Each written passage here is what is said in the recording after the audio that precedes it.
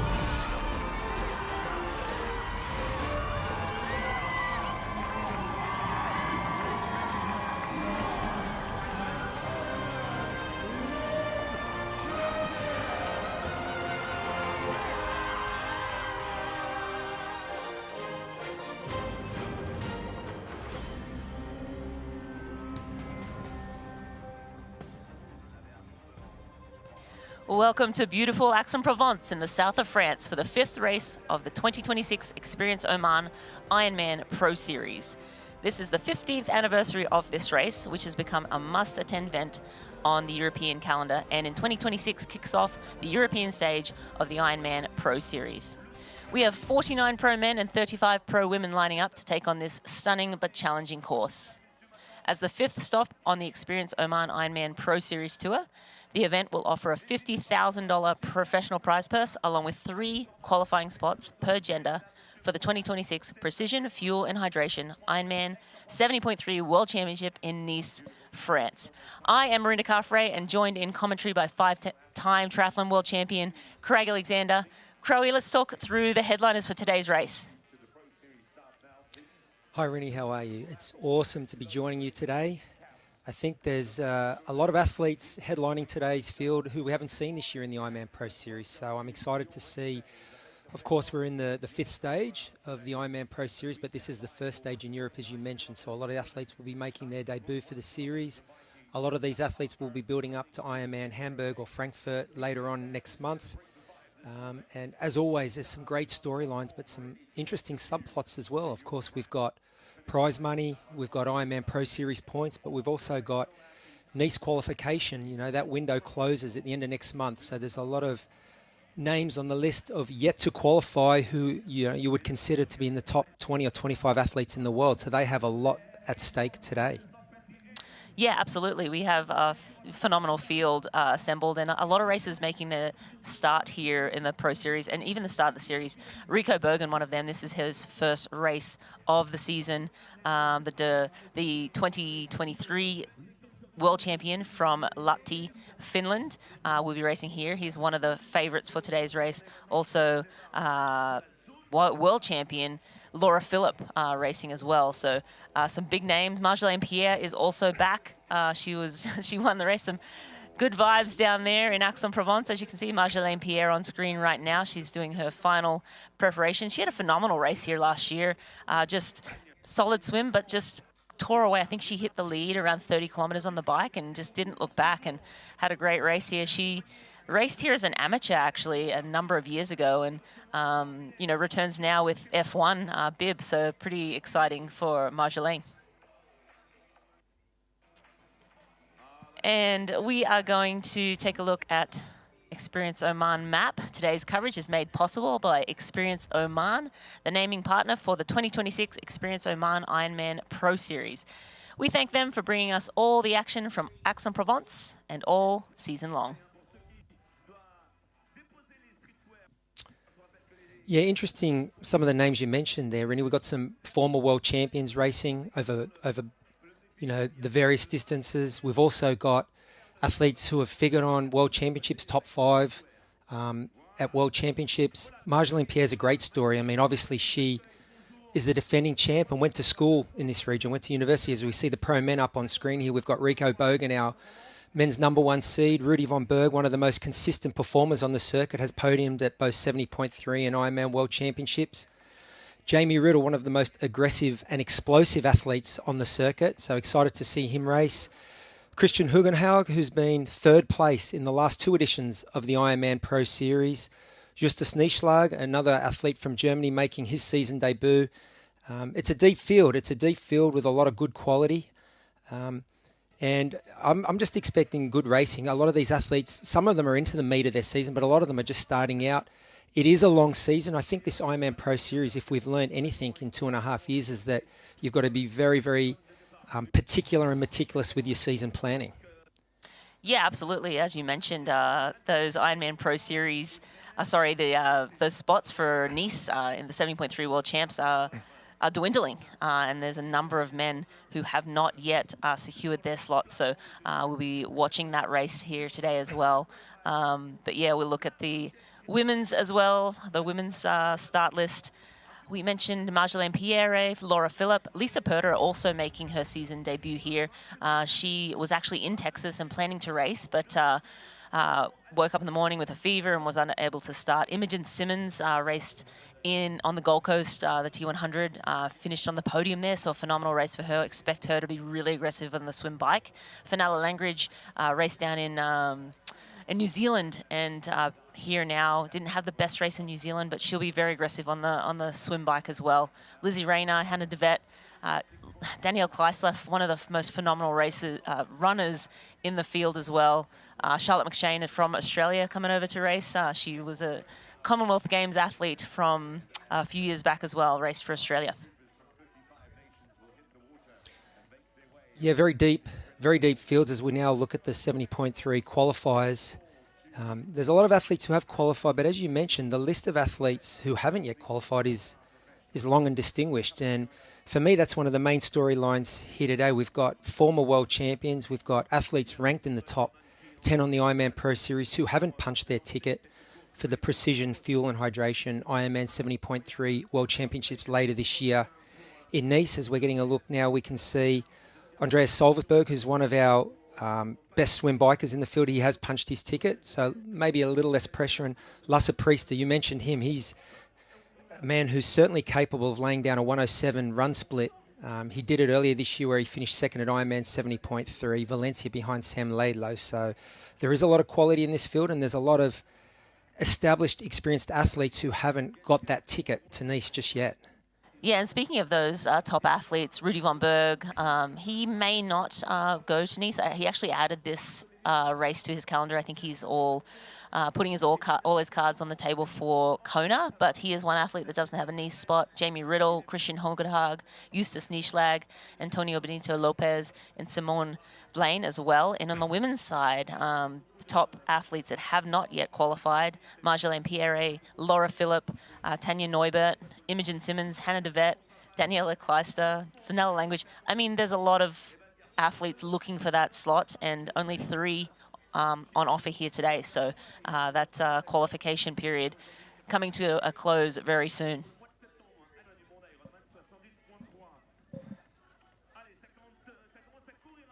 Beautiful day down in Aix-en-Provence, and we're going to take a look at the race weather presented by Aroka. That's 46 degrees Fahrenheit. That's 8 Celsius, so pretty chilly down there. No wind.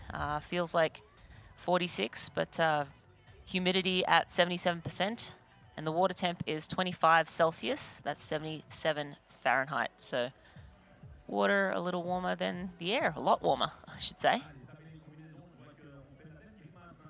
Yeah, it looks like it's going to be nice conditions for racing here, though, as we see the athletes going through their final preparations, getting their wetsuits on, making sure, they've left transition now, so they've made sure all their equipment's in there. They'll head down for a warm-up shortly. A lot of these athletes will do a dry land warm-up. Most of the races, the professional athletes are allowed in to actually do a warm-up in the water, so we'll see that shortly. This is a very famous, as you mentioned, really famous and historic region for triathlon, the south of France, but Aix-en-Provence in particular, the 15th anniversary of this event, and it's our first stage of the Ironman Pro Series this year. So excited to see a lot of the athletes. I think if we now want to take a quick look at the course maps for the race here in Aix-en-Provence, we'll look at the swim course first. The Roca swim is a 1.9 kilometre swim that takes place in Lac de Pérol, which is 20 kilometres from Aix-en-Provence. It's an in-water start. It'll be a wetsuit swim today. The athletes swim clockwise in a rectangle, and from the swim exit, it's about a 400 metre run up to transition, where they'll grab their bikes and then make their way out onto the Zoot bike course. This course takes athletes back to Aix-en-Provence. It's a 90 kilometre one-loop course. It has about 1,100 metres of elevation gain. It's an undulating course. There's both flat and hilly sections with 3 main climbs. The athletes will tour the iconic roads of Sainte-Victoire through the heart of Provence's landscapes. The roads here are stunning, but they're also quite technical. And they'll make their way back into Provence for T2 before they head out on the Hoka Run course, which is a 3-loop run through the heart of Aix-en-Provence. It's a twisty, turny course that covers different terrain throughout the city. Athletes will take in all the sights of the city's parks and the famous La Rotonde fountain before finishing in the Cours Mirabeau. It's a flat course and a fast course. I think it's only got 150 metres of total elevation, but really interestingly, the women's run course record here is 1:13, which is absolutely flying. And last year, the top 5 men all ran 1:08 or quicker. So this is a very, very fast run course. Yeah, extremely fast. I think Christian Blumenfeld ran a 1:07.12, so very low 1:07. It's real twisty and turny, so surprising it's this quick, but flat, fast course on the run, and yeah, some nice climbing. So bike records are around low 2 hours for the men, around I think a 2:20-ish is what Marjolaine biked last year here. Was able to get away there. So yeah, I mean, it looks like absolute perfect conditions. Wetsuit swim. Ideal air temperature for the start of a race. It's setting up for just a perfect day of racing for these athletes. And look at that lake. It's a beautiful sight. Yeah, it's always great to talk about records and world best times, course records. I think it's, as you mentioned, it's always very much dependent on the course itself and also the conditions that we get, the heat and humidity, wind, obviously all of these factors impact athletes' physiology and their ability to race quick. First and foremost, it's about winning the race for a lot of these pro athletes or consolidating their position on the Ironman Pro Series. And for those lucky 3 men and 3 women, they will also grab a qualification spot for Nice later in this year as we get another great look at this lake. The conditions look just absolutely picturesque. It's a beautiful region. A lot of history, and cannot wait to see this race get underway. Absolutely, and we are moments away from athlete introductions, and then the start of today's race, 16:55, and these athletes will be off. And let's see who the champ is for Aix-en-Provence 70.3 at the end of today.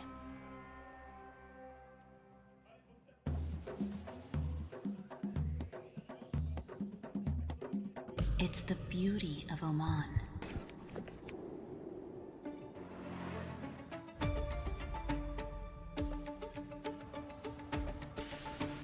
Our tradition, our hospitality, the sounds of limitless opportunities to explore. Listen, it's Oman.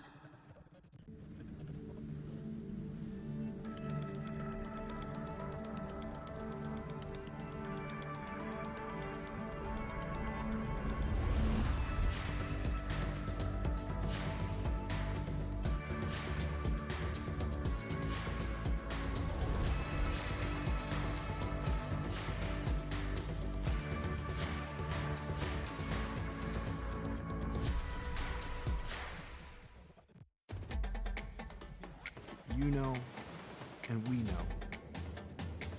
The thing about challenging yourself is, you're always looking for what's next.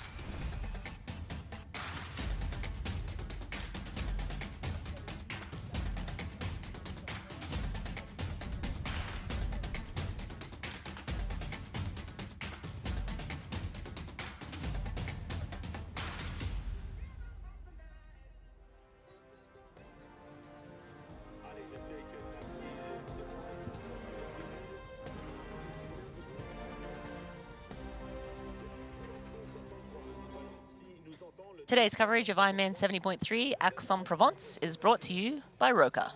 Find faster with Roka. And Oman. Beauty has an address. Endurance has a destination. Experience Oman. I'm Rita Carfrey, and I am joined in commentary by Craig Alexander, and athletes are moments away from the start of today's race. We will have athlete call-ups momentarily, but all of the professional athletes and age groups, I think there's around 2,000 age group races as well, getting ready to start their day here in Aix-en-Provence. Of course, this lake is actually 20 kilometers outside of Aix-en-Provence, so the athletes will make their way over a few passes, back to town, and then a few hot laps on the run before they get to that finish line. Yeah, interesting course with the lake 20 kilometres out of town. I think obviously that leads to two transitions, but like you mentioned, it's a great course. I think it's a course that'll suit athletes like Rico Bogan. Of course, we also know Laura Phillips' ability, a great climber, amazing technical ability on the bike. We saw that at the Nice World Championships a couple of years ago. So I'm excited to see Laura make her season debut at this race, and of course she's trying to lock down that Nice slot for later this year. And an undulating course with three major or main climbs. I think we're going to see some separation on the bike. Can't wait as we're getting a close up now of some of our athletes going through their breathing routines, their dry land warm-ups. Some looking quite relaxed, enjoying the ambiance, the atmosphere here, but others are looking more intense and sort of focused, ready to go. Yeah, and you speak about Laura Phillip. She's making her, first race of the season or season opener here. We expect to see her in Hamburg in a few weeks as well. But she was in hospital just a few weeks ago with severe stomach and back pain, and was obviously cleared and fine to race today. And knowing Laura Phillips, she doesn't toe the start line unless she's in great shape to race, but a little bit of a health scare from Laura recently. But yeah, again, great to see her ready and raring to go here today in Aix-en-Provence. She typically does race before she does that Ironman, so she usually does a 70.3 in advance. Usually races actually in Germany, but using this race here in Aix-en-Provence, and I would have a guess that it's because it's a Pro Series race, and these athletes, it's important to be a part of the series. And of course, with the Ironman Pro Series, you can score a maximum of 5 races. That is usually 3 Ironmans, or a maximum of 3 Ironmans and 2 70.3s will give you maximum points. And today's race, the max points is 2,500. The max for a standard Ironman is 5,000 points, and the max points for the World Champs is 3,000 for the 70.3 World Champs, and 6,000 for the Ironman World Championships. So athletes vying for those points all year round to see who will take the title in that $200,000 prize purse. And last year it was Kat Matthews and Christian Blumenfeld who took those prize checks home.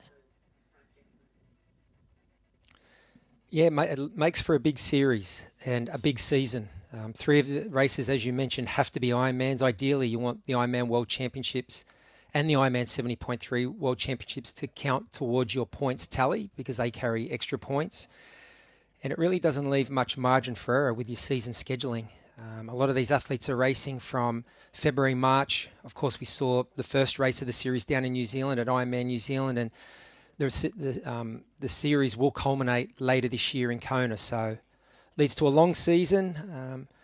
A lot of these athletes, I think, will schedule some emergency races if they need it. I heard Marjolaine Pierre say earlier this week that she's desperate as we lead into the athlete intros now. And wearing bib number 16 and representing France is Nathan Gorbeur. He was 9th here last year and 2nd last year at Ironman Leeds.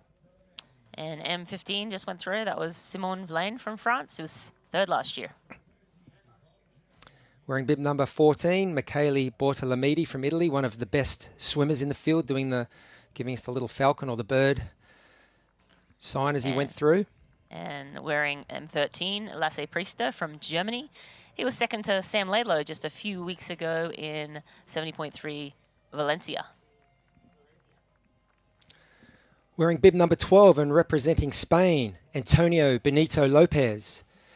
He's a strong runner, a strong all-round athlete, actually. Podiumed at Ironman Texas last year, and let's look for him today.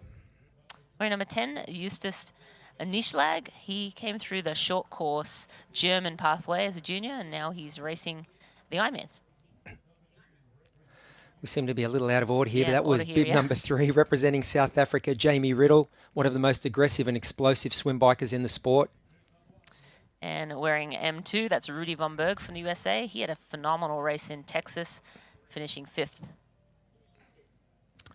And wearing bib number 1 and representing Germany, our 2023 Ironman 70.3 world champion, Rico Bogan.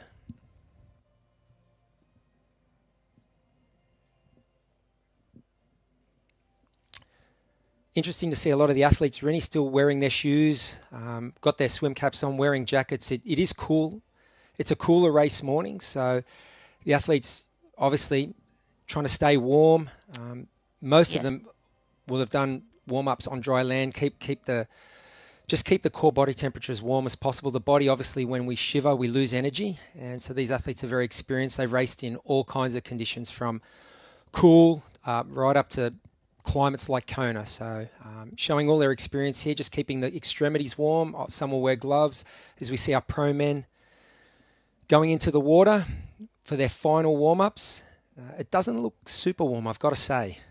Yeah, 7 degrees Celsius is the air temperature, and the graphic we had a little earlier was incorrect. It's 17 Celsius is the swim, is the water temperature. So, yeah, definitely need a wetsuit for that temperature. So a cool morning in Aix-en-Provence, but again, they have the wetsuits on, and yeah, I think 8 minutes left to start. Some athletes will opt to go in and have a swim. Other athletes will stay on dry land, keep everything warm, do that dry land swim warm up, and opt for that. But yeah, definitely fresh conditions. But I think this sort of temperature leads to very fast racing, or at least typically very fast racing. This course of a little different with more challenging bike course than we usually, well, not usually see, but just one of the more challenging bike courses with some climbing, which is, why I think Rico Bogan put this one on his list, and I think why Laura Phillip was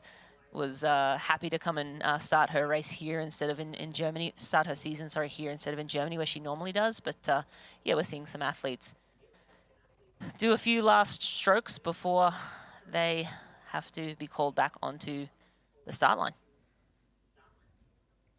Yeah, usually the athletes get between 5 and 8 minutes for a warm-up.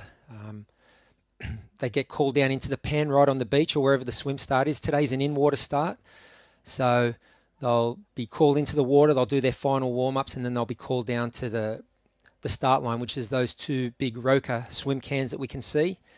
And they head out for it's just a clockwise rectangular swim, very straightforward swim course here, not a lot of turns. So interesting with so much swim depth on the men's and women's races here to see if we get any separation. I know last year, I think on the men's side, the lead group was 21 or 22 athletes within 20 seconds coming into T1. So a course like this, with this course design, a couple of turns at the far end, the turns are where typically the field spreads out as we go. And look now for our top pro women. And we'll have bib 12 coming out. That's Katrine Christensen. She raced Ironman South Africa a little earlier this year, finished 2nd, even though she had a mechanical that had her on the side of the road for around 12 minutes. So, wearing bib number 10, representing Belgium, Hannah de Vet. Hannah finished 9th at 70.3 Worlds last year and is a very strong swimmer. So let's look for her at the start of the race today. And wearing bib number 9, that's Lizzie Rorena from Great Britain. She was 2nd here last year. She's a super strong swimmer as well, so we'll look for her as an aggressor in this swim. And in bib number 8, representing France, Alexia Bailey. Alexia has had a 13th at Ironman New Zealand this year and a 7th at Ironman 70.3 Geelong. She is also a great swimmer, so we'll feature early. And wearing 7, always bringing the energy, Fenella Langridge from Great Britain. She was 8th at New Zealand earlier this year. Looking for a better result here in Aix-en-Provence. Wearing bib number 6 and representing Switzerland, one of the strongest middle distance athletes in the world, Imogen Simmons. And looking very stylish, I must say. Wearing bib number 5, that's Lisa Perderer from Austria. She was 6th last year and this is her first race of the season.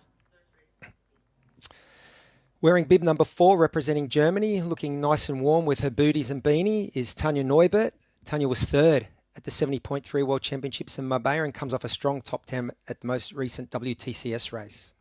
And wearing bib number 3, that's Laura Philipp from Germany. This is her season opener for the year, and she was our world champ, Ironman world champ from Nice a few years ago. And in bib number 1, representing France, our defending champion, Marjolaine Pierre. Marjolaine went to uni here in Aix-en-Provence, did her first race as an age grouper here, and is of course the defending champion, having won Ironman 70.3 Aix-en-Provence last year.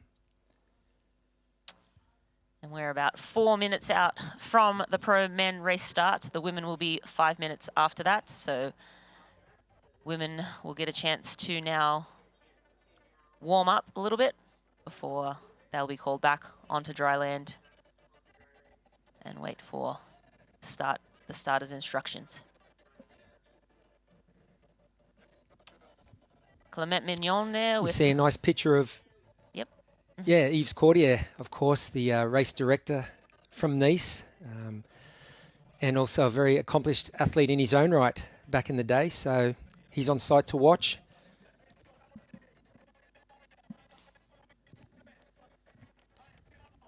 It's a lot of I think Rennie warming up the muscles there, waking the bodies up, right, Crowe? Like hitting their arms, hitting their legs. You know, wake up, it's time to go. Yeah, I think it's the worst time as an athlete, especially when the start's been delayed. You've done your warm-up. You normally work to a pretty strict timeline or schedule with your morning routine, breakfast, getting set up, doing your warm-up. So, but these athletes are so experienced. I think it's not an irregular occurrence for this to happen. So we see the athletes now milling around right on the beach. They're going to be called into the water shortly. We can see Christian Hugenhaug there, one of the strongest bikers in triathlon.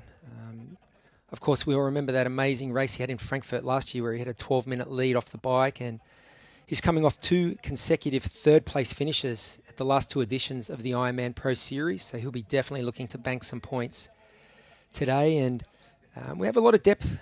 I think, Rennie, we can look forward to... I don't think you need to be Nostradamus to predict that Jamie Riddle, I think, is going to take this one out pretty quick.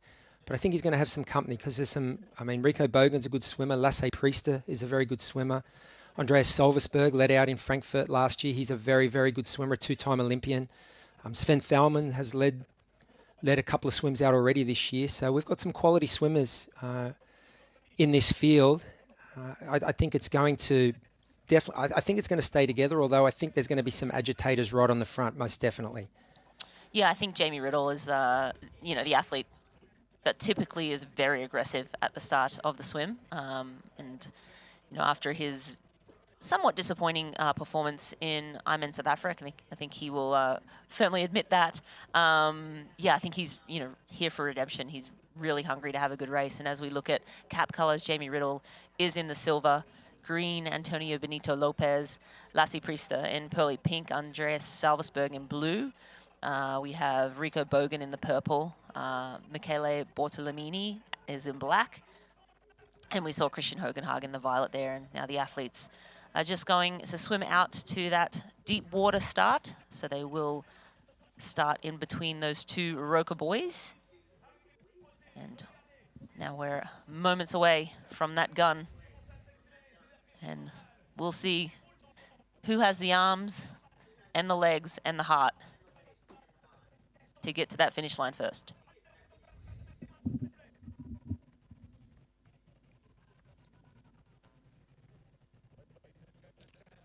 Seems like most of the athletes have lined up on the left side of this start line. These athletes know each other so well. They know each other's strengths and weaknesses, and a lot of the favourites will line up together.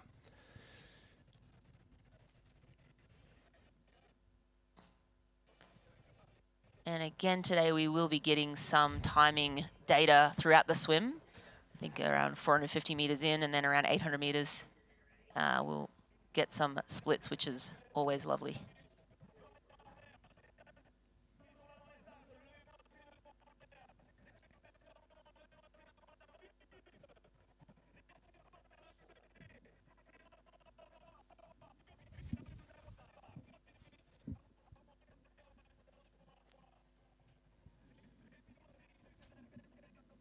nervous last minutes or seconds before that gun goes off.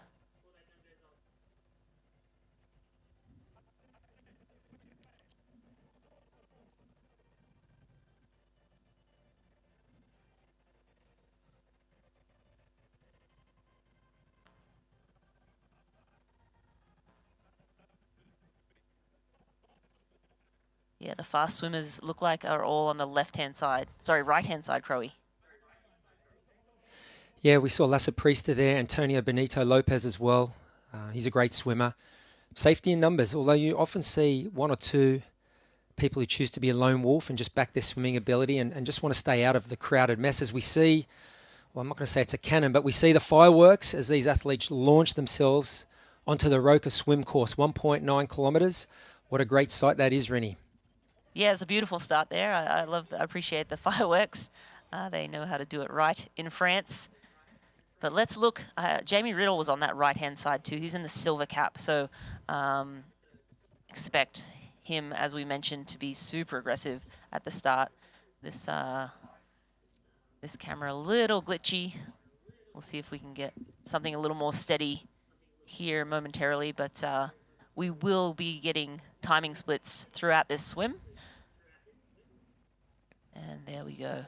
Again, a little hard to pick out the caps with the sunrise, as always, but it's always a bit of a mess. I think last year there were around 20 men came out basically together, so I expect to have a very big pack together again here today. That looks like Jamie on the right. Yeah, he's right up the front. Interesting to see the little arrowhead has already formed here, so seems like the front ones, it looks quite relaxed, but the pace, it's not as bunched up. And that arrowhead, this is a great shot we see from in front. The arrowhead is formed. The faster swimmers typically get to the front of that arrowhead, and other swimmers try to just jump in the melee behind because, of course, there's that huge draft benefit to be sitting in the group or on an athlete's feet or on their hips. You definitely a lot of energy savings as we see three athletes distinctly on the front here. That looks like Sven Thalmann in the orange cap, who we mentioned he's led a couple of swims out already this year. He's right up the front, as is Jamie Riddle. And it's already a little bit of separation towards the front here, Ren. Yeah, a little bit. And again, they're in the first sort of 2 minutes of the swim right now. But yeah, I think it's always sort of just arms and legs and fine. Yeah, that is Jamie Riddle in the silver cap on the right. The red caps are the standard cap colors, so they're not, it's not to say that they're not great swimmers. They're just athletes that we maybe don't know as much about or maybe aren't ranked in the series thus far, so maybe newer to the sport. But yeah, we'll get some good splits and we'll be able to name who is where and what's going on. There's been a lot of talk, actually. The women are now coming into the water for their start as well. There's been a lot of talk in the last few Pro Series races about the 20-meter draft zone, and athletes have been sort of hesitant to really push the swim because, there's less of a drafting effect at 12 meters as opposed to 20, so saving a little bit of that energy. But I think some athletes like Jamie Riddle have sort of said, the runners are not going to wait for us, so I'm not going to wait for them in the swim either. So I think, you have a weapon. I think you have to use it. I think, it is an equation, the swim, bike, run energy equation over the three. But I think, if you have a great swim, you may as well, try and use that advantage as much as possible. Again, looks like our favorites or ones to watch are lining up on the right-hand side. Yeah, and some of the athletes to watch, Luisa Iogna-Pratt from Italy in the violet cap, Fenella Langridge in the green cap, Imogen Simmons, the navy cap, Hannah DeVette, silver, Tanya Neubert in the pearly pink, Lisa Perderer in the black, Audrey Merle, neon red, and Lizzie Rayner, second here last year, she's in the purple cap.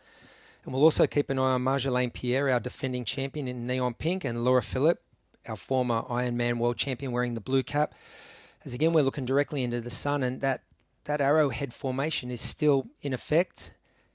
We see, I want to say, thinning out after about 15 or 20 athletes, but Most of our contenders still seem to be entrenched right up the front of this course. And you mentioned the race dynamics, Rini. It's been interesting watching the implementation of the 20-metre draft rule this year. I think it's added a lot to the racing dynamics. A little bit of separation towards the back half of bike rides, but I think what it's also forced is athletes just to race their own race. So we're still seeing lightning fast run times, maybe better run times. I know in Texas we saw a handful of run times in the low 230s for the men.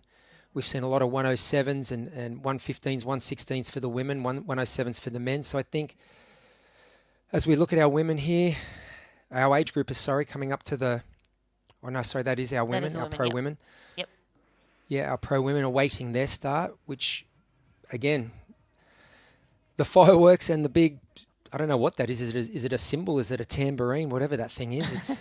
It's certainly not a cannon or gong. a gun. It could be a gong. But, yeah, it's a gong. So they've rung the gong and they've let off the fireworks, and our women have launched themselves into their race today. So, yep. Yeah, I think it's been a great addition to the racing, to be honest. This 20-metre draft zone. Tactically, it's changed a few things, but the back end of the bike, the athletes seem to be racing their own races and still laying down lightning fast run splits.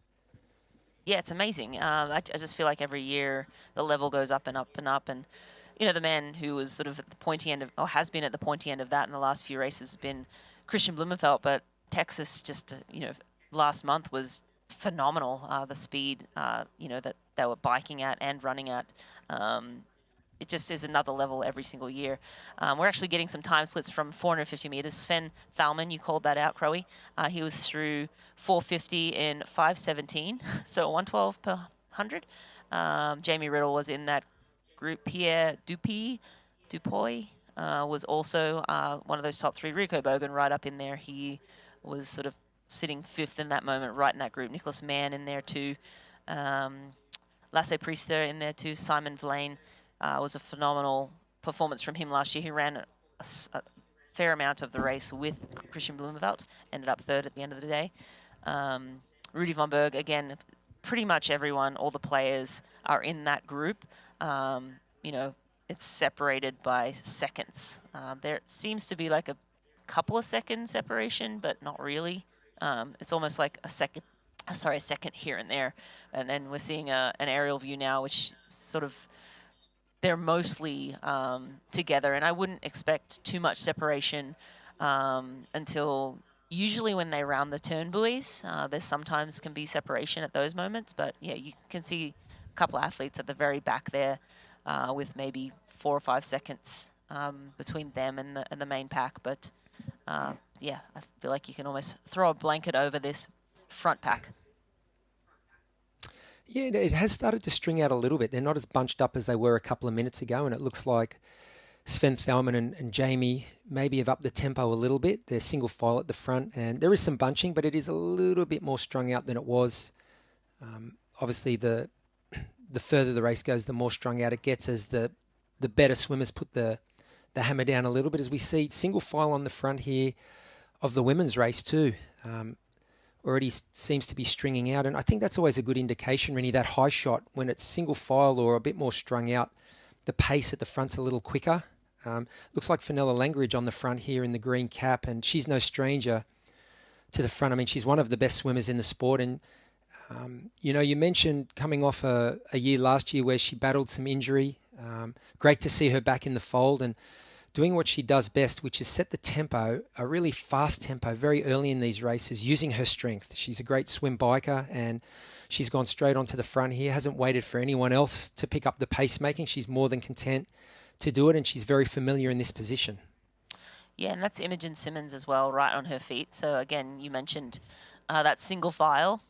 That is a very efficient way to swim. You can get a very good draft if you sit on somebody's hip, but sometimes, that annoys or can slow down the person in front of you. So sitting right on their feet won't bother them, and you get up to 30% draft if you can do that efficiently. And it looks like a violet cap. So it's either Lizzie Rayner or Louisa Logner Pratt on Imogen Simmons's feet there. So Yeah, as we eventually we'll pan back and be able to see, and again they'll go through that 450 as well in the next few minutes, and we'll be able to see if there is separation. And the big question mark, as you mentioned, is Marjolaine Pierre, Laura Phillip. We do expect them to drop off that front pack in the women's race. As we flash back to the men, and again it's still Sven Thelman on the front, setting a pretty brisk pace here with Jamie tucked in on his feet. Yeah, I mean, it's interesting, isn't it? We're talking about seconds of separation. But, you know, a lot of these stronger bikers, like Rico Bogan and Jamie, who's so aggressive, seconds is all they need coming out of T1 to turn a small gap into a much bigger gap and sort of put the pressure on the other athletes. So that's always Jamie's MO. I love to watch him race. He's very aggressive. As we get a close-up here of Sven Thelman on the front, Jamie Riddle tucked in on his feet. We'll get some more splits. That we can see they've just gone through the 850-metre split. We've got Nicholas Mann up the front, Lasse Priester there as well, Simone Vian, who had, as you mentioned, a breakthrough race here last year, finishing on the podium in, in just a stacked field that included Christian Blumenfeld and Casper Stornes and a lot of the other athletes you would consider the best in the world. So Simone certainly wasn't overawed or out of his depth there. He's up the front again. Rico Bogan tucked in 14 seconds from the front.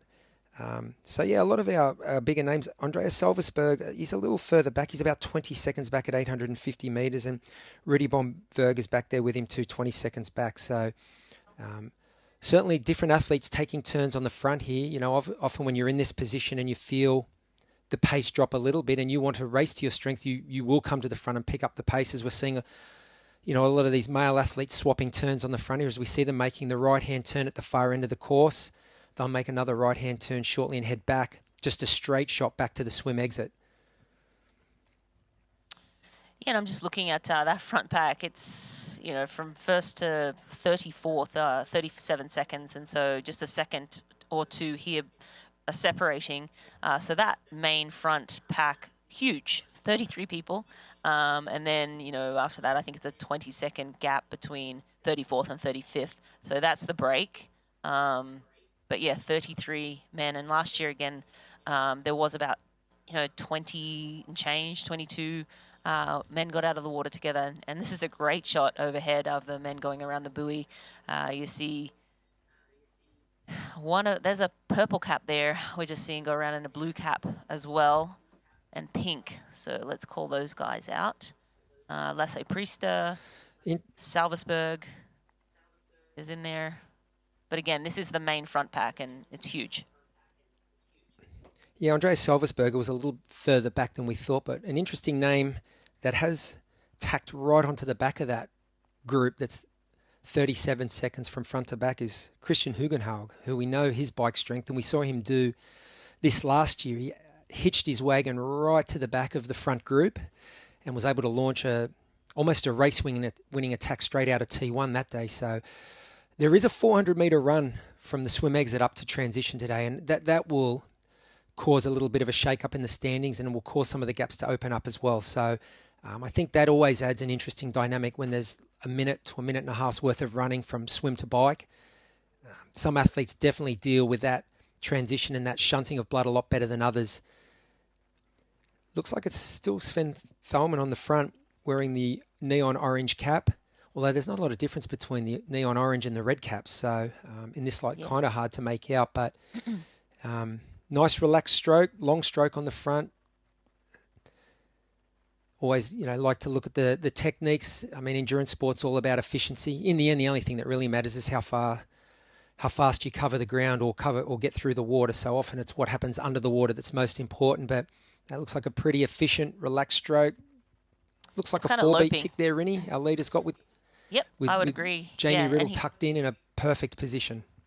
Yeah, Jamie Riddle in a really nice position there, and he did, expect to lead. So I think he'd be happy that someone else is happy to be the aggressor on the swim early on. But yeah, he kind of has a loping stroke where it's a 4-beat kick, but breathing, every 2 strokes, and then you sort of switch over and breathe every 2 strokes on the other side. As we get the women through 450, it looks like Emo went through first with Fenella 13 seconds behind. I find that hard to believe. So let's get a visual on that one because we just did have image of Imogen with Fenella. So Lizzie Rayner, Purter are in there, Hannah DeVette, again, Neubert, Pierre 27 seconds back, Charlotte McShane in there at 27 back, so 7 seconds. So great swimming from Marjolaine Pierre if she is only 27 seconds.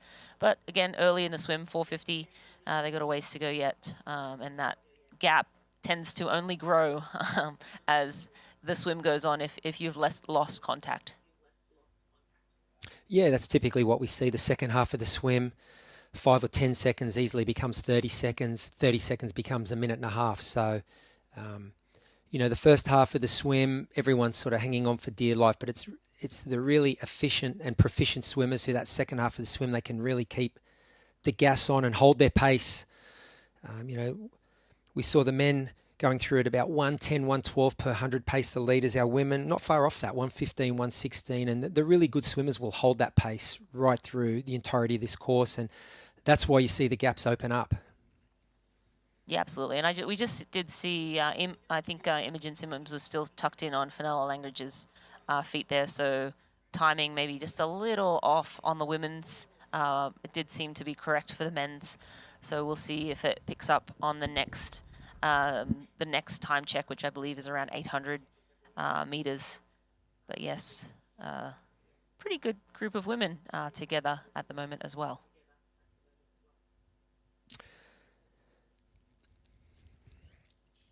Yeah, a long line of athletes here heading back towards Ruby T1, and it is a distinct group, as you mentioned, Rin. That elastic band, or that athlete who'd sort of dropped a body length or two, that's opened up now to 15 or 20 body lengths. So it's a distinct front group. It looks like it's somewhere between 20 and 30 athletes. We'll have a look as they come through the next timing split. Yeah, we've still got Sven Thalmann on the front. He's no stranger to leading races. Justus Nieschlag, another super talented athlete, had a rough go of it last year, but we know he finished 5th at the Ironman 70.3 Worlds in Taupo, New Zealand a couple of years ago, coming through the German short course pathway. So an athlete with a lot of pedigree, he's up the front. Rico Bogan still towards the front. Jamie Riddle tucked into that front group. Michele Bortolamidi is in there as well, another one of our strongest swimmers. Rudy von Berg is sitting in about 11th spot, only 15 seconds off the lead. And he's got good company with Lasse Priester and Andreas Salversberg right in there too. So a lot of our big favourites, the names that you mentioned before the start, Rin, are sort of nestling in towards the front of that front group. Yeah, absolutely. And one thing to note, the swim exit to bike racks is about a 400-metre run. So, there's probably, minute 15 running to get to the bike, so the heart rate will jump straight up out of the water. Not always the most pleasant feeling as you hop out of the water, but we'll get a good look at everyone on dry land as they make their way onto their bikes and out onto the Zoot bike course. We see Jamie Riddle now taking the lead. He is very keen to be out of the water first. He probably has a nice little swim bonus from his sponsor. And there are always reasons to attack a race other than the end of the day prize purse, Ironman Pro Series points. These athletes have individual sponsors, and sometimes there's swim bonuses if you're first out of the water bonus, fastest run bonus. So I'm guessing, although maybe it's just pride as well. He loves to lead. I think he's got his eye on this 400 meter run. If I was a betting man, I would guess he's going to launch a little bit of not an all-out attack, but I think he wants to be one of the first out of the water, and I think he wants to put pressure on the entire field straight out of T1, and he's going to use this run. If I was a betting man, I'd suggest he's going to use this 400-meter run to create some separation when he's up on dry land running and the back of this front group is still swimming. A 10 or 15-meter gap can easily open up to 150 meters. So he's a very tactically astute racer, Jamie Riddle. He always has been. His whole career he's been at the front or off the front of races, so he's in this position quite often, crunching the numbers in his mind, working out who he's got on his feet, who's around him, how he can race to his strengths. And it was interesting to see him sit in for a lot of that outward journey, and now he's come to the front, lifting the pace. As we see that front group starting to split up a little bit, there is a little bit of a gap in the middle of that front group. We see 3 or 4 distinct groups there, and No doubt the stronger swimmers are using this last 850 metres to press some of their authority and dominance, and like you said, Rin, just race to their strengths. Yeah, absolutely. You have the card. You have to play it. And the women are through that 850 meter mark now. Flanella Langridge, as we mentioned, still leading. Lisa Perderer is right on her feet. Lizzie Rayner, Imogen Simmons in there, Neubert in there, Hannah DeVette in there, Marjolaine Pierre only 14 seconds back. So Marjolaine hanging in there as well, which is a great swim for her, given the level of swimmers in this race. Marjolaine, good little swimmer, but typically we expect to see her in that second pack and not hanging in on the front. So, yeah, great sign for Marjolaine. Yeah, I mean, that was all the talk this week, wasn't it? Keep an eye out on how much time Marjolaine could possibly lose in this swim. And at the moment, she's doing a fantastic job. And, you know, these women are in single file. This is a decent pace. They're holding about 114, 115 per 100 pace. Flanella Langridge, you know, still on the front. Lisa Perderer, another quality swimmer up there too. So, yeah, Marjolaine's doing an amazing job just to be tucked in right on the back of this group. And given her strengths of the bike and run, she's in a fantastic position.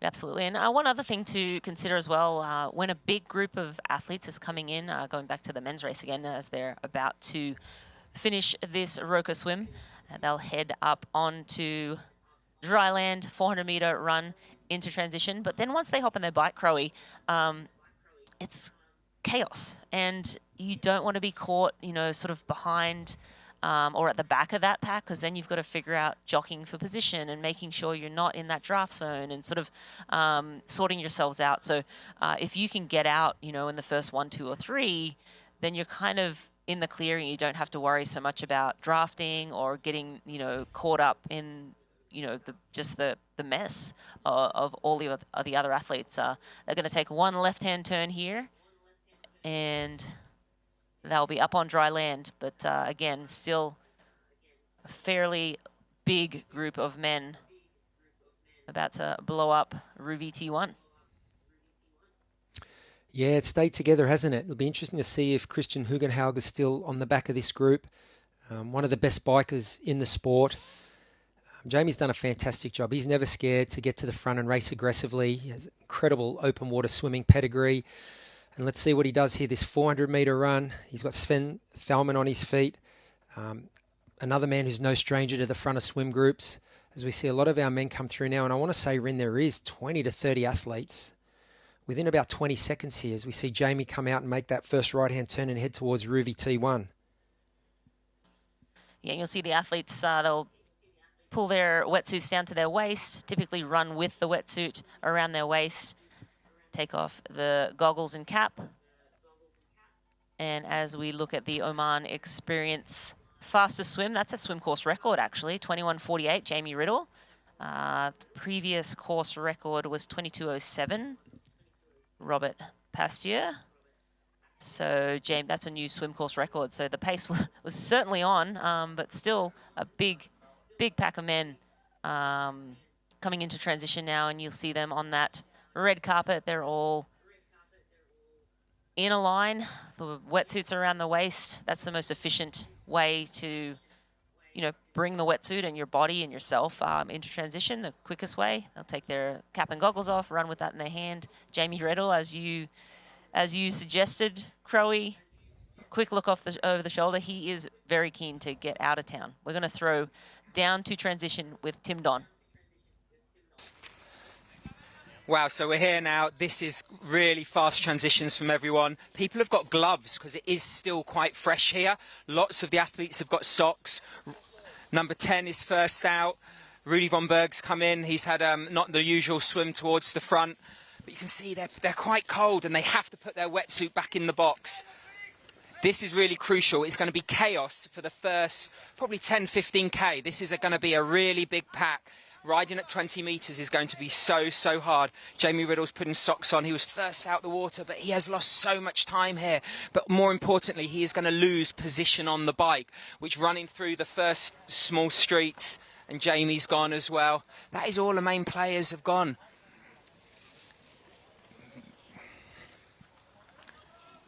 God, that 400-metre swim really shook things up from the swim start all the way to transition. Everything changed there. And you can see they're still coming out. There's so much depth in this French field. The first pro Ironman series race of Europe. Here comes Christian.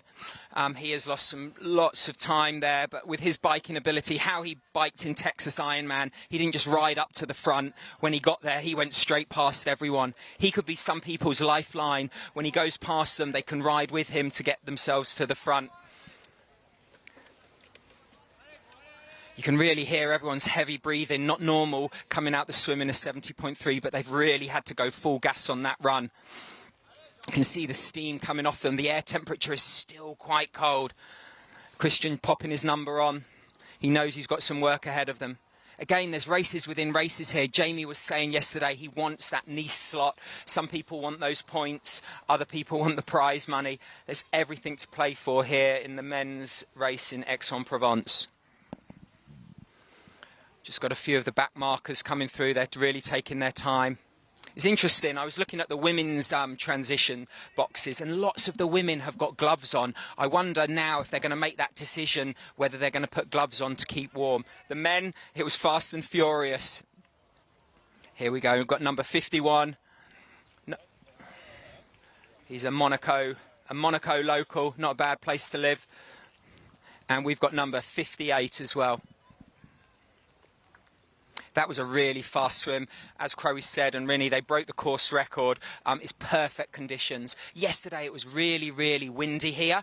There is zero wind. The Mistral has disappeared. So now out onto the bike course. Let's see how they go. Yeah, thanks, Tim.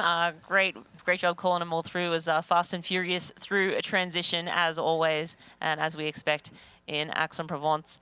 And yes, interesting that everyone was breathing real heavy and just wanting to get out on the bike. But Jamie Riddle taking the time to put those socks on. We see Taylor Knibb do that at every race. And, of course, that's a great tactic to then not have to worry about it for the run. But, Crowe, what do you think about him taking the time there and sort of being then at the back of the pack?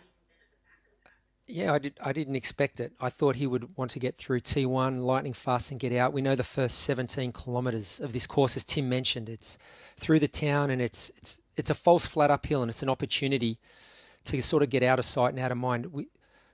I guess contrast that to Rico Bogan's transition. He didn't muck around at all. He was about 5th or 6th in, but first out. So along with Justus Nieschlag, who had an incredibly fast transition. But they were awesome insights from Tim, who's down there in the thick of the action. And I'm sure he can give us some more insights as we see our lead women coming to shore now. And it's still Fenella Langridge on the front. Such a great swimmer. I mean, it's amazing to me. You're in just the production line of world-class triathletes from the UK, particularly on the women's side. It just never ends. It's just one after the other. It doesn't matter if it's Ironman 70.3, Ironman, WTCS. For 15 or 20 years, they've just had such a production line of world-class athletes. Yeah, it's phenomenal. And again, yeah, it just feel like there's just one after the other. And yeah, a very strong country in triathlon terms. And yeah, we just keep seeing them coming. And it's great to see, though. But we have the ladies now nearing the end of the Roca swim course.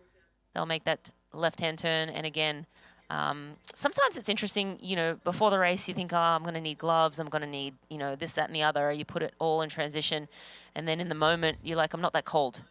I'm in a rush and you don't put it on. So it'll be interesting to see who opts to put the gloves on and who just sort of, rolls with it.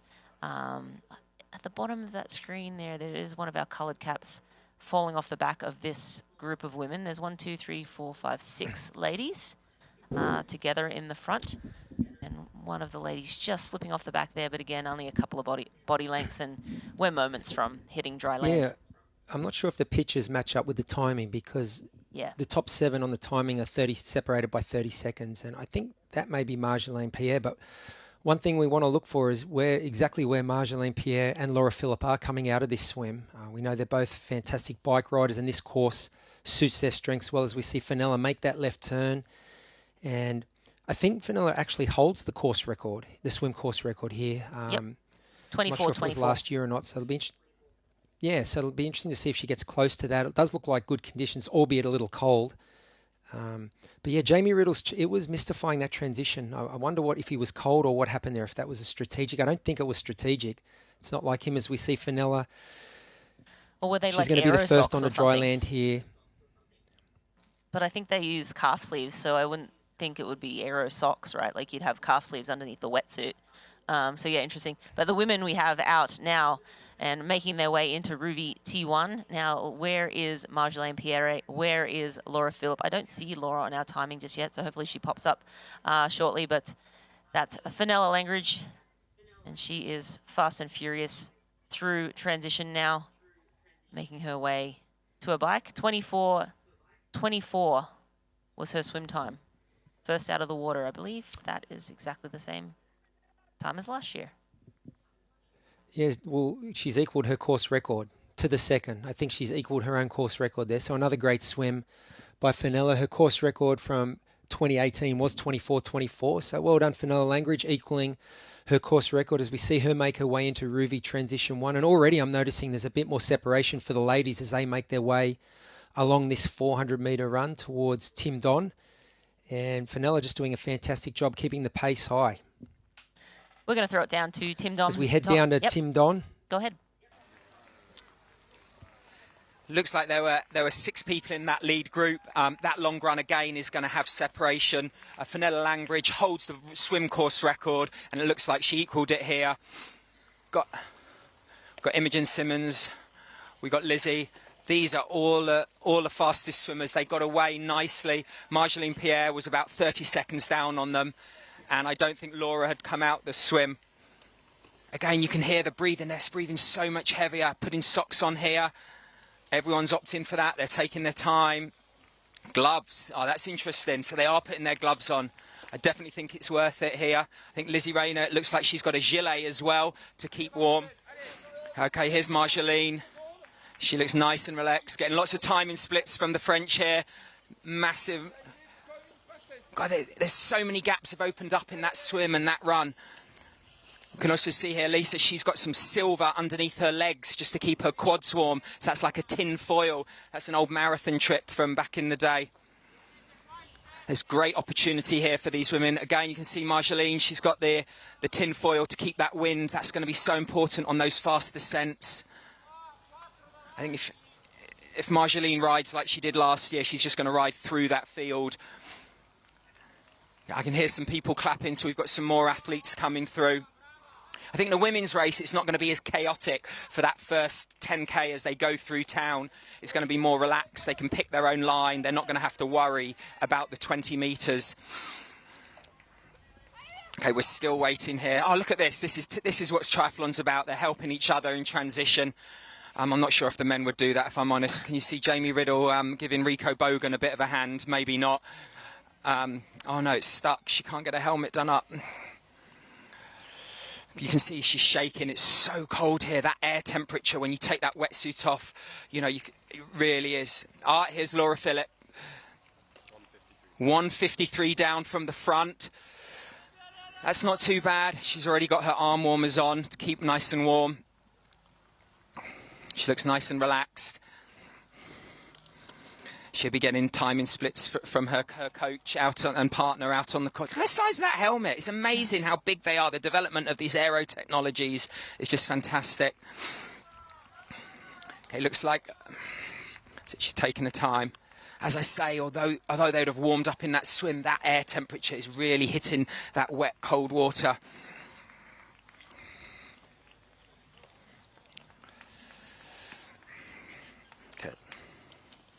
Okay, Laura Phillip, yep, she's got her number and she's got her gloves. She's taking no chances here.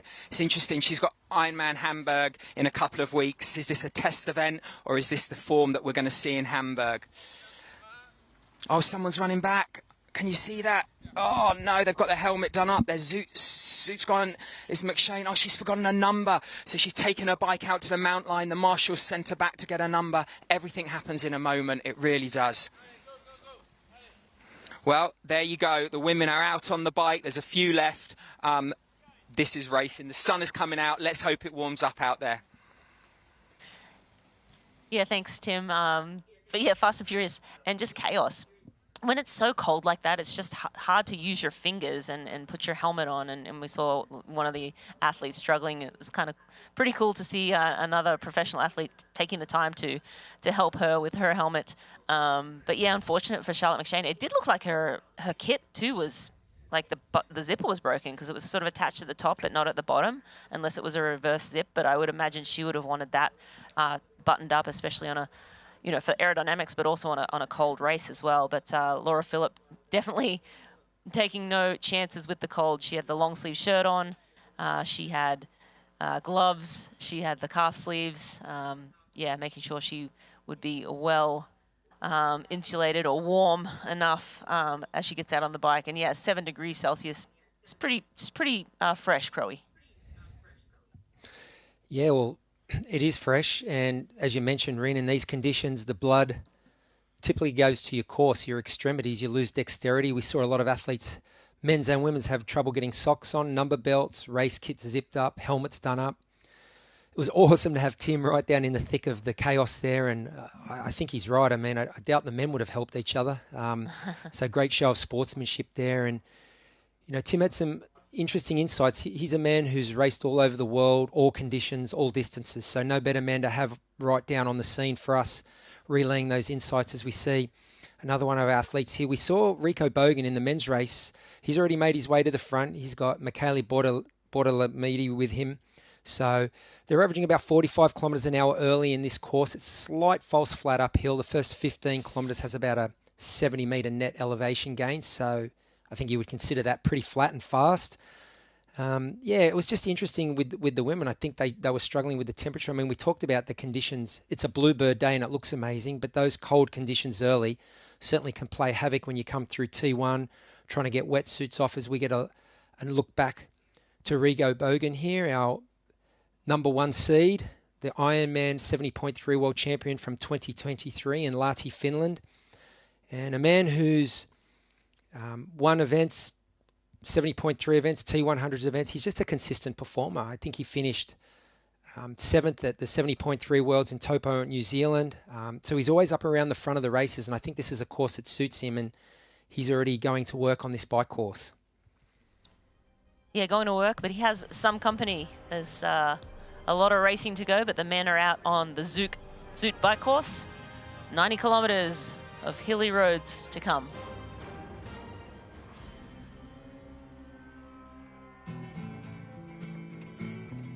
Try imagining a place where it's always safe and warm. Come in, she said, I'll give you shelter from the storm.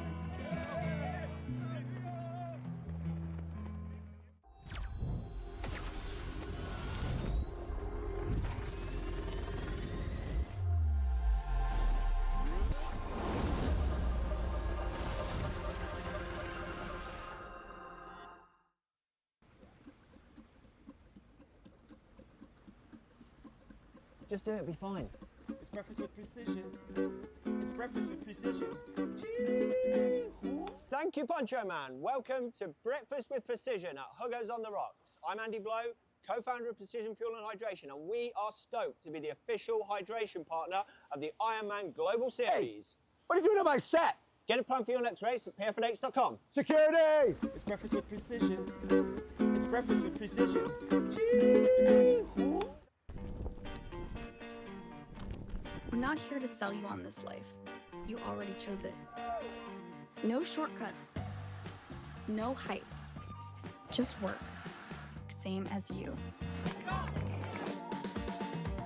Built to outlast. Endure. 40 years in, and we're just getting warmed up. Welcome to the Ohana.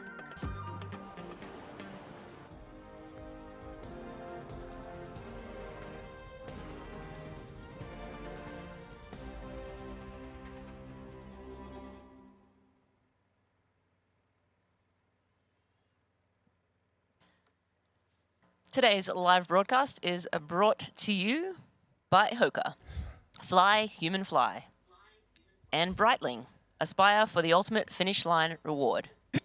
I'm Rita Caffrey, and I'm joined in commentary by Craig Alexander. the men have hit the Zoot bike course, and so have the women. And we are, it's the race is on, Crowe. We had about 25 men get out of the water together and onto that bike course. We saw Rico Bogan take the lead right away.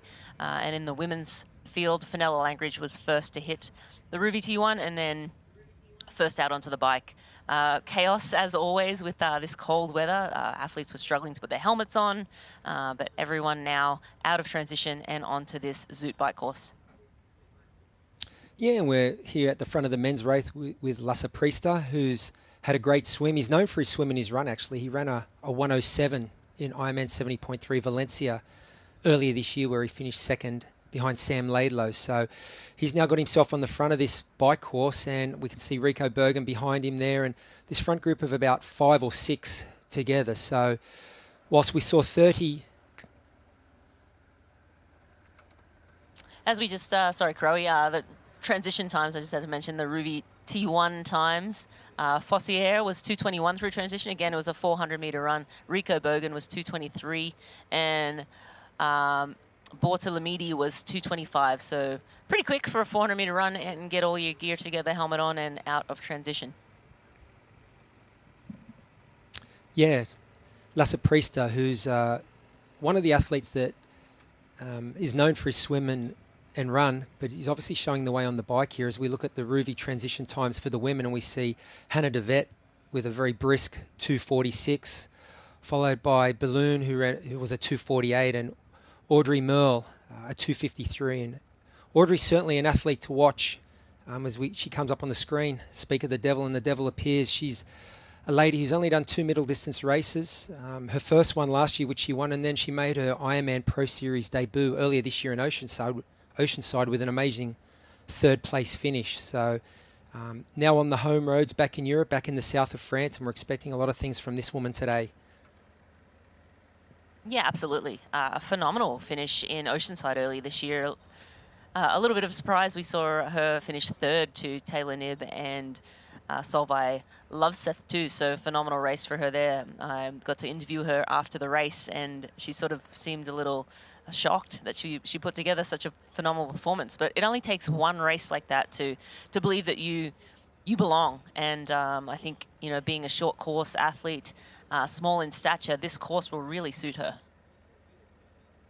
Yeah, and I think she's just got a lot of experience with high-level racing. Of course, she was the under-23 world champion over a decade ago now. She's raced at the Olympic Games, so she's raced at the highest levels of our sport. I think whilst this is a different style of racing, it's the natural pathway for the short course athletes, and I think they're all very much suited. Their skill set suits this middle distance or this 70.3 racing really well, and Audrey's only get better as she fine-tunes her position on the bike. We heard this week that she spent a lot of time testing on the velodrome since Oceanside, so she's probably made a few gains on the bike with her coefficients of drag and her aerodynamics. And you know, the more experience you get at this racing, it really just comes down to the details. You know, your nutrition, your pacing, your position, your equipment, and that's certainly a thing that most of these top professionals are right across. They have teams around them, and they're right across that aspect of this racing. Yeah, and that's Lisa Perderer. As we see Lisa Perderer zoom. Style points there with the leopard print suit. I like it. Lisa Perderer looks great, super strong, but they're in 2nd and 3rd on course right now. And the ladies a little bit more, as we expect, a little bit more spread out than the men, but it looks like this is a group of 6. 1, 2, 3, 4, 5, 6. That's Imogen Simmons rolling by in the maroon kit. But yeah, 6 or 7 women in the front there, and then we'll see Marjolaine Pierre. Last year at this race, it took her around 30 kilometers to hit the front, and she didn't look back all day. So I don't know if that was Marjolaine. She wears pink typically. Yeah, I think that was Marjolaine Pierre. So she's already bridged up. Phenomenal. Yeah, and she took some time in T1 to throw that aluminium foil down the front, just a bit of insulation to keep her core warm. You know, I think we're seeing some of this separation because of the temperatures, the cold temperatures. The transition times were a little bit slower than we'd normally see. It's Lizzie Rayner, not Hannah de Vet on the front, short course background, swim prowess. Audrey Merle up the front. Fenella Langridge, she was at the front of the swim. Lisa Perter is another athlete we'd definitely expect to be on the front. But yeah, I mean, the gaps have drifted out to 40 seconds, 43 seconds, 45 seconds. So,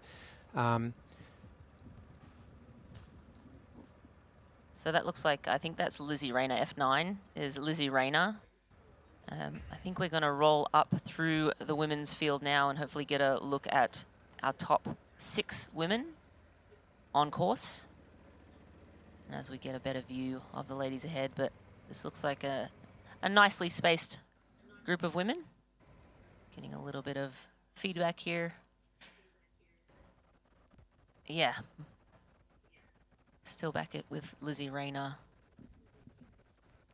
Eventually we'll roll through this group, but we expect to see Hannah DeVette off the front, Miele, Langridge, Perderer, Simmons, Pierre, and Lizzie Rayner. So I think just ahead of Lizzie was Marjolaine Pierre.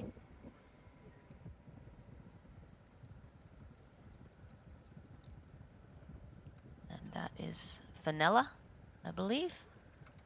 It's hard to see. Yep. In all blue. Yeah, I think that's Fenella on the blue Trek. So she's sort of entrenched herself at the front of the race as well. Yeah, great to see Lizzie Rayner. I thought it was Marjolaine Pierre with the pink and blue kit, but it was Lizzie Rayner who you talked about at the top of the show. Second here last year, top 10 at 70.3 World Championships, and just another athlete who year on year is just continuing to improve. I'm sure she'll be looking to back up that second place last year with another podium, and she's got herself in position to do that. As we see a good, nice close-up shot here of Fenella Langridge, who didn't get to race much last year. She had issues that required surgery, took a lot of time off, but great to see her back out on course and racing where we know she loves to be, which is up the front of these races. We know her swim prowess, but she's also a very strong biker as well, and we're getting a nice side-on shot here of Imogen Simmons.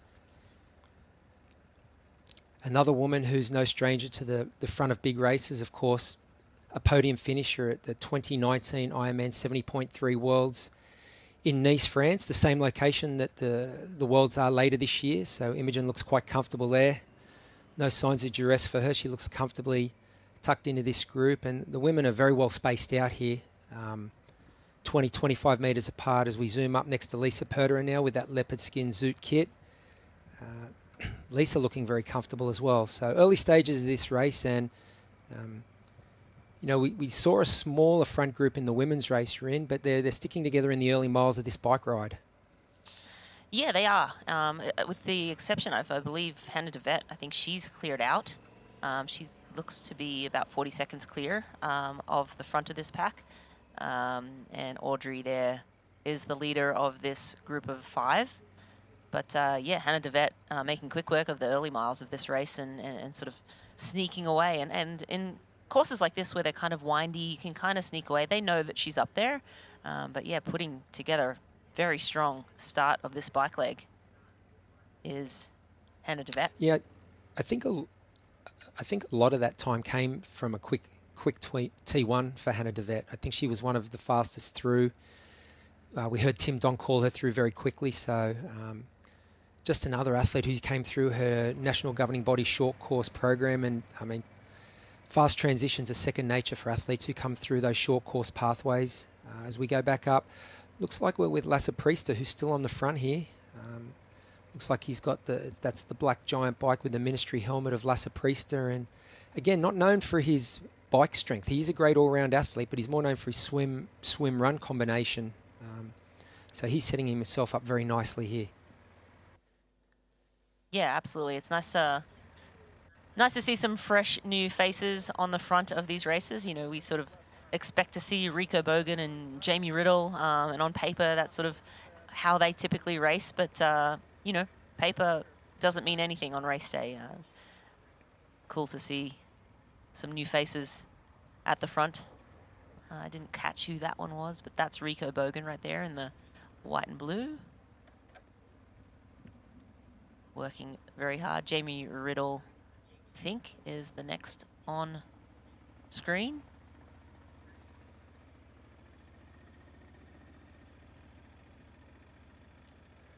Yeah, a little bit of chit-chat going on this first climb up the hill as we see a couple of the athletes swap the lead there. That's bib number 16. So who have we got there? That's Nathan Gorbeur. So one of our seeded men, local Frenchman on home roads, having a great race up the front. And it's interesting, you know, I mean, so much depth in Europe. Europe's been a stronghold in triathlon for decades. And it's so good to see a lot of these names we don't normally see up the front of big races and you know, showing out in the Ironman Pro Series as we see Rico with a little bit of a grimace as he's trying to make a move here. And this front group's got about 7 or 8 athletes in it, so they need to watch their spacing here, even on the climbs.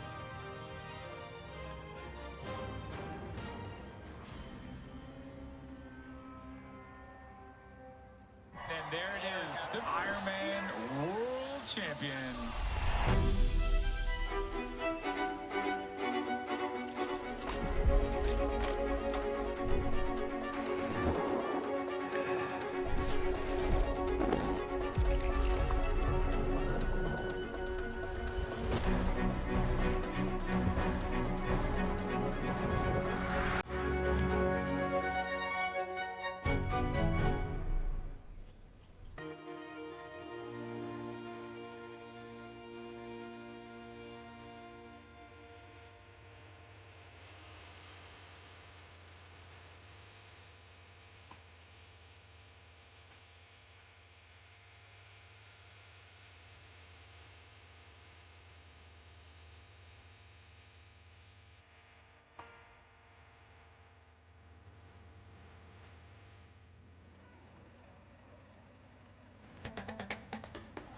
You know, and we know. The thing about challenging yourself is, you're always looking for what's next.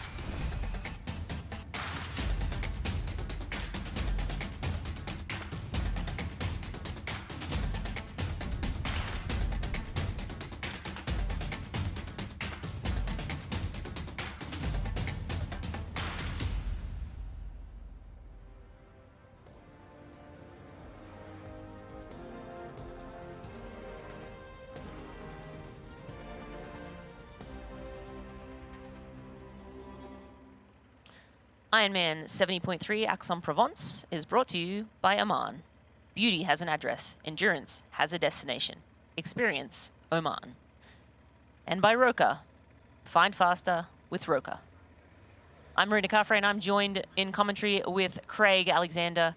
The pro men are hitting the bike 14 kilometers in, the first climb of the day, and the pro women as well, a few kilometers back behind the men on course. And as you said, Crowe, before the break, with all the jockeying for position on these climbs, the athletes just need to be a little careful with their spacing. We do have Race Ranger in effect for today's race, so if that light is flashing red in front of you, let's use this niche lag on screen right now, you need to make a pass, and you have 25 seconds to make that pass. And if you are passed, you have 25 seconds then to drop back out of that draft zone. But, you know, there is a little bit of jockeying here, and it's hard on the windy roads, but everybody knows the rules, and there are draft marshals out there on course who will make the call if somebody's trying to get an unfair advantage. Yeah, a couple of interesting names in this men's front group. Felix Farissier, right up the front of this race, of course, coming from an Xterra and cross-tri background, the reigning world champion. You know, it's not unheard of to see off-road triathletes transition to the road. We don't see it too often. Of course, Flora Duffy's the name that comes to mind, someone who transitioned onto the road very well. And I think this is Felix's first Ironman Pro Series race, and maybe even his first 70.3 race. So he's making a very good fist of this. No doubt he's got amazing bike skills, and he races for the Aix-en-Provence club, of course, a very vibrant and competitive club scene here in France, and Felix races for the Aix-en-Provence club. As we're now getting a close-up of La Saprista, in about 3rd or 4th spot now in this front group, so it kind of looks like it's just a European battle up front. We've got some German athletes, La Saprista, Rico Bogan. We've got some French athletes, Nathan Gorbeur up the front, Felix Farissier. We've also got the Italian Michele Bortolomidi up the front. So this is a European stronghold on this race so far. And as we mention always, though, in the depth and the quality of competition and the standard of racing in Europe, it's very, very high and has been for decades. So no surprise to see, local athletes and athletes we don't typically see in the Ironman Pro Series, but they're right up the front. As we see Maximilian Sperl on screen here, also German athlete, and he's an athlete we've seen in the Ironman Pro Series in years past, and he's got an opportunity today and he's making the most of it. Yeah, it's interesting to see so many, as you mentioned, different names up in the front. I was trying to look up Felix Forestier's results, and I sort of picked up ones from a couple of years ago. So I need to dig a little deeper to find some more. Obviously, short course athlete, and they're the only results I've come across so far from a couple of years ago. So I'll look a little deeper and see, where his strengths are. Is he a good runner? It's always fun to have a new athlete come and burst onto the scene, and it leaves us scrambling. Maximilian Spirl here on screen as well. Great athlete in his own right. But, they're mixing it up. Jamie Riddle is around 105 back. We expected him to be super aggressive at the start of this bike. Rudy von Berg is around 112 back. Antonio Benito Lopez is there in 115. Again, it's not... Christian Hogenhaug was actually 220 down, and he was only around 30 or 40 seconds back out of T1. So Christian Hogenhaug possibly still has that Ironman Texas in his legs. And again, he had the fastest bike there, had a phenomenal bike leg in Texas, and that wasn't too long ago. So, these races, you've got to have fresh legs, and you've got to just feel good on the day. You can't come up or turn up to a race and not have your A game or everything, sort of firing on all cylinders, because there's just too many guys ready to, pounce and just primed for a race like this. And Ironman Pro Series racing has just elevated our sport to a new level yet again, which is amazing for us spectators now, Crowe, to witness. Yeah, look, we talk about it often, the standard of racing, it keeps going up every year across the board. I think, the equipment's getting better, the innovation and technology, but I think the athletes are just getting better as we go up towards the front of the race here. And who have we got on screen now? We've got... That's Nathan Goulbert from France up the front of this race. So, yeah, it's great to see athletes who typically aren't racing down in the Southern Hemisphere get their opportunity. We've moved to the European leg of the Ironman Pro Series now. We've got Ironman Hamburg and Ironman Frankfurt coming up next month. So no doubt a lot of these athletes will be towing the start line there. And I often think when, even if the conditions look good, but if the ambient temperature's low, it plays havoc. You often see splits coming out of the water, and the initial miles on the bike, you see separation and maybe patterns that you don't see in races where the temperature's 20, 25 degrees or even hotter. So these athletes will slowly warm up. No doubt some athletes miss the jump straight out of Rouvy T1. But you mentioned a lot of big names there on the men's side who are hovering around a minute back. Some of the pre-race favourites, Rudy von Berg, who we know has an affinity to these roads in the south of France. Christian Hugenhaug, 2 minutes back. So he's lost a minute because he was inside a minute out of the water. So some strange things happening early in this race, and let's keep an eye on it. But one thing that's not strange is Rico Bogen on, pushing the pace. Justus Nieschlag up the front, pushing the pace. Max Sperl up the front. So we're getting another close-up look of Rico Bogen here, who is generally considered one of the best bikers in the sport over the middle distance or 70.3 distance. So, he's certainly no stranger to the front of big races. We've seen him win Ironman 70.3 world titles, top 5, top 7. I think he was 7th in Topor 2 years ago when he was defending his title. He's regularly on the podiums at the T100 events. He's won T100 events, so he's very comfortable being at the front of a race of this stature, and he's got some of his countrymen with him, and it's great to see this little group just working. I'm not going to say working together, but they're working to push the pace and press their advantage. Yeah, absolutely. And as you mentioning, Rico Bogen, looking at some of his most recent results, he was 6th at T100 World Champs, and 5th at the 70.3 World Championships last year. He's a 10th as well, and he's been doing a lot of the T100 Tour races. And you know, a course like this is reminiscent of his 70.3 World Champs in Lahti, Finland. Sort of narrow roads, winding, some nice climbs. But we're gonna get to listen to a little soundbite from Rico Bogan right now. First time here, and yeah, first race of the season 2026.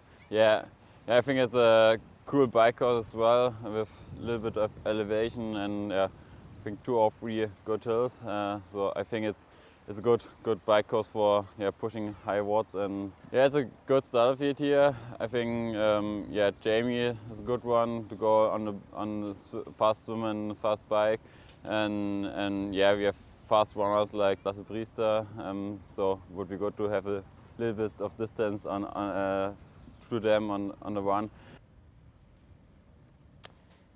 Yeah, and Nathan Gourbert as well is with Rico Bogan, and looking just at some of his results, he was 9th here in Aix-en-Provence last year, 11th in Jesolo, and 7th in Italy. So 2nd in Leeds last year, 9 months ago. So has had some Ironman leads. That's a full though. So he's not, I mean, he ran a 1:11 in Aix-en-Provence last year, but the top 5 ran 1:08. So maybe doesn't quite have the run pedigree as some of the other athletes. So will need to use his bike to separate himself, but as to will Rico Bogan. But again, it just depends on sort of what that time gap is to the runners behind. Like Antonio Benito Lopez, athletes like that coming up from behind to see, you know, and who has sort of a 1:08 in their legs or 1:09 in their legs today.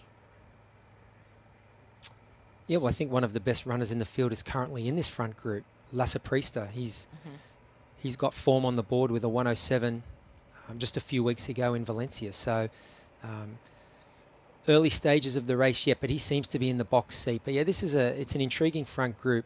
I'm loving Felix Fossier's performance so far. You know, looking down his results, he's near unbeaten. Xterra, he's the Xterra world champion. He's the cross-tri world champ. This is actually his first middle distance race. So what he has got going in his favour is he lives an hour from here, so he knows these roads really well. And I think that's always an important element when you're stepping into, I guess, the unknown in terms of a race distance. He'll get a lot of comfort from just, he knows these roads better than most. So, and I'd suggest better than pretty much everyone in this course if he trains regularly on these roads and he races for the club Aix-en-Provence. So he's certainly an ace in the pack right now, and that's what I love about these Pro Series races.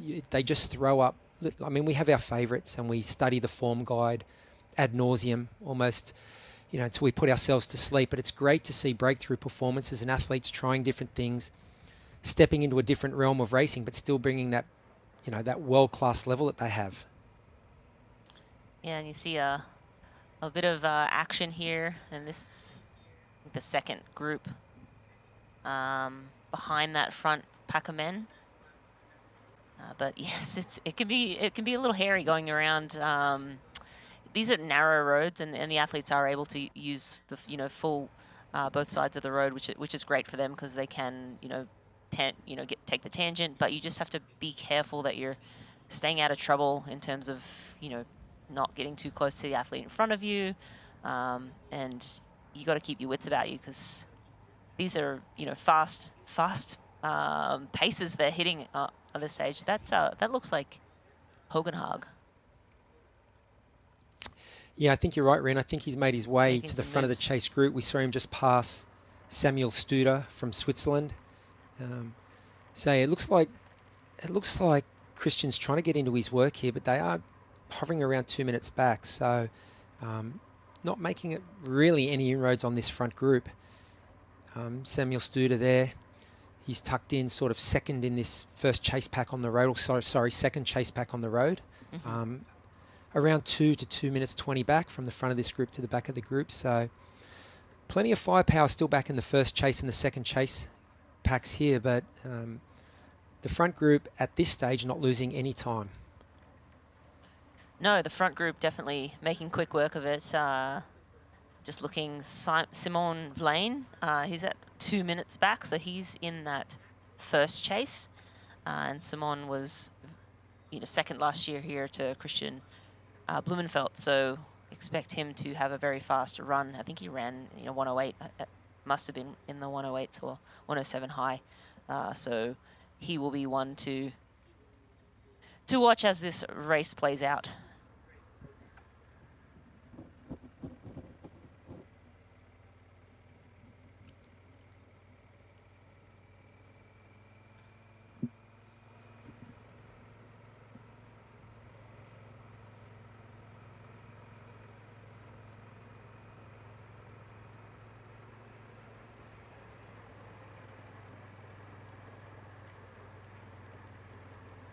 Just trying to get a look at M28, that is.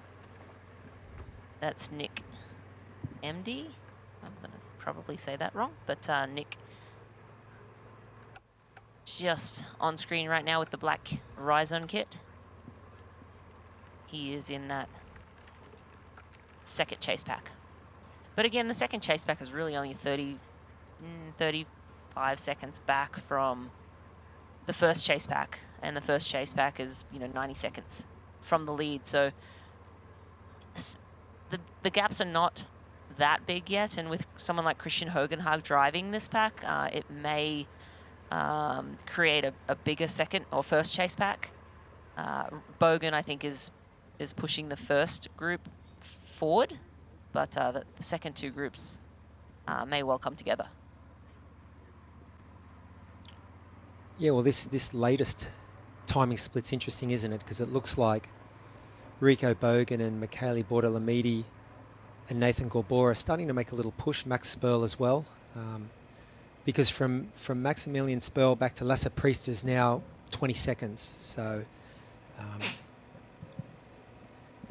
So Lasse's not in this front group anymore, and it looks like this move of Rico's to go to the front is definitely shaken up a little bit at the front of the race.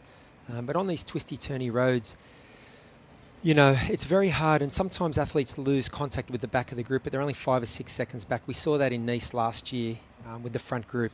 You can get that piano accordion effect through corners or undulations where the back of the group looks like it's being distanced. But these athletes are so experienced and professional, riding to their numbers, understanding the tactics and the dynamics on the bike. So, but no surprise. There's three certainties in life, right? Death, taxes, and Rico Bogan's going to send it on the bike at some point, and it looks like he's trying to send it right now. He's got some company because it's a high caliber of bike rider in this group, but the group has slowly thinned out. It's been separated in the middle by 20 seconds now, so there's a few riders, Lasse Priest is one of them, who's between this front group led by Rico Bogan and the second group on the road, which has Rudy von Berg, Simon Ivan, and a few other athletes. So interesting dynamics here. It's different to a race on an open road or an open highway where the power's a lot steadier, a flatter course like Texas.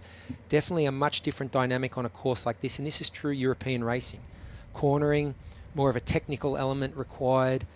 No surprise to see a lot of the local athletes and the Europeans, this is their bread and butter. They cut their teeth on this kind of racing.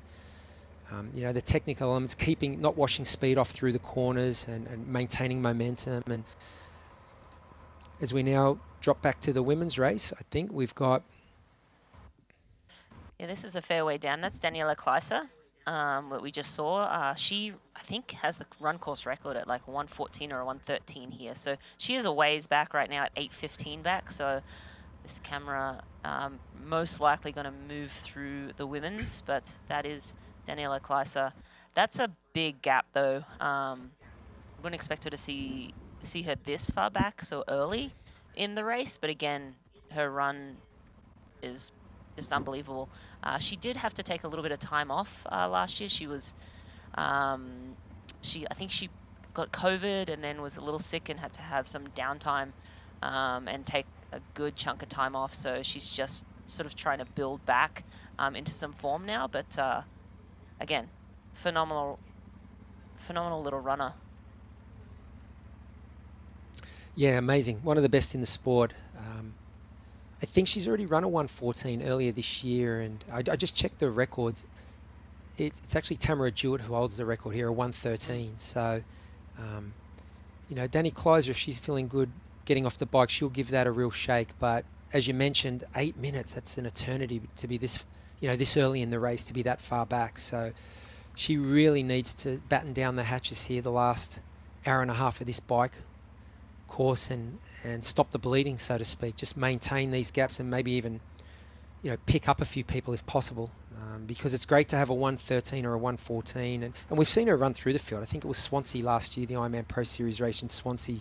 She ran up into 3rd spot, and it felt like she was a long way back in that race, so she has got form for doing that, but 8 minutes is just, that's a big gap this early in the race.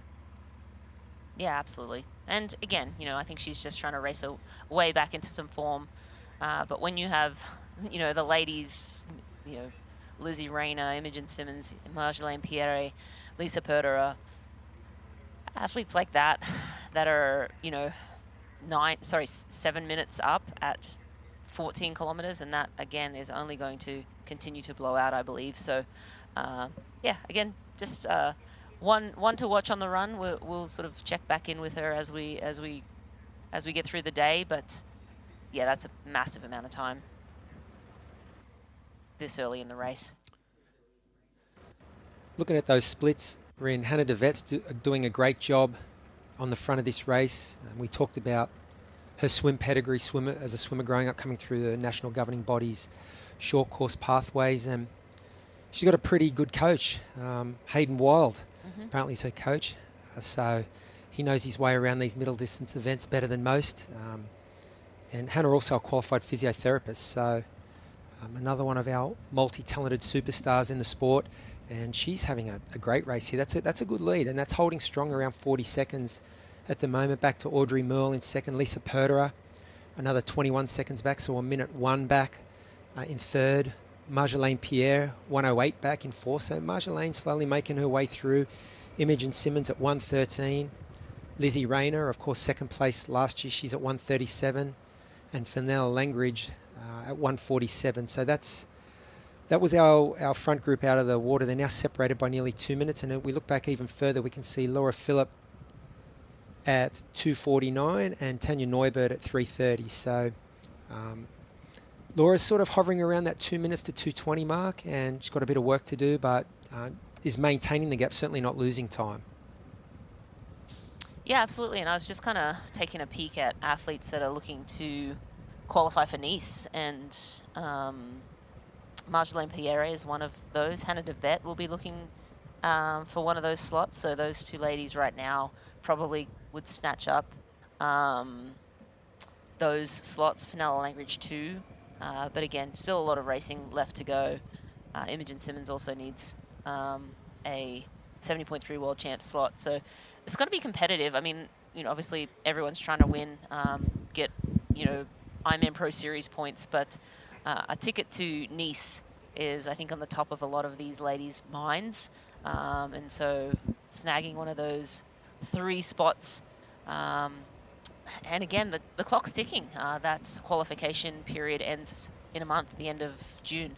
So not many more chances to snag a Nice slot, and not many more slots left to give out. So racing for a lot of reasons. But yeah, Hannah de Vet having a phenomenal day out there and riding away from, I mean, Imogen Simmons, one of the best cyclists in our sport. Marjolaine Pierre on a course like this, very strong. We saw her ride phenomenally well in Nice at the Ironman World Championships back in 2024. And we saw her, again, hop off the bike first here last year. So it's sort of hovering, as you mentioned, right around that 40 seconds. We'll see if it blows out a little bit. But it looks like Perderer has dropped off. She's at a minute back now, so 40 seconds for the French athlete, Millet. I'm saying that wrong. How do you say that, Crowe? Audrey Merle. That's right, Audrey Merle.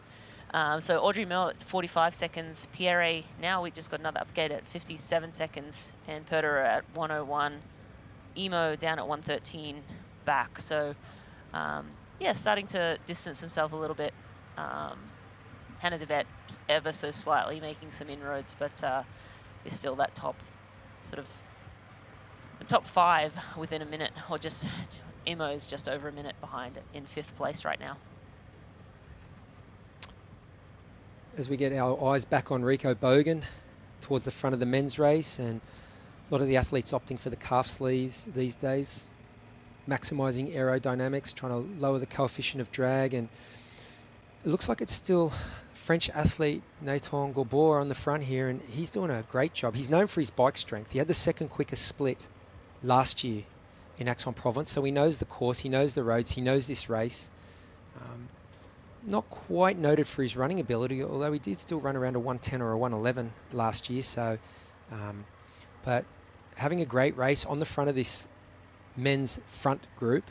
Rico Bogan tucked in 2nd, and you know, it was interesting when we were looking back at Hannah de Vet, some of that footage. She looked like she was just cutting beautiful lines on this course. Of course, we know her and Hayden base up in Andorra for the Northern Hemisphere summer. So riding these sorts of roads, she's probably no stranger to picking the fastest lines, holding speed, not washing off speed. And, you know, Tim Don was talking about, you know, in the briefing, they were talking about you can, within reason, use the whole road, the whole lane on some of these narrower roads. And we saw Hannah do that. She looked amazing, just hitting those lines, hitting the apex of the corners, holding speed through the corners, reminiscent of what we saw Kat Matthews and Laura Phillip do in Nice a couple of years ago. So this course and this race suiting Hannah de Vet so far, and it's also suiting Nathan Gabor, who, yeah, he's just looks really comfortable on the front of the men's race. I'm sure this is possibly the first time he's led an Ironman Pro Series event. We're only a third of the way into the bike, but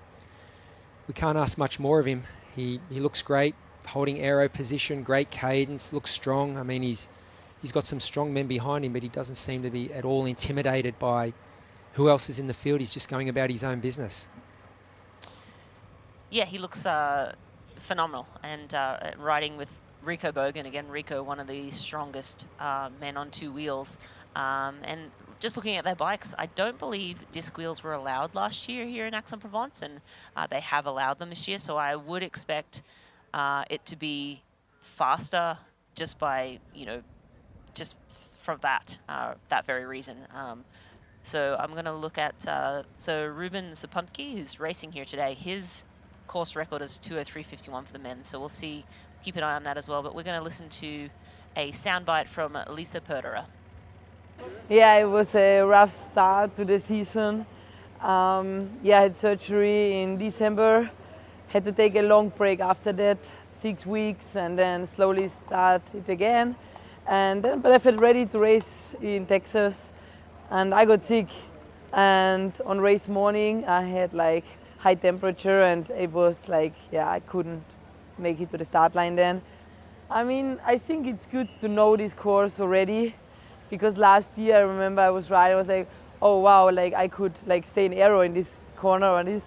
Yeah, it was one of my best swims I had last year, so I want to repeat that. I want to go fast on the bike, and the run was a big problem last year, all year. I mean, that's why I made surgery. I had the iliac artery fibrosis, and it slowed me down a lot because I cannot go as fast as I wanted, and I had to go as fast my legs allowed me. So I hope this year I can improve my run, and yeah, step by step. Yeah, it's great to see Lisa here today after that surgery.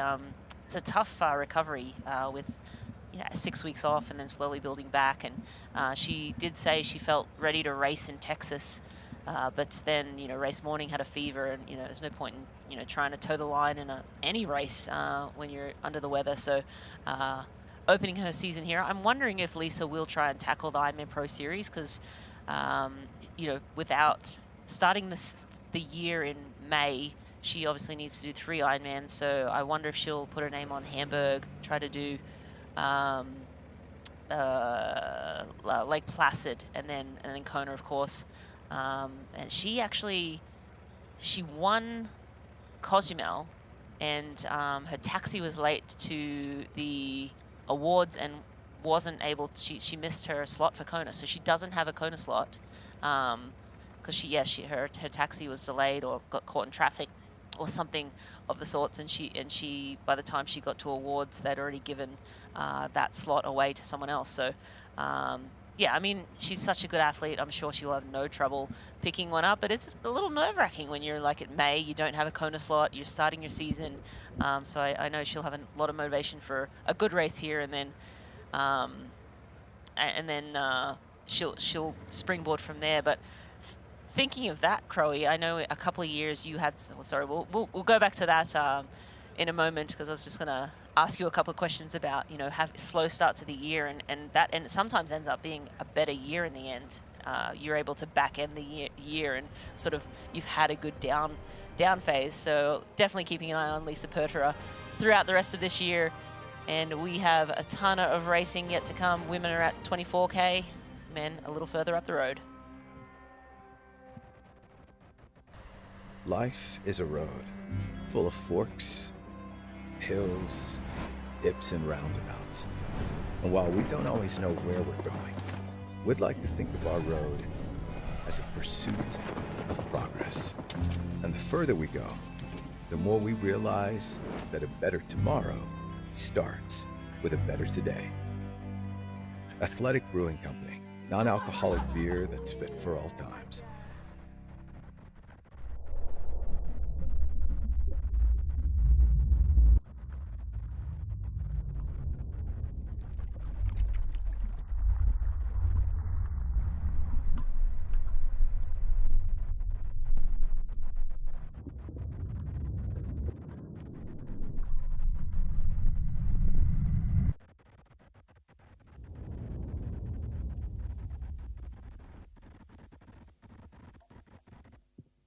Ironman is the journey of a lifetime that begins long before race day. Life is busy and time is precious, but we need to stay on course. We ride, we practice, we improve, then we do it again.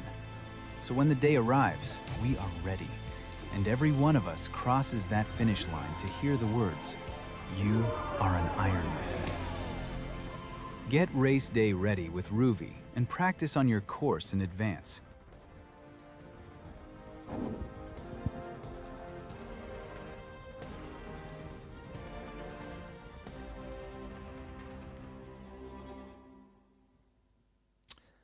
Today's live broadcast of IRONMAN 70.3 Aix-en-Provence is proudly brought to you by Precision. Perform at your best with Precision Fuel and Hydration. And Zoot Sports, the original triathlon brand, delivering comfort, speed and performance since 1983. I'm Craig Alexander with Marinda Carfrey, and you're watching the Ironman 70.3 Aix-en-Provence, race number 5 of the 2026 Experience Oman Ironman Pro Series. And Rini, we rejoin the race with our women. Yeah, absolutely. We're back with the pro women. We have Hannah Devet out front. She is 45 seconds ahead of Audrey Mill. And then we have Marjolaine Pierre, our defending champion, just under a minute back. Lisa Pertera is with Marjolaine Pierre. And then Imogen Simmons is sitting at 103 back with Lizzie Rayner, now at 158 back. So that top 5 now really separating themselves for the rest of the field. Laura Phillips at 250 back, so definitely we'll be keeping our eye on her. And Tanya Neubert at 343, so she's slipping back a little bit further, but she will put together a very fast run split. So we'll watch her as the race progresses.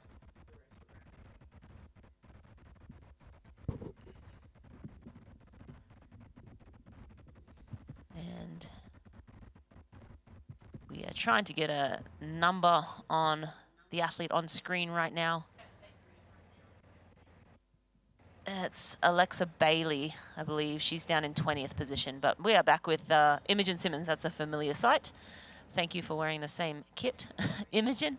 Imogen Simmons is around a minute back, so she's in that pack with Marjolaine, Lisa Pertera. So a very strong pack of 3 there. Imogen coming off a podium in the T100 Gold Coast earlier this year, so a great start to her year. Expect to see her pushing hard all down the bike. Yeah, she's in familiar territory up towards the front of the race, and it looks like a group of three has formed. Audrey Merle about 15 seconds off the front, so they'll still be able to see her up the road on some of the straights, and Imogen looks very comfortable. We know she's going to pace this really well. She's got so much experience. I mean, it was 7 years ago she finished on the podium for the first time at the IRONMAN 70.3 Worlds, so she knows this distance really well.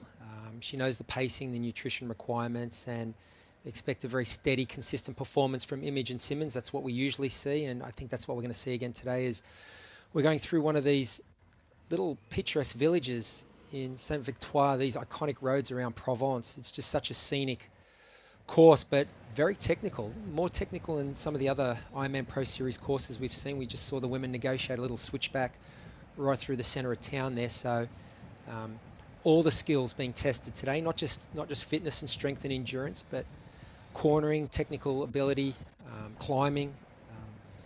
You know, in the past we've seen Imogen do well on these types of courses. Of course, Nice is exactly one of those courses. But at the moment, it's Hannah DeVette leading them all, and Mary Tune off the front. Her countless hours training on the roads around Andorra are serving her well. She's got a 45-second lead over Audrey Merle. And then it's about 15 seconds back to this group, which is Lisa Perderer, Imogen Simmons, and Marjolaine Pierre, our defending champion from last year. So all the main players still in contention ready. These are not race-winning breaks by any stretch of the imagination, but a little bit of separation as we see Imogen make the pass here.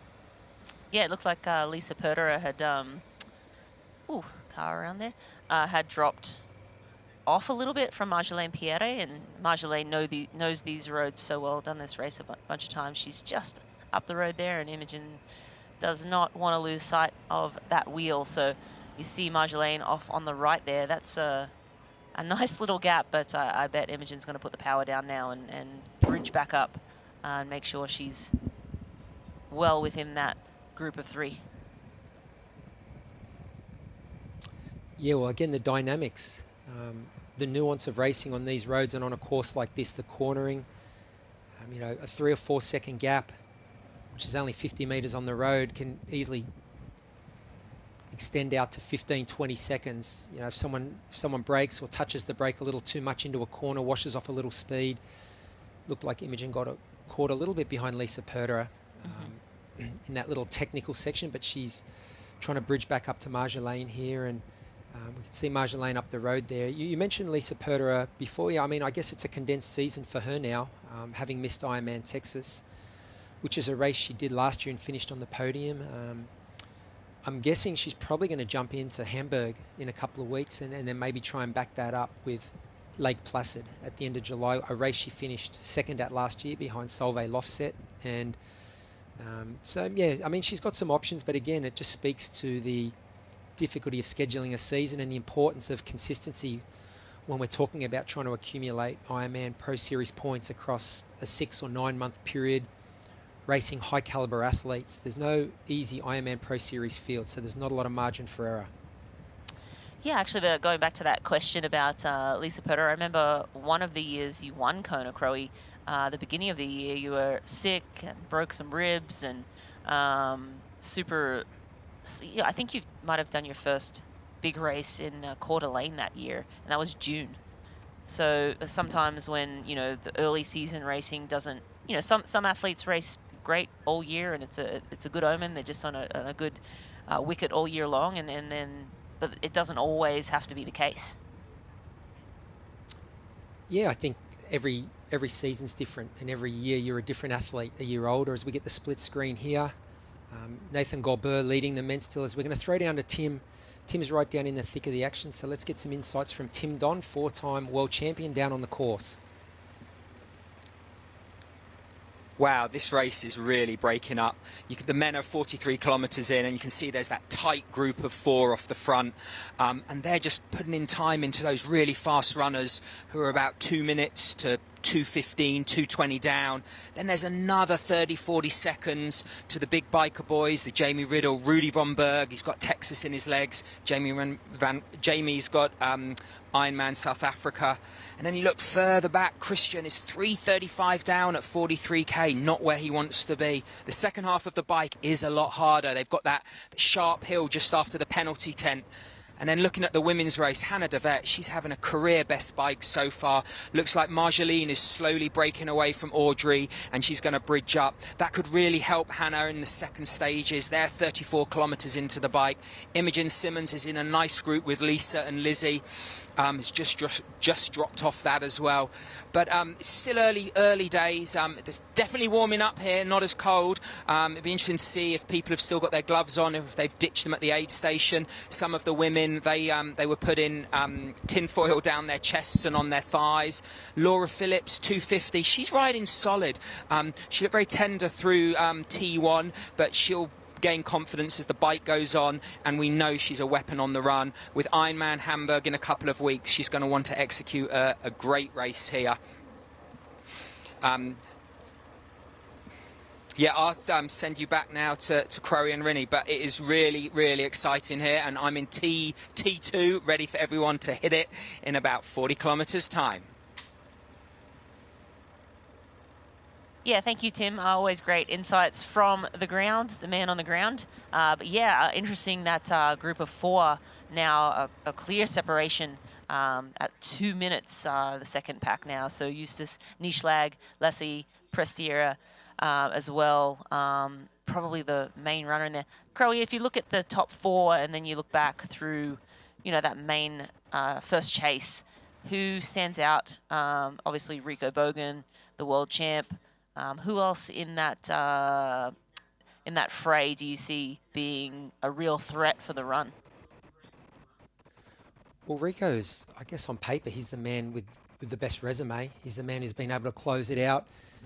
It's a group of four, and they've got, as Tim mentioned, that gap has really opened up quickly. That last 30 or 40 seconds from a minute 20 blew out to 2 minutes pretty quickly. But 2 minutes back, we've still got Justus Nischlag and Lasse Priester. I mean, again, on paper only, Lasse Priester is the best runner in this field. He's run a 107. He did it only a few weeks ago in Valencia up against Sam Laidlow. Granted, Sam was well off the front. We're getting some footage here of out front of our men's pro race. So, but also Simon Ivan is a guy we should look at. He had a breakthrough race. He ran a 107 on this very course last year and was mixing it up with Christian Blumenfeld and Kasper Stornes on this run course. So he's currently sitting at 3:20 back. So, you know, at that sort of a time differential, you wouldn't want to see Simon Ivan lose any more time if he wants to contend for the win or even for a podium, because I think Nathan Gorber on the front, he's got a 110 or 111 to his sort of in his back pocket. Rico Bogan, I think, is even a little quicker than that. So, I mean, if any of these men in the second group are able to execute and run a 107, they can't really be more than 3 minutes back off the bike. And that's already the time differential for some of these gentlemen. So, yeah, it's interesting, isn't it, how the strength at the front just holds pace. And that's what we often see in these races. I'm not going to say it's easy, but it's one thing to ride a good 40 or 45 kilometres. But the really top performers and the men and women in form are able to understand the dynamics of the course, where the free time is, where the course gets hard. We heard Tim talk about the back half of this course.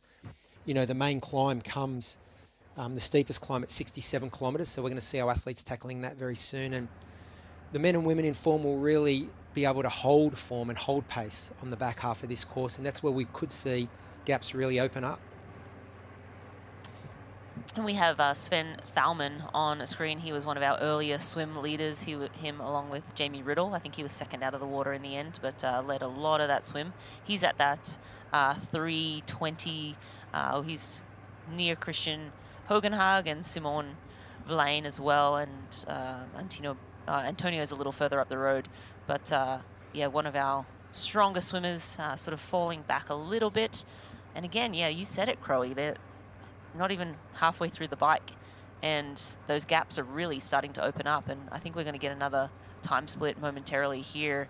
The lead guys have gone through 48 kilometers, just waiting on that chase pack and to see if it's blown out anymore. But yeah, the race is starting to get away from them, and I think Rico Bogan is the reason that's happening. He's just so strong on the bike, and a course like this just has his name written all over it.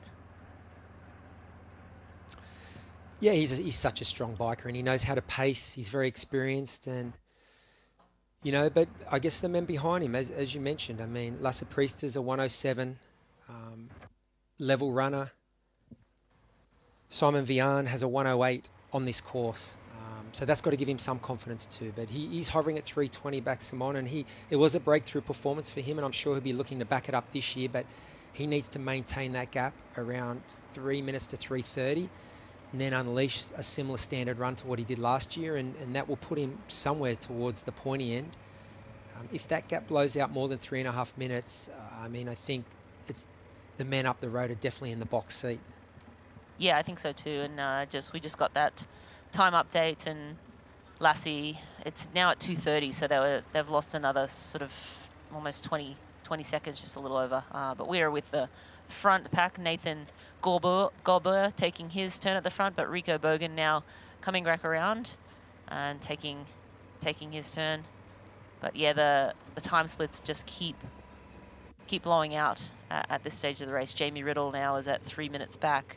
Again, he was out of the water first. He did lose a little time in transition with that sock decision to put the socks on in T1 instead of T2.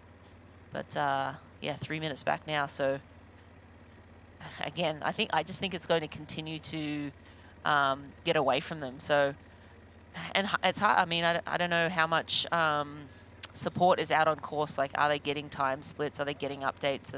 Do they know, what the gap is? I mean, I think in the moment they're pushing as hard as they can. There's not really much you can do if the guys up front are pushing 50 watts more than you can, or you have the ability to. So yeah, we'll have to wait and see. Rico Bogan, a very, very good runner, but tends to sort of fade at the back half of his races, and he has been racing, the T100, which is only an 18-kilometer run. So now a 21-kilometer run doesn't sound like much, but it is a lot when you're holding on for the win, and you're just trying to get over that finish line. But if it keeps going this way, I don't see how anyone can to make their way to the front of the race, past Rico Bogan. Yeah, Rico definitely has set himself up nicely, and I think he can run a 1.9 or 1.10, even off of an extremely hard bike, maybe even quicker. I mean, I've seen Rico do it in cooler conditions in San Francisco. We've seen him do it in hot races like Dubai. I think he's a man for all conditions, and he's very consistent. Nathan Gorber, he's interesting. I mean, he's run a 1.11, and that's the form guide's saying he's a 1.11 runner. So, and another man in this front group, Michele Bortolamidi, it's saying he's about a 1.12 to 1.13. But adrenaline, confidence is a funny thing. When you get up to the front of a race and you're in a position to maybe lay down a career best race, that's when we often see athletes break through, when they get themselves in those positions, particularly coming off the bike. And we see 1 minute, 60-second or 90-second PBs in their run splits. So, Maximilian Spell's another one. These gentlemen we can't ask anything more of them at this point. They've put themselves right in the frame here. And really, it's up to the other gentlemen to return serve. If they want to be in this race, they need to really maintain that gap. If it blows out much more, I think they're racing for possibly maybe 3rd to 8th spot. So yeah, and just looking at Maximilian Spiral's average run time, and again, it's hard to take an average because some races maybe they blew up or something happened. As we get some footage of, so that's a rubber band. So athletes will tie their shoe to their rear stay so that the shoe doesn't bounce around and spin around as they run through transition. But it looks like, and that's typically it snaps right away. But I mean, that's not, she's not really probably feeling that much at all. But yeah, that's F20. See who that is. Soline Bilwan. Yeah, so she's you don't often see that. As you mentioned, athletes often use the rubber band just to hold the shoes level, parallel to the ground, to to make for an easier flying mount and transition coming out of T1. And she seems to have purchased extra strength rubber bands, because I don't think I've ever seen one stay intact throughout the course of the bike. But it's not hampering her. I mean, I would imagine she can't even feel it. It's just interesting that it hasn't broken. It did its job for her getting onto the bike. Now it's just something for us to laugh at. But yeah, I've never seen that, Rennie. I've seen it a couple of times where the rubber band just does not snap, and yeah, I think she might have bought the extra strength rubber band. You want to get the brittle ones that break as soon as you hop on your bike. But yeah, there's a lot of little tricks to the trade to try and make things as smooth as possible through transition. And again, you know, transitions are, you know, I always say the fourth discipline. I think nutrition is probably, and pacing and mental and all of that is more important than transition. But transitions are real important. You've got to make sure you have everything set up perfectly. You have to run through it physically and then mentally a bunch of times before the race. But yeah, I mean, she was able to get on the bike all right. But Soline's she's having a great race. She's currently in 6th spot, and she's used to this kind of terrain and this kind of course profile. I mean, she's raced in Girardmer, she's raced in Nice, she raced in Aix-en-Provence last year and finished 11th. So she's no stranger to this kind of a course profile, this kind of topography, and she's made her way through the field really well. So she's currently sitting in 6th, but it's still Hannah de Vet up the road. That gap has come down. Marjolaine Pierre has been able to, not quite half the gap, but it's down to 26 seconds at 38 kilometres. And we've got Audrey Merle sitting in 3rd, 52 seconds back of Hannah de Vet. Lisa Perter at 1:11, Imogen Simmons 1:15, and then Soline Bilwan, who's on screen in 6th spot, she's at 2:41. So Hannah de Vet having an incredible race. And I mean, we saw her get 9th in Marbella last year at the 70.3 World Championships, and we've seen her hovering around the front end of big races. But this is an awesome performance by her. Yeah, we're moving back a little bit. This is Katrine Christensen. She is at 3:57 back, so she's a little further back. We didn't get eyes on Laura Phillip. She was at 2:51, so she was riding with Soline Bullen as well. But Katrine Christensen, again, she raced Ironman South Africa last month and finished 2nd, but she did have a mechanical and was stranded on the side of the road for 12 to 15 minutes, and she ended up finishing about 12 minutes behind the eventual leader, Daisy Davis, on that day. So what would have been, could have been. But yeah, she's now making her Pro Series debut for the year. And yeah, she's interesting. She comes from a kayaking background. She's also a biomedical engineer, and she's coached by none other than Christian Hugenhaug, who's currently racing in the men's race. So a lot of depth, a lot of talent in Denmark. So many top athletes who've almost transitioned from high levels in other sports as well. Interesting to see that kind of a transition from a kayaking background into triathlon. But she's known for her cycling strength, and she's made her way through the field, and yeah, is currently sitting in about 10th spot. So as we do get our eyes on Laura Phillip here, you mentioned, Rin, that this is kind of the exact type of course where Laura excels typically with her climbing, her technical abilities.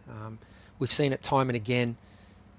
Really, she's just great on all courses. I mean, we saw what she did in Nice 2 years ago at the Ironman World Championships. We also saw what she did on a flat course in Hamburg last year in that historic race against Kat Matthews, where they set world best overall times and marathon times. I think Laura almost broke 8 hours. And so, yeah, as you would expect of an athlete of her caliber and her experience, she hasn't panicked from the deficit in the swim. She's just really stuck to her own game plan, and she's sort of holding strong. That time deficit's not really blowing out. It's not coming down either, but we know she's one athlete who will ride a good back end of this course and will run a good half marathon off that. So, yeah, she's in 7th place, 250 back. She's certainly not out of it for a top 5 or even a podium finish at this stage.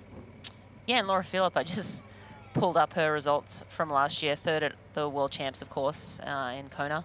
She won Roth, obviously 1st in Hamburg with a 2:38.26 marathon off the bike. That was just bonkers to see her and Kat Matthews go head-to-head all day long there.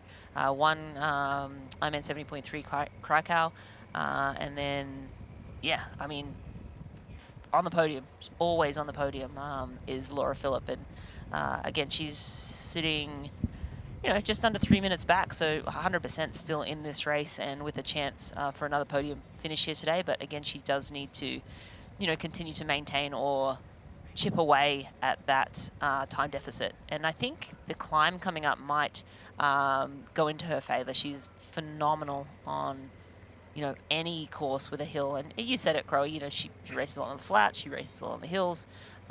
Just an athlete that leaves no stone unturned, and it doesn't race a ton throughout the year. I mean, yes, she did 3 Ironmans last year, but 170.3, and that was it. 4 races in the year, and sort of called it a day. And I think, yeah, a phenomenal all-around athlete, and always a favourite when she puts her name on any start line. I just actually got a message from her partner and coach Philip Sipe saying she was in hospital 3 weeks ago, so she's not quite 100%. But like you mentioned, athletes of this caliber, even not at 100%, they're still competitive. I mean, she wouldn't be in her very best form, and you know what, that might be a blessing in disguise for later in the season. But you talk about the climb that's coming up. I think it's going to be a crucial part of this race. 67, 68 kilometres in, it's the steepest climb. It's about 4 kilometres, an average of 5.6%. I think we're going to see the athletes who are feeling good really try and press their advantage. The Rico Bogans, maybe this front group, Max Spurl. Laura Phillips, definitely one of those athletes who I think who can use that climb. It comes just at about the time, athletes who have been maybe riding slightly above their ideal pace might start feeling it, and they're really experienced, fit athletes, well, they'll just come into their own on that climb. They'll use it as a springboard for the last third of this bike course and to set up their race leading into the half marathon. And I think whilst Laura's probably nowhere near her best, she's still one of the best, and I think she will use this climb to her advantage. And it'll be interesting to see in the men's races. We get the quad screen here. We got Katrine Christensen bottom right, Laura Phillip bottom left, Nathan Gorbeur top left, and I think that's Simon Vian on the top right there, the man who had an incredible breakthrough performance here last year.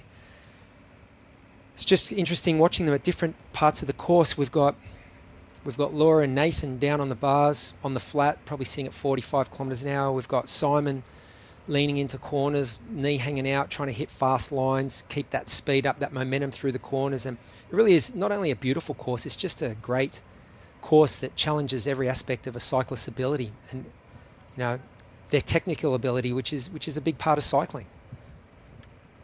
Yeah, absolutely. And I think it's one thing to ride well on a windy course on the road bike, but to be able to do it on the time trial bike, I mean, it just takes a lot of practice and finesse, and yeah, it's just more time on the bike. And again, these athletes spend so much time on their time trial bike, it's almost an extension of themselves. So every little small turn they feel, and it's again almost an extension of themselves when they're spending sort of 15 hours a week, sometimes more, on the bike, honing that skill.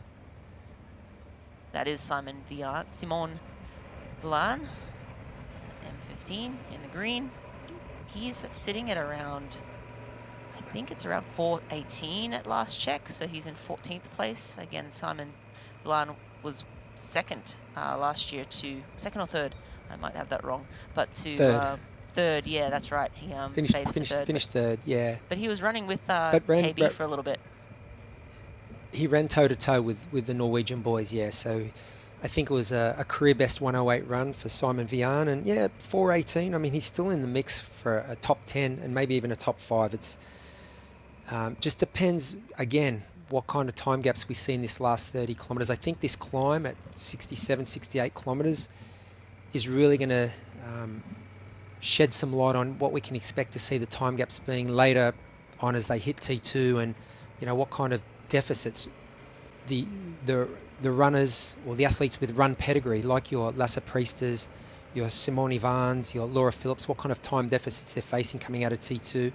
I think a lot of that will be determined, up this climb and off the back of the climb into the last third of the bike course.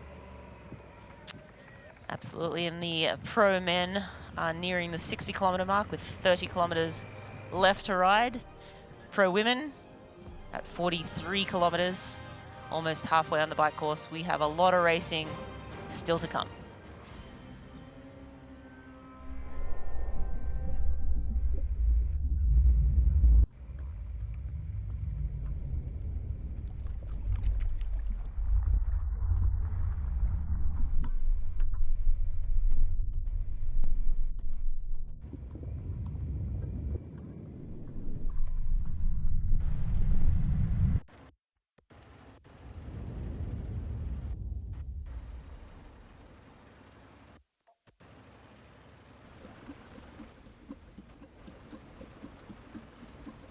Just do it, it'll be fine.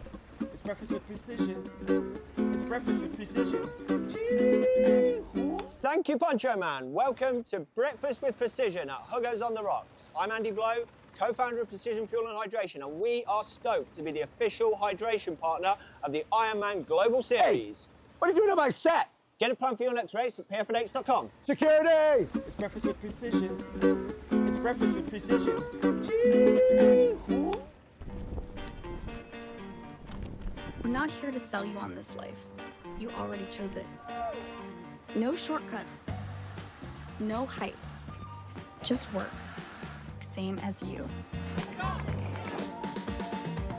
Built to outlast. Endure. 40 years in, and we're just getting warmed up. Welcome to the Ohana.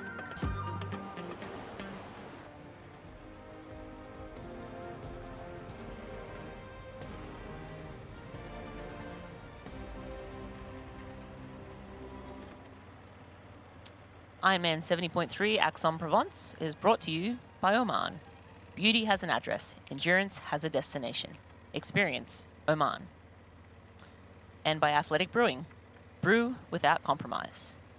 I'm Rita Carfrey and joined in commentary by Craig Alexander. We are at the back end of this bike ride. Rico Bogan leading, but he has company. He has Maximilian Spirel, Nathan Gorber, and Michele Bortolamini. So there's a pack of 4 off the front, and then the rest of the men are 3+ minutes back. So Rico Bogan and Nathan Gorber seem to have been the aggressors on this front of the bike so far in the race. But we're going to have a look at the Morton Momentum Index. And we have, so Gorber up 17 places since the swim. Hogenhaag up 11. So Hogenhaag down a little ways, but is making his way through the field. And the Frenchman Muller up 11 as well. So these are our movers and shakers in the race so far. But Gorber, super impressive racing. Again, he's been switching leads all day with Rico Bogan. That's him on screen right now. Yeah, it's been either Rico Bogan or Nathan Gorber on the front pretty much the entire ride. Maximilian Spurl and Michele Bortolamidi have been content just to sit towards the back of this group, or maybe not content. Maybe that's all they can manage. Maybe they're on the limit with this 20-metre draft zone, and it looks like all these gentlemen have kept great spacing. And, you know, Rico's just relentless with his pacing. Every time the pace drops a little, he just gets back on the front, drives it again. But full credit to Nathan Gorber, he's having a great race. I mean, we saw him finish 11th here last year, so we know he's got form on this course and he knows these roads. But this is certainly a level up to what most people would have expected. He was one of the athletes being talked about, but not in the top 2 or 3 pre-race favourites. So he's laying down a really great performance as we just look at the wide shot there and look back at Max Spurl and Michele Bortolamidi. And yeah, I mean, this is a really tight, impressive front group. All 4 riders separated by 10 seconds on the road, so keeping their spacing, and they've opened that gap back to that first chase of 3 minutes, and that has the likes of Lasse Priester, Felix Forissier, the athlete transitioning from Xterra Triathlon and still making a good fist of it, 3 minutes down. And then further back 3:40, we've got Rudy von Borg, Antonio Benito Lopez, Simon Vian, 3rd place finisher here last year. He's back to 4:43, just in front of Christian Hugenhaug. So, yeah, it's like a 5-minute split run from Rico Bogan back to 15th spot, and that's typically a little more separation than we see at this point, like 60 kilometres into a bike ride of a Ironman Pro Series event over the 70.3 distance. Yeah, I'm pretty surprised to see this much of a gap with 4 men away, and just like looking at the athletes that have been left behind. Jamie Riddle, and Rudy von Berg typically doesn't race as well at the 70.3 as he does in Ironman, and he did Ironman Texas. Christian Hogenhaug, also Ironman Texas. A lot of athletes who race Texas did have their name on the start list for this one, and have since pulled their name off.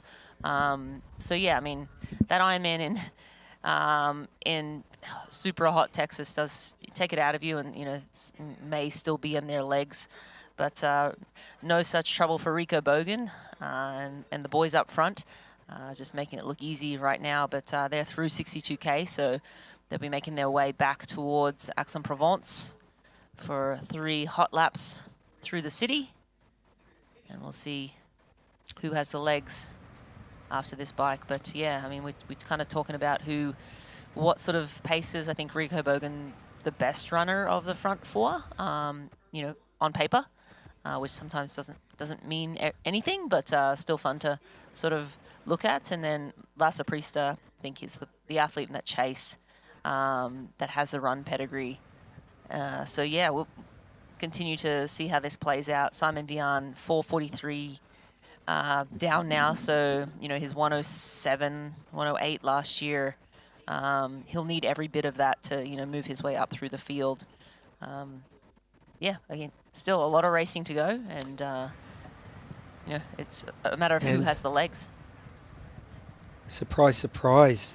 We've got a little change at the front of the women's race. Our defending champ, Marjolaine Pierre, has made her way and bridged across up to Hannah DeVette. So Hannah stayed at the front of the race for 48 kilometres. She now has company, and it's about 37 seconds back to Audrey Merle, and then a further 45 seconds back to Imogen Simmons. So interesting that it took Marjolaine 30 kilometres to get to the front last year, a little longer this year, 48 kilometres, but she has made her way back, and now she's leading the race with Hannah DeVette. Yeah, super cool to see Marjolaine Pierre doing exactly what she did last year. It took her a little longer. Last year she hit the lead at around 30 kilometres, but this year 48 kilometres, still hitting the lead. But we're going to have a look at the AG1 supplemental stats at 50 kilometres. Rico Bogan was average at that last segment. He was 42.74 kilometres an hour. He's estimated a 2:04.39, and I think the course record is around a 2:03. So looks like he's pretty close to course record time, maybe just a little bit outside of it. But they have a climb and a descent to come up, so that will throw a little wrinkle in their pacing. Yeah, the course record held by Ruben Zabunki is 2:03.51, set last year. So Rico tracking pretty close to that, and yeah, we're still 30 or 40k, well 30k to go. We'll see. We'll keep an eye on, see how he's tracking towards that. I mean, every day is different. Conditions are always different. So great talking points for us, but I guess what Rico has on his mind right now is not breaking the course record. It's winning the race, taking the 2,500 Ironman Pro Series points, and validating his spot for the Precision Fuel and Hydration 70.3 World Championships later this year in Nice. A race where he's got a good track record. That World Championships over the 70.3 distance, I don't think he's finished worse than 7th spot. Might have even been 6th at Topor 2 years ago. So he's sitting pretty right now, but yes, still plenty of racing to go, as Timmy Don mentioned. Great footage here, Rin, as we're going through sort of the roads of Saint-Victoire. This landscape around Aix-en-Provence is beautiful. It's vineyards, it's lavender, scenic villages. Anyone who's spent any time racing or training down here knows these roads. They're just beautiful, but technical as well. Stunning scenery, but require technical proficiency from these athletes, as we see Nathan Gorbeur again going to the front, and he's been a willing sparring partner for Rico Bogan on this bike ride. I'm sure Rico's not minding that at all, having someone else to do some of the heavy lifting, particularly with the pacing, keep that pace high.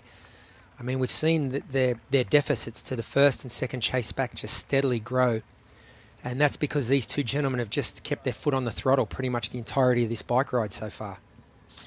Yeah, it's almost like, Rico slows down a little bit and Nathan just goes right around him and keeps the pace high. And it almost like just keeps you honest. You're not going to get dropped. You're going to push a little extra hard. And they are on the climb now, Crowe.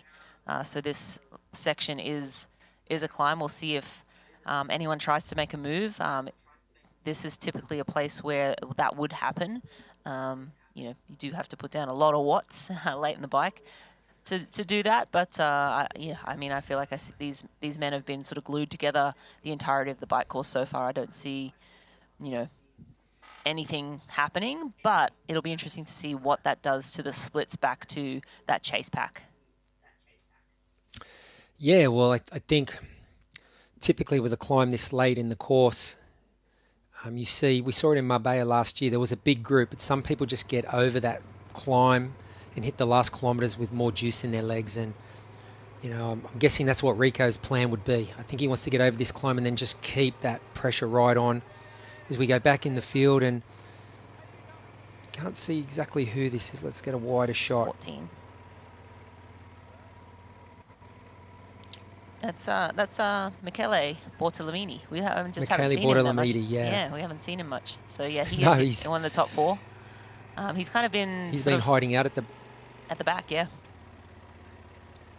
Yeah, but making his way to the front now. So maybe that's been his plan too. Maybe he's highlighted this point on the course in this climb and earmarked it as a, you know, an interesting tactical area where potentially he needs to either make his move or just make sure he doesn't get dropped. Yeah, we'll see. Is he moving off front? Yeah, so he has taken this opportunity to move to the front of this group of 4, and it's the first time I think we've seen him on the front. Again, we haven't had eyes on the professional men the entirety of the bike, but it has been Gorber and Bogan trading off turns, you know, until this point. But now Bortolamidi taking the opportunity to fly up this hill, which will actually be great for all of them. He looks great. Yeah. Yeah, he looks great, doesn't he? Swapping between sort of rhythmic climbing in the saddle and then little bursts of power out of the saddle, great cadence. And yeah, this will be interesting. He's just been tactically sitting back there, obviously. I wondered if he was just sort of redlining and hanging on to the pace being set by Rico and Nathan on the front, but seems like he's been playing his cards well. He was a lot further back in the swim ring than we anticipated. He's one of the best swimmers in the field and has led swims out of the water, and he was back sort of hovering around 10th or 15th spot in that swim, and not sure if that was the conditions, the cold water or tactical, but he's certainly taken this opportunity to tactically play some of his cards. Yeah, I think on the right there, that's Rudy von Berg. So Rudy down in 12th position. Rudy and Simon Ivan back in around 12th and 13th position. And Lopez. On the road, and we can see a little gap. Benito Lopez. Oh, actually, you're right, it is. Sorry, it is Antonio Benito Lopez in the Bianchi team kit. So, yeah, Rudy, certainly an athlete I expected to be further towards the front of this race, particularly on these roads, and his pedigree on these type of courses.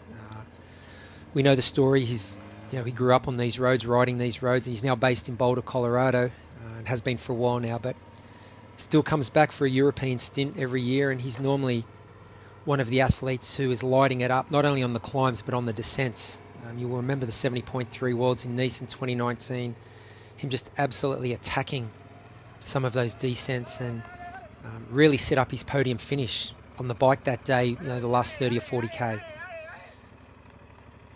Yeah, Rudy's a phenomenal athlete. He often gets overlooked, but he always shows up at the World Championship events and races well, and is a factor. And we saw that in Texas, one of the most insane fields we've ever seen in a regular season race, and he was 5th place. Phenomenal racing. But we have a soundbite from Rudy we're going to go to now. Yeah, surprisingly, first time in Aix. Always been wanting to do this race, but it actually wasn't even on the program this year, but I wanted to get another 70.3 Pro Series score. Might not go to Nice, so that's why I wanted a second 70.3. And I feel pretty good and just generally excited for this fun course. I mean, I haven't been exceptional at my runs in halves lately, so I'm gonna try to have the best bike possible. And then kind of my strength is, no matter how hard the bike is, I can run pretty well. So I'm just gonna try to push the bike as much as I can and see what I have left for the run. Yeah, and as you heard there, he may or may not do 70.3 Worlds. He's thinking of, he added this race sort of last minute because he sort of decided he wanted to go all in on Kona and not travel over to Nice, 4 weeks before the World Champs. It's based in Boulder, Colorado, traveling to Europe, and then coming back all the way to the US and racing in Kona. It's, doable, but it does throw a little bit of a spanner in the works. And if you main goal or your strength, I mean, he's phenomenal over 70.3 and the Ironman, but I would say Ironman is really what Rudy is, where he shines. And so I think it makes sense for him to set the year up this way. But he did say he was going to ride as hard as he could. I think maybe Texas is still in his legs a little bit, Crowe. Yeah, you took the words right out of my mouth. I think given what we just heard in that soundbite, Rudy riding hard doesn't really look like this. Normally, when he attacks, he's up the front and off the front. So I think perhaps there's a little bit of residual fatigue from a tough race in a hot climate. It's interesting. You do mention he does go under the radar. He's one of the few athletes who, if you look at his resume, just consistent regional championship titles. One of those regional championships in Europe at Elsinore, he beat the great Javier Gomez over the 70.3 distance, which not too many athletes can lay claim to that. So he's definitely been one of the best now for 6 or 7 years or more. Just very consistent. It just feels like he hasn't got that spark. He hasn't maybe recovered that last 3 or 4%, that extra top end you need for racing, at this distance. It's just a drag race now, 70.3 racing. It's much closer to short course racing and Olympic distance than it is to Ironman, and you need that spark in your legs. As we flash back up the front to Michele Bortolamidi, and this is an interesting card he's playing. I'm loving this. He's been sitting in this front group. He's been one of 2 athletes, he and Max Spurl, who haven't been spat out the back from the relentless pace set by Rico and Nathan on the front. And now he's stretching his legs up this climb, Rin. Yeah, I mean, it's super impressive. Love to get a pan back and see if he's causing any damage. I saw him peek over his shoulder a couple of times, so I think his goal was to certainly inflict pain, but possibly separate himself and get a little gap. But I do have a little update on the women's race. I know we're sitting on the men's race right now, but Marjolaine Pierre has been able to separate herself from Hannah de Vet. She has a 30-second gap, so Marjolaine going straight by Hannah de Vet. Hannah de Vet sitting at 30 seconds back, and then Imogen Simmons next on course at 1:42 back. And then Audrey Merle and Lisa Purter, I'm just waiting for their splits to come through at the next one. That's at 58 kilometres. So Marjolaine, coming to the front, and she's only going to extend that, especially with this climb that's coming up in another sort of 10 kilometres for her. So, again, Marjolaine Pierre shining here in Aix-en-Provence as she did a year ago. Yeah, great, well-paced ride by Marjolaine, and Hannah de Vet still having a phenomenal race. Imogen Simmons holding strong in 3rd. Interestingly, Laura Phillip, 3:05 back, so she's taken a little bit of time, so she's still hovering around. Lizzie Rayner back in 10th, 4:40 back. And the reason I mentioned Laura and Lizzie, they're both noted runners. So, at 3 and 4 minutes back, the podium is still in play for those women if they have their running legs with them today. But, I think we're looking here at Hannah de Vet. She's, just great racing, great swim. I mean, and that's no surprise. I mean, we know she came up through the Belgium short course program. We know she's got a swimming background. Great Ruby T1. Was first out on the course, but really just led solo until 48k. And now Marjolaine's caught up and gone through, but she's still holding strong, Hannah de Vet, and she looks good on the bike still, Rennie. She looks comfortable. She looks composed. Doesn't look like she tried to overbike to go with Marjolaine. I feel like she's in her own race. And she's slowly opening that gap, back to 3rd and 4th. So, yeah, she's riding a really well-paced, really controlled bike ride here. Yeah, absolutely. We see Laura Phillip go through that last time or two, and she's at 3:11, so losing a couple more seconds here and there. But again, Laura, definitely keep an eye on her. Lizzie Rayner, also Tanya Neubert. She's down at 8:10 back, though, so I think podium probably not likely for her. is a fast runner, but that time gap is really starting to open up now. But yeah, Laura Phillips still within reach. Lizzie Rayner still within reach if they can unleash a very fast run here today. But yeah, you said it, Hannah Devet having a race of her life here on the bike, and she does look great. She looks composed. She's comfortable, and Marjolaine Pierre just on another level on this course. And again, courses like this, Marjolaine, she races very well in Europe, in France in particular. She seems to just race really well at home, and I'm sure as the more she races, she'll be able to expand that to international racing. But roads like this just really suit her style of racing, and I know she'll have her family out there supporting as well, so I think that also goes a long way when you have support out on course. Beautiful aerial view of the area. Provence turning it on today. We were a little worried about the 7 degrees earlier on, but it looks mint now, mint conditions. It'll be interesting to hear from Timmy Don when they hit T2, but these conditions look good as we see Rico Bogan there. It looks like he's been able to bridge over the top of that climb and get on the descent with Michele Bortolamidi, and they've opened up a little bit of a gap. Let's see if it sticks. It's only out to 20 seconds, and again, this is something we saw in Marbella last year, and we also saw it in Nice. These sort of gaps open and close over the top of climbs and through the undulations as we go back through the field, and that looks like Jamie Riddle there with the South African flag on his Win Republic kit on the sleeve, and certainly not the race we expected from Jamie today, but he's got a nice run up his sleeve as we flash here to Marjolaine, and she looks amazing. Yeah, she looks amazing. She's just doing her thing. She's rocking from side to side in her rhythm. Again, this is, textbook what we saw Marjolaine do last year, and it will just be a matter of, she ran very well last year off this bike too. So, I think the ladies need to work very hard now to sort of keep her within the sights. And sometimes it's the power of that number one. You wear that number one on your sleeve, and sometimes I think it gives you a little bit extra to push. But we're going to go and listen to a sound bite with Marjolaine right now. I would say yes, this bike course is really something that suits me. I just love to go fast, but also have some hills. So I think it's the perfect combo here. You have quite everything, so I'm happy. If you asked me this question like 2 years ago, I would have said tactics is not really important, but right now it's just so important. I think it's how you can win a race or how you can lose it. So I think the tactics need to be talked before the race, and you need to have a really strong tactics to really be able to win that race. I think the girls know how I won, so I can't really make the same as last year. So I really need to find another tactics and to have some other, I need to really be strong on other parts. So yeah, I'm sure I need to find another tactic, but we find one, so let's see.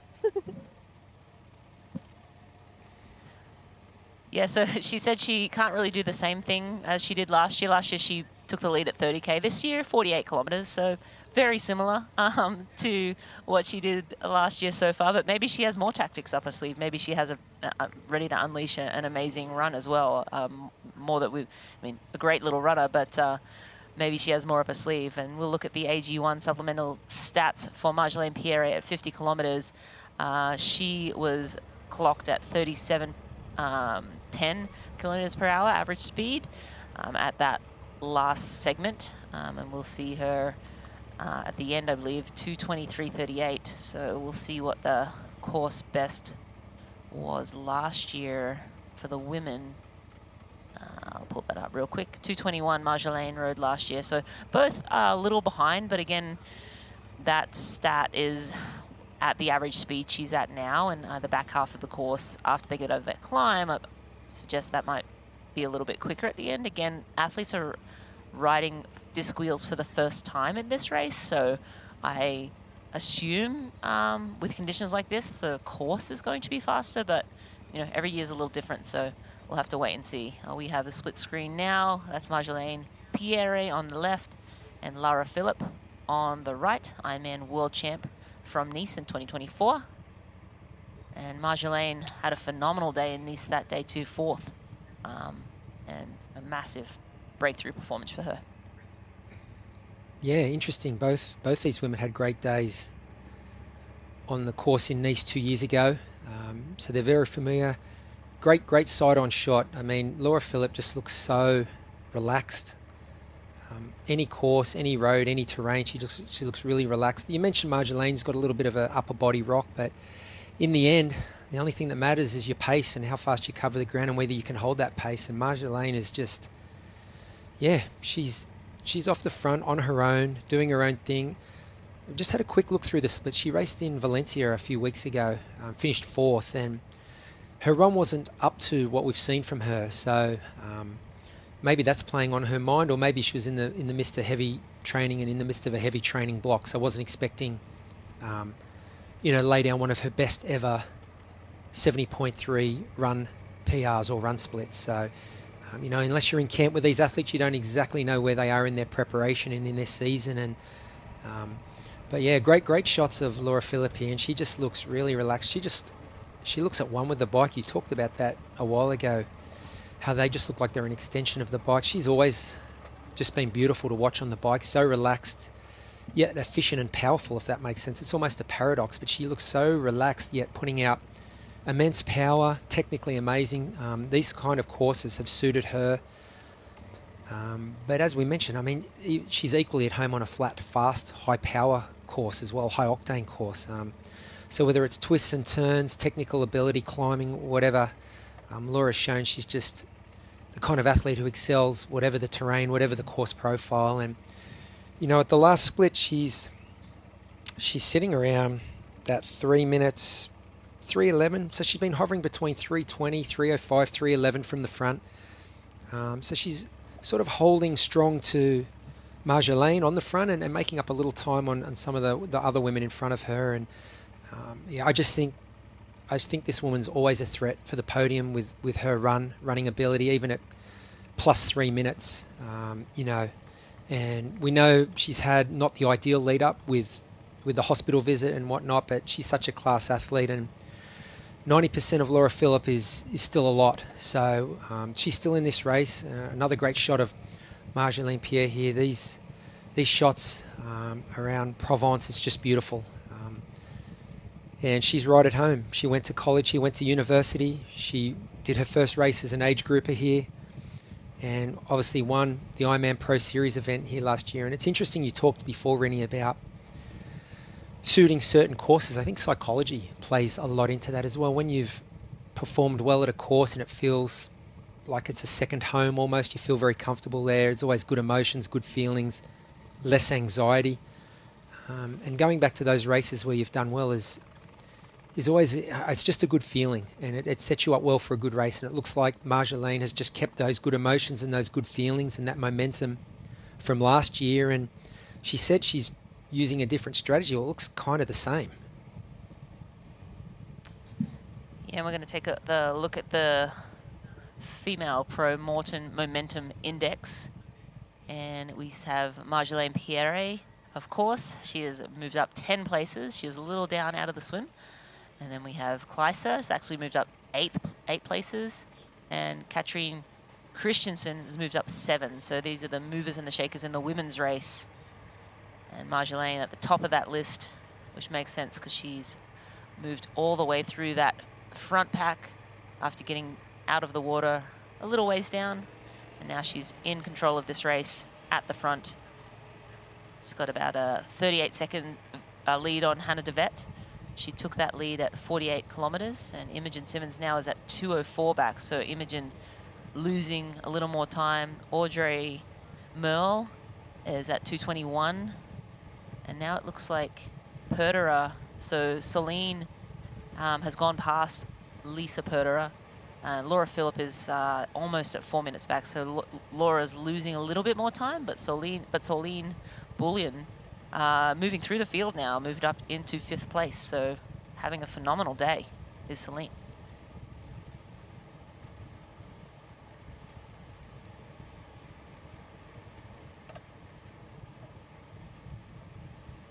I'm just pulling up some recent results for Celine. She was 7th at La Quinta, 70.3, the end of last year. Looks like she's around you know, 126, 124 runner at 70.3 world. She was 24th. So this is a phenomenal performance for her. She's a solid biker, as we're seeing today. Rode around the 213 in La Quinta. On average, she rides, you know, 213. Sorry, that's not average. That was her fastest bike in La Quinta. Her fastest run at the 70.3 World Champs was 124.30. So, yeah, still a phenomenal day of racing. She's not the fastest runner in the field by any means, but moving through and now up into 5th place. So, really great racing. More great shots here of our women's leader. Just, yeah, looking strong. No signs of slowing down. I mean, she's right at home here on the front. And you're right, that last time split, it was interesting. Everyone, really, except Hannah DeVette, lost time. I mean, Hannah was hovering around 40 seconds, 38 to 43 seconds. But I think everyone else has lost a bit of time to this woman on screen, on the left of our screen. And yeah, as we're looking Laura here, Phillip, as you mentioned, back to 3:38. Yeah, we're just getting on that split screen. We're getting a preview of where the athletes will come in to Rue VT2 and exactly where they'll go pick up their bag, drop their bike, and how they will exit. So a nice little preview of what the athletes will see as they hop off the bike and head out on to that Hoka run course.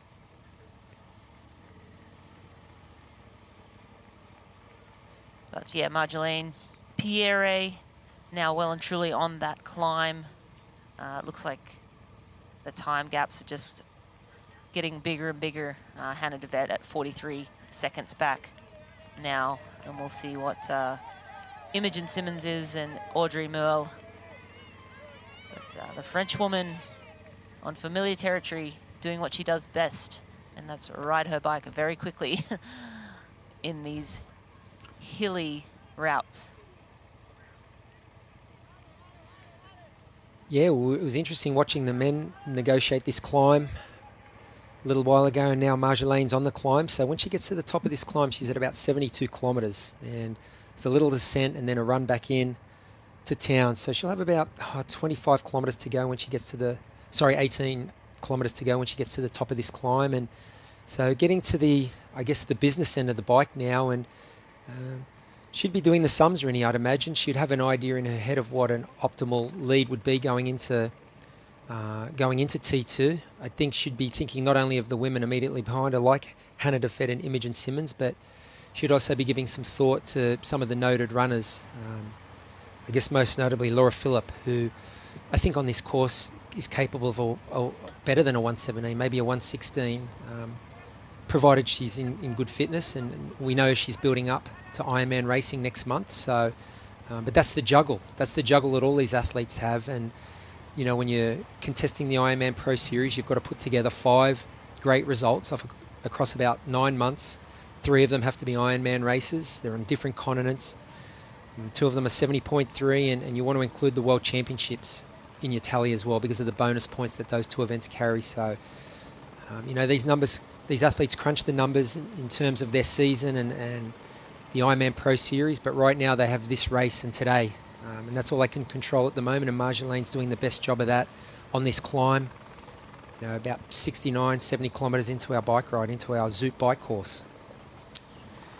Crowy, I was just doing a little bit of research on the runners in the field in that top 5, and I think Audrey Merle is the big name.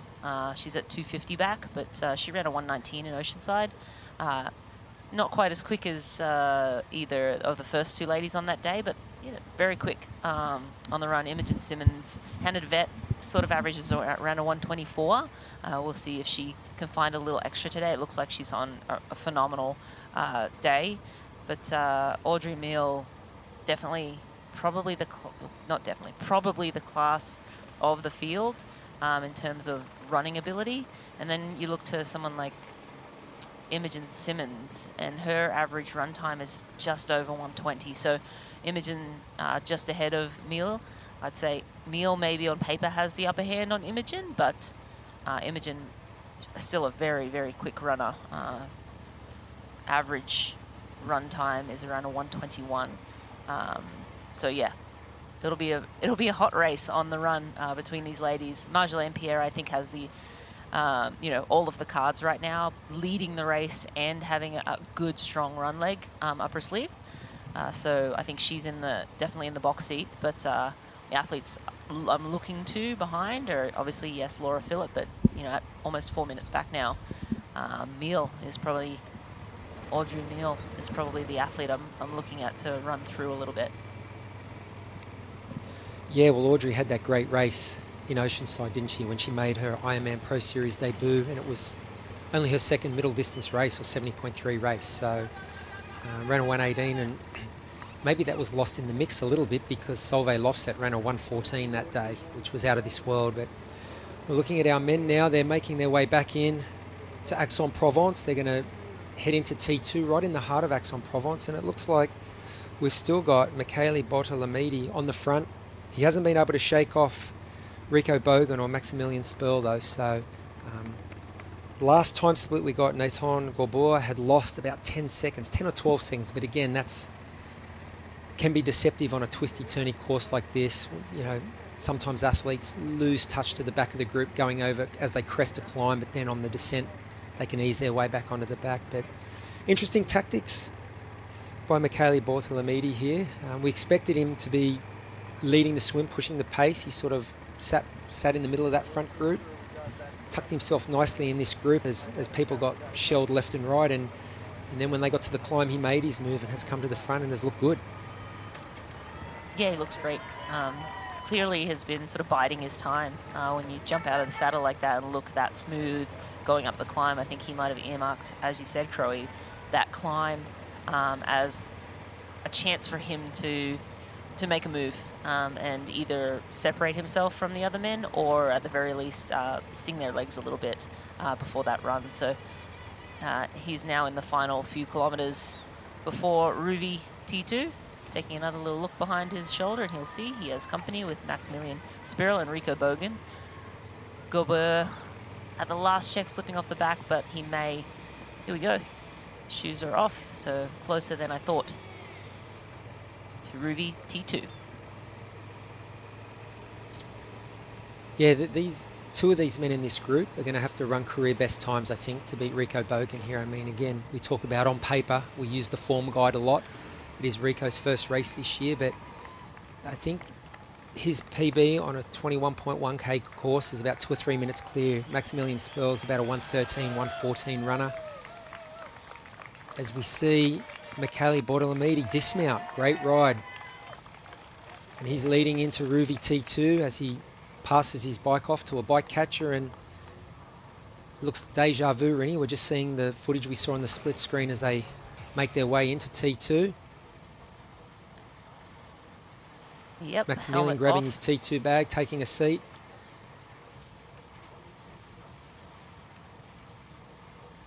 Rico Bogan now in T2. Helmet off, socks on, shoes on, and they'll be out of this transition area. Oh, we're just waiting on Nathan. So the Michele Bortolamidi has a 2:02. The Experience Oman bike time, 2:02.20 for Michele Bortolamidi. That's we're going to throw to Tim, but that is a new course record.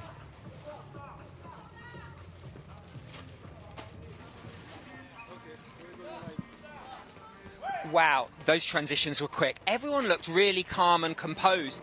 They really didn't look stressed or flustered. This is where it's like you can see they're quickly putting their shoes on, also putting in their socks. To run 21 kilometers without socks is a big risk. These guys have worked really well on the bike. They've steadily been building that lead. There was no massive jumps. There's a big pack chasing them with some really world-class runners, but everything to play for these athletes. You can see he's just taking his time. There's no rush, no urgency. You know, it's always been told by the marshal, turn that number to the front.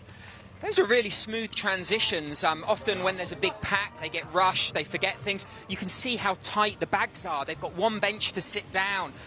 They've earned that lead over the course. I'm not sure if it was a bike course record, but they definitely look really smooth out there. Did they get their nutrition right? We'll see on the run.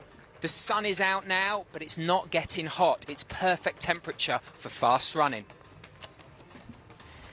Yeah, actually, it was a course record, Tim. I think actually by Maximilian Spirl, he clocked a 2:02.08, so he must have just bridged up a little bit out of the swim, just pipped Michele Bortolamini by 12 seconds for that new bike course record. So Ruben Zapuntke's course record from last year has been lowered by a sizable margin, almost minute 50. A little less than that, minute 42 or something. So yeah, very, very quick riding. Actually, I can't do Yeah, math that's amazing. at this time of the Amazing day. riding. Amazing riding in anyone's language. 2:02 on a course with just over 1,100 metres of elevation gain. You know, you mentioned about the disc wheels. That certainly would have played a little bit into that, and as would have the conditions, no wind. But yeah, that's flying. These men were on a mission today, and they opened up quite a sizable lead, these three men. Nathan Gorbor got dropped right at the end of that. He was about 15 or 20 seconds coming in, but Michele Bortolamidi, he looks good. He looks good early, Rin. Nice turnover, nice cadence. He's got his nutrition, got the sunnies on. He got through, as this Tim mentioned, he got through Ruvi T1. He was lightning fast. He didn't waste any time, and yeah, he was first out onto the Hoka run course, and now he's got 3 scenic laps of Centerville, Aix-en-Provence. Yeah, I'm just trying to look up some of his run splits. I mean, Valencia, his fastest ever run was Valencia in 24. He ran a 1:10 flat. We're going to throw it back to Tim now. He's back in transition with that second group. What do you got, Tim? Okay, we've got the second group. They're coming in. We've got Tom first, who's off the front a little bit. Then we've got Lassie, who is a great runner. He'll be looking, I mean, he's run 67 this year. The athletes that have already gone out, they're more mid-teens. Or you can see he's running not so smooth as that lead group. He's holding his hamstring, his glutes cramping. You know, even though it doesn't seem hot, they still need to keep that nutrition on. He needs to get that electrolyte in as best as he can. He is taking his time. I can hear the main group coming in now. You can hear the whistles going. The great thing about this transition, I don't know if you've noticed, there are no bikes. They get to ghost ride their bikes. Wow, look at this guy coming in. He's flying. This is Lassie. He's full of running. He's full of running. He'll be confident after his 1:07 run earlier this year. This is the group where the run times are going to come. You can see they're coming in thick and fast. We got Pierre and Nicholas. They're both mid-teen runners on a course like this that's slightly twisty. Jamie Riddle, again, he's been set quite cagily at the back of that pack, saving his energy.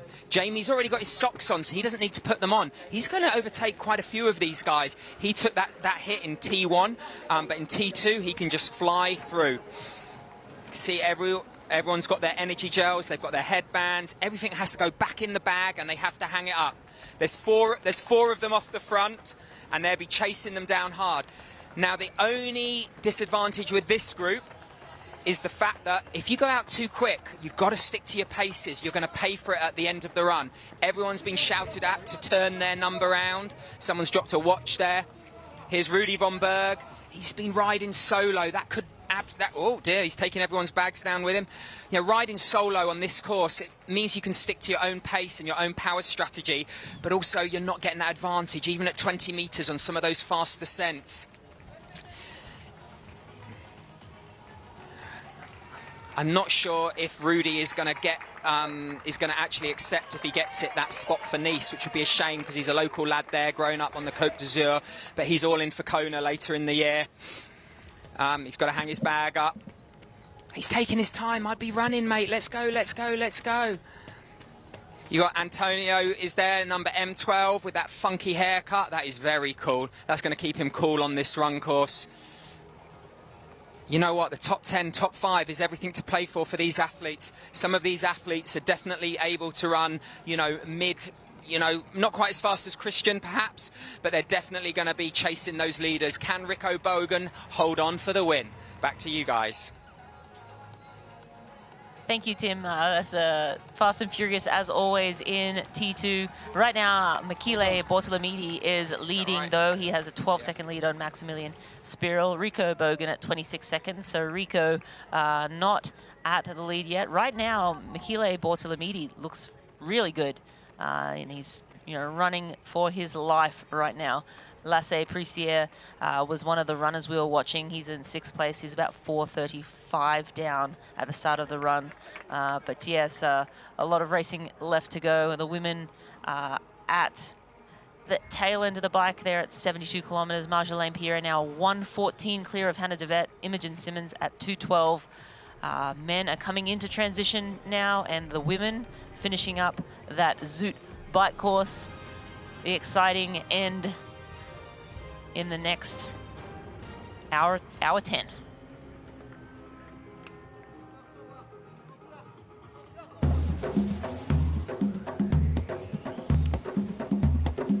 It's the beauty of Oman.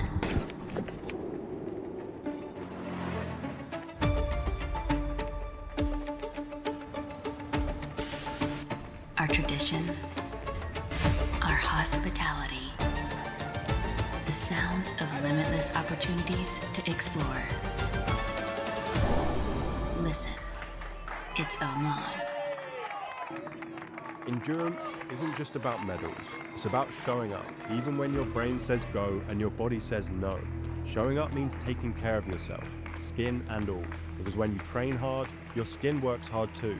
That's where Bulldog comes in, with products packed with brilliant natural origin ingredients that help prepare, protect and recover your skin. No fuss, no nonsense.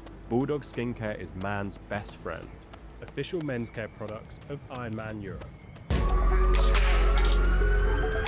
This is where I wanna be.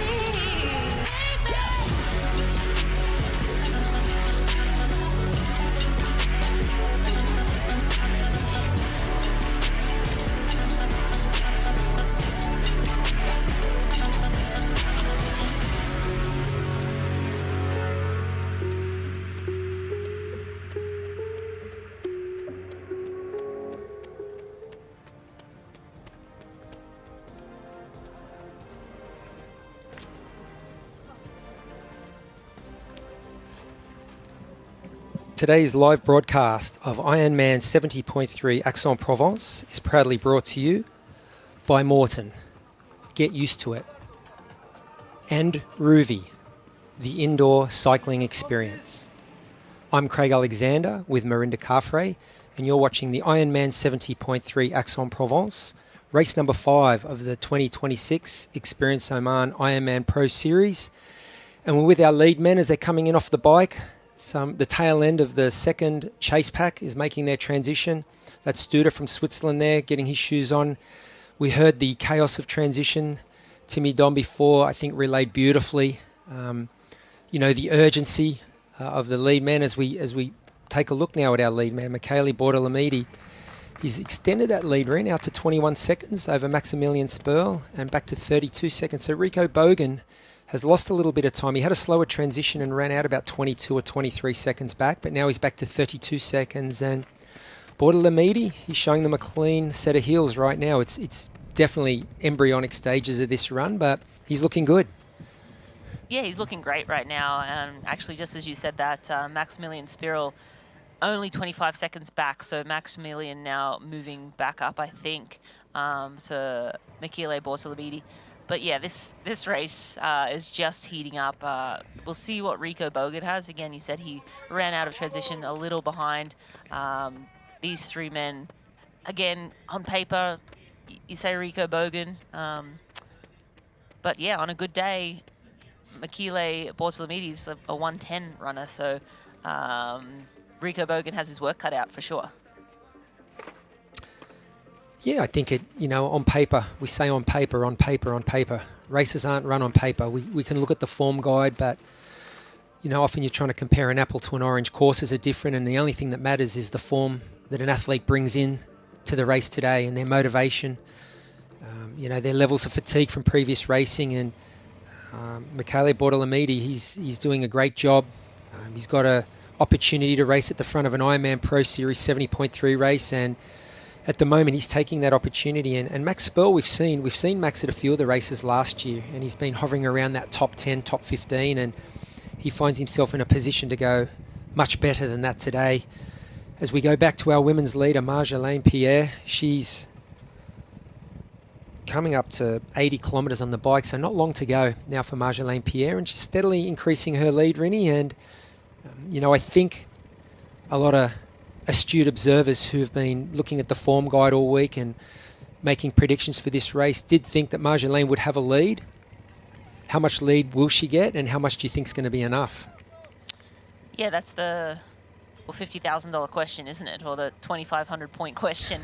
Marjolaine extending her lead for sure. Hannah DeVette at the last check, 1:14. Imogen Simmons at 3:01. We'll just see them go, now that's 1:25 to Hannah DeVette. So extending the lead a little bit. Again, I think Marjolaine is,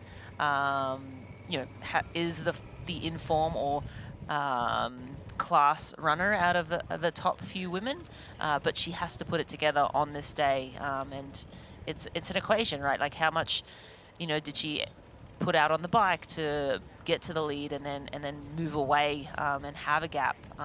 She did this last year though, and I think she does run well off a hard hilly bike, so I don't think her run will be hindered by this effort that she's put in to get off the front. But again, we'll see what Hannah DeVette has up her sleeve today, and Imogen Simmons, and of course Audrey Merle is only 3:15 back as well, so not too far behind Imogen. Then we have Soline Bolin at 3:37, and Laura Phillip sitting in 6th right now at 4:08 back from the lead. So some big names behind Marjolaine, but I think right now Marjolaine holds all the cards. She will have a lead coming off the bike, and she has the run pedigree to get the job done.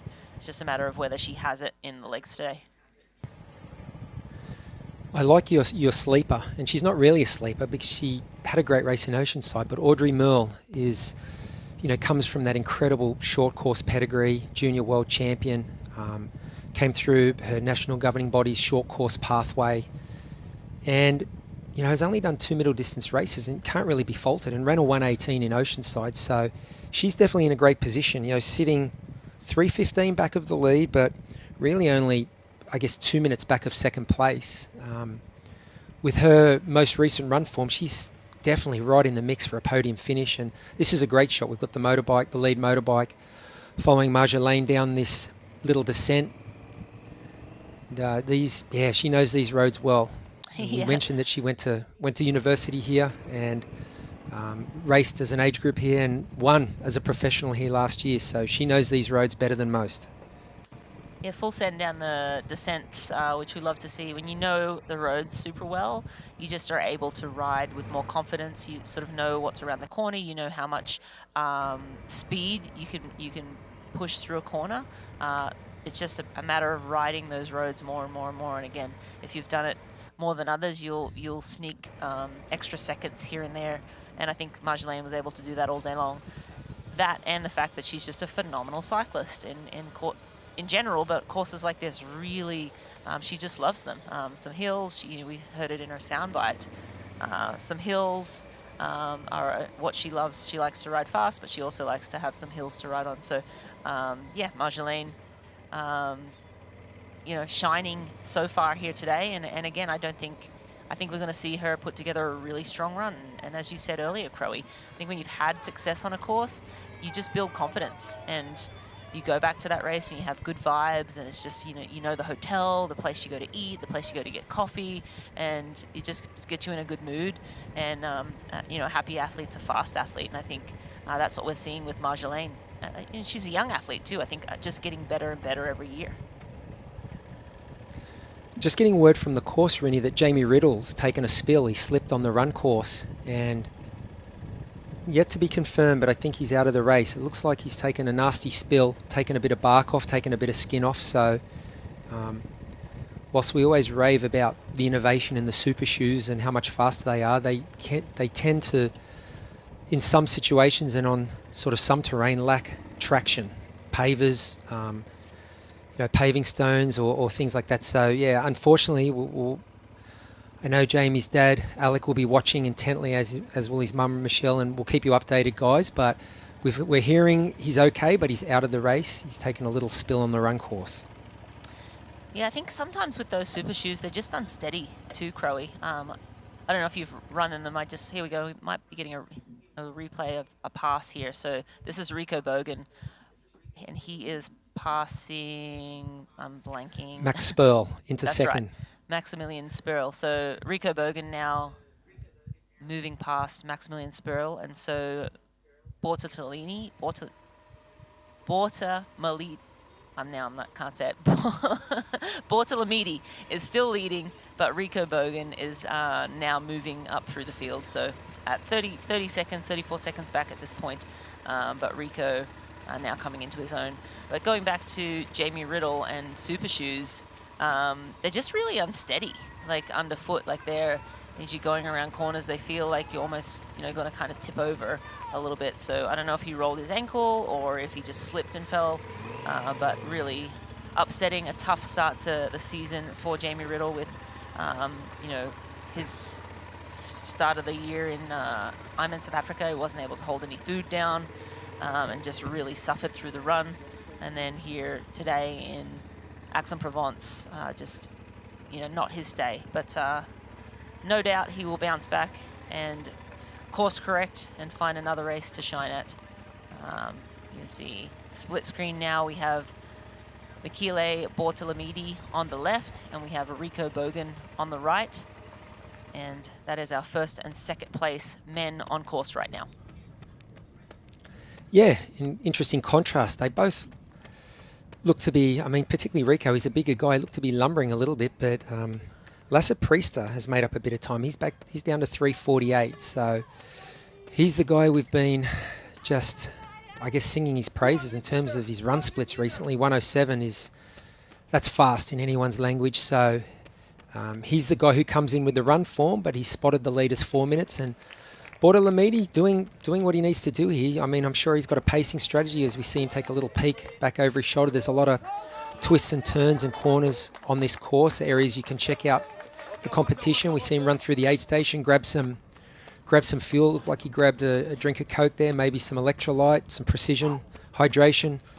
Morton on course as well for these athletes. So, no excuse for them not to be meeting their electrolyte requirements and also their carbohydrate requirements. We know that's big on the agenda now with the athletes. Nutrition has come on in leaps and bounds, and aid stations at regular intervals. These athletes addressing their nutritional requirements, and Bortalamidi looking good. He's out in front. He's got half a minute. That equates to probably 180 metres on the road. But let's keep an eye on Lasse Priester. He's going to have to take about 1:20 per lap out of our leader to be anywhere near in the sort of vicinity coming down to the last kilometre or two. And, coming off the bike, I think he was, He was just over 4 minutes. He's now down to 3:48. So he's eating into that lead, and let's just keep an eye on the splits as they come down. But can't ask any more of Bortalamidi at the moment, and now we get a look back to Rico Bogan, who looks, he looks quite comfortable too. Yeah, Rico looks super steady, comfortable. Bortalamidi looks like he's just running scared. Like he keeps looking over his shoulder. Rico looks more in control. He has, Bortalamidi in his sights. He knows what he has to do. He's getting splits all the time. Just look at a replay with Rico Bogan. Just a nice close-up of him working hard. Extreme close-up. No sunglasses. No sunglasses. It looks He's got hot the now. Omius cooling headband. Yeah. Yeah, well, Timmy said it was warming up. He said it still wasn't hot, but most athletes we saw in T2 went for the cooling headband. As we get the shot from behind Rico now. And so Rico, he's known for not being an outstanding runner, but being a very, very strong runner off a very, very hard bike. We'll just look at the Ruvi Transition 2 times. Simon Villan is 1 minute. Jamie Riddle was 1:02. No socks. He didn't need to worry about them. But Bortalamidi, 1:03 through transition. So he was a man on a mission from the start of that climb. It seemed like all of a sudden he was just racing for the win. And he's looked that same way, same look in his face ever since. And yeah, he's 35 seconds. It's kind of sitting at that 35-second mark between him. I think it's maybe he's gained a second. So not much in it, but he's basically holding even with Rico Bogan right now. Maximilian Spurl is down at 50 seconds back at this point. Gabur is 136 plus, so he's sort of going backwards a little bit. And again, we'll keep an eye on Lasser, Presta. He is the class of the field, well, in the front of the field, and probably the only one who could make up, you know, maybe a podium position. I don't know if he could make his way all the way to the front, but stranger things have happened, and it's a big ask. 1:20 per lap, 3 laps on this course, and gave them a little over 4 minutes lead into this run. But as the race heats up, sometimes athletes start to fall off, and all sorts of things can happen. But excited to see the ladies now. Marjolaine Pierre leading at the end of the bike. She's got less than 5K to go. Hannah DeVette in second, and Soline Bullion moved into third at this point on course. Transition 2 coming up for the women. And there it is, the Ironman World Champion.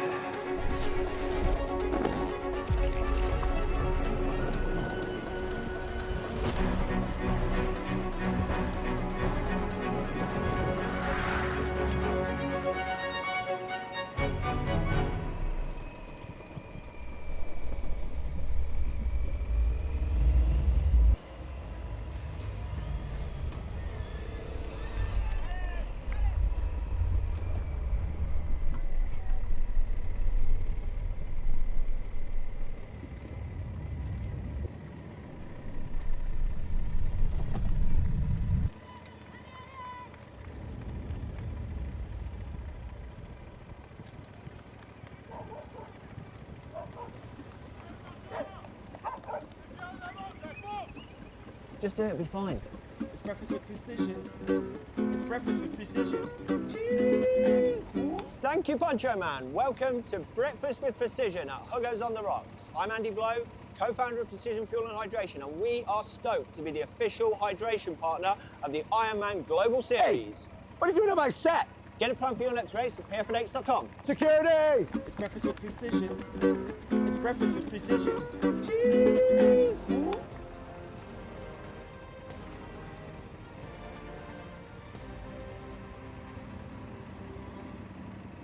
Ironman 70.3 Aix-en-Provence is brought to you by Bulldog, man's best friend, and by Oman.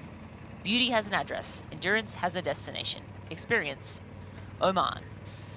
And we are at the closing stages of the Zoot bike course with the pro women. Marjolaine Pierre leading this race right now. We have Hannah DeVette sitting at 120 back, and Soline Bullion sitting at 3:30 back, has just moved up into third place. Imogen Simmons on fourth at 3:47, and Laura Phillip at 4:09 in fifth place right now. Millet, one to watch on the run at 4:25, sitting in sixth place right now. The men have started the run. They are 6.7 kilometers in. Michele Bortolamidi is leading right now. Rico Bogan sitting or hovering right around that 30, 35, 32 seconds right now mark. So Michele Bortolamidi leading the men's race and running scared. Yeah, as we flash back to our women coming in the last 10 kilometres or so of the course, and you mentioned Marjolaine Pierre, she's done a great job, but shout out to Hannah DeVette, what a race. I mean, she's 120 back. A lot of other women are further, as we see Marjolaine taking her shoes out now, readying herself for the dismount line that's coming up. She's heading into Rouvy T2 very shortly, and she's had a great ride. She did what we thought she might, what a lot of people predicted she would do, and it'll be interesting to see what her split will be as she comes in on these roads lined with spectators. You mentioned the rich triathlon history around here in. It's a hotbed of triathlon around Provence, has a very strong racing club in Provence. As we see Marjolaine dismount right before the line on the red carpet, now hands her bike off to the catchers, makes her way into Rouvy T2, and she's going to grab her bag off the rack, sit down, and get her running shoes on and make her way out onto the Hoka run course. 21.1 kilometres, 3 loops around the centre of Aix-en-Provence. That's and course Marjolaine record, Pierre, 2:19.53, has broken her own course record from last year, which was a 2:21.11. So similar about a minute 20 to a minute 25, similar to what the men broke their record with. And let's throw down to Tim Don, who's right in the thick of the action in T2. Take it away, Timmy. Wow, Marjolaine looked amazing. She had springs in her legs running to her bike. Running to her bag. It was really impressive. She's paced it well. She said she wasn't going to do what she did last year, but she actually did. It just took her longer to catch the front. We saw Hannah De Vet was having a career best bike, and she didn't bleed time once Marjolaine had gone past. So I think we're on for a real battle. I think the top 8 women are within about 4.5 minutes, which is really tight racing over this distance. I think this isn't Hannah De Vet coming through now, but she'll be next off the bike. And to break the course record, there's not much wind. I will say one thing. This year they've got disc wheels, so that is going to make them go a little bit quicker. So all those people that held the course record are going to be having a little asterisk by that. But you can see here that, as I keep on saying, it is not warm. It is perfect temperatures. It's low teens. Here comes Hannah De Vet. She's taking her gloves off. She's running well. Again, looks like it must have been a really balanced bike. Helmet's off nicely. She's already raced this year on the Gold Coast and didn't have the best performance, so this is definitely, she's moved up.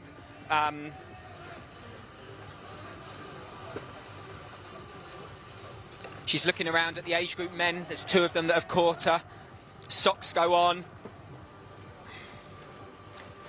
She's got her super funky headband that's 3D printed to keep her nice and cool. She's got her own energy sachet there as well, like a squidgy vest, squidgy pouch, and she's got her Oakleys as well. So she's looking good. Now what she doesn't know is that the women are going to be close behind. She's got about a minute and a half to 2 minutes to a whole string of women. That's going to have Laura Phillips in the mix. She's really warmed up into this race, I would say. You know, she was physically cold. I could see that in T1. I think she's definitely going to have that endurance if she's really training for Hamburg later in the year. It was only 2 weeks ago that she spent 48 hours in hospital with some stomach and lower back issues. So hopefully that's behind her and it's a blip. But they're really going to have to chase hard because Marjolaine, you know, she took the lead early last year and she held on. And again, as we keep saying, this is her hometown. This is the area that she loves to race on. She knows the streets. There's twists, there's turns, and for her to know where she's going, where the aid stations are, is going to give her that little bit of an advantage. We've got one of the pro men here coming in. Very nice orange suit we've got there. This transition area later is going to be full of over 2,500 age groupers here. The run course on lap 3 is going to be really congested, so the pros are going to not be able to see if they're catching people. They're really going to have their wits about them. I think we saw some fast times on the bike course. You know, when we're going from point to point, the wind can make a big difference. If it's a tailwind or a crosswind, it really can affect their bike time. Okay, we've got some more lead women coming in here. Who's this?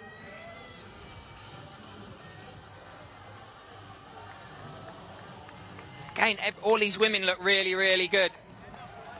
I can hear the cheers coming. That was number 20. That was Bolin from France. She's 3:44 down. So again, that's a great bike. This second half of the bike with that hill, really, those people have paced it well. Here's Imogen Simmons, helmet's already off. Imogen's definitely on a comeback year this year. She said she wants to go back to enjoying her racing. I'm not sure if you enjoy it all the way, especially with a 21k ahead of you. I think next in will be Audrey and then Laura, unless Laura's caught her. Socks are going on. You make that decision. Do you put them on in T1 and maybe miss a bike group, or do you put it on in T2? Here comes Laura. Let's see, Laura's arm warmers have already come off. She's disregarded them. Looks like she's got a gilet on as well, because you can see her high collar there around her neck.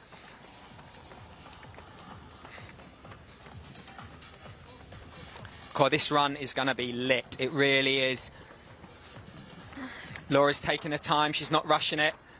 Be interesting if she's disregarding any more clothes. It still fascinates me in triathlon that we haven't come up with a better solution than elastic laces. Sometimes the tension isn't equal on the shoe and it can give you hot spots. Can you see Laura? She's got that bag by her feet. That's got her glasses, her energy gels, anything she needs. Oh look, the gilet's coming off. She's cut that. That's smart racing, thinking of everything. Look, plastic bag come out. She knows all the tricks of the trade. So she's just run out with a plastic bag with everything she needs for the run. Once she finds her rhythm, got GPS, she's only carrying one thing as opposed to carrying your watch, carrying your energy gel, carrying your baseball hat.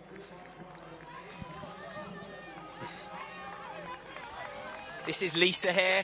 Again, you can see she's got the silver coming out, or gold actually, coming out the bottom of her tri-suit legs. That would have been to keep her warm on the bike. She does have an amazing looking kit. Again, she hasn't got that bag. You see, she's slowing down, losing seconds. I think the men's were about a minute in transition. I think these women, some of these women are going to be just as quick. Oh, there you go. Keep those quads nice and warm. I'm sure they're going to have someone within the first 1 or 2 kilometres of the run course giving them splits. They're going to have key athletes that they want to track off. Some of them are looking for podium places. Some of them are looking for Ironman Nice World Championship spots. Here's Audrey coming in with that nice French flag. Another French athlete on a home race. It's got such depth here at the moment in Europe. These European women and men, actually. Again, taking the time with her socks. Fascinating. We've got these lovely benches, VIP area. Not many people are sitting on them. They're choosing to, you know, just stand and put their socks on.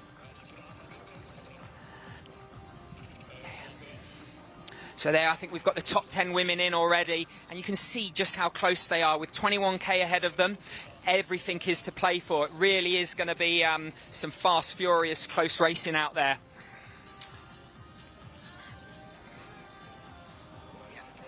Okay, I think I'll throw back now to Crowe and Rinny, and let's see how the men are doing after this fast and furious women's transition. Thanks so much, Tim Don. We have Audrey Mille. She lost a lot of time at the end of that bike, but we're going to look at the Ruby transition 2 times. Marjolaine Pierre, super quick through transition, 1:07. Bullion at 1:14, and Hannah Devet 1:15 through transition. Marjolaine Pierre just doing everything quickly right now, and in the lead, and comfortably in the lead. Hannah Devet 1:54 back from Marjolaine early in the run. Soline Bullion is at 3:55, Emo 4:24. Laura Phillip at 5 minutes back. But again, that's the top 5 women. Another name we haven't mentioned all day, Annie-Sophie Pierre. And I was just looking her up. She averages sort of high 120s. And her most recent results, Challenge Grand Canary, second. Ran a 125 there. And T100, 105, again, that's an 8. So 18-kilometer run. And third at 70.3 Nice. That was about 10 months ago, 124.26 run. So mid-120 runner is Annie-Sophie Pierre.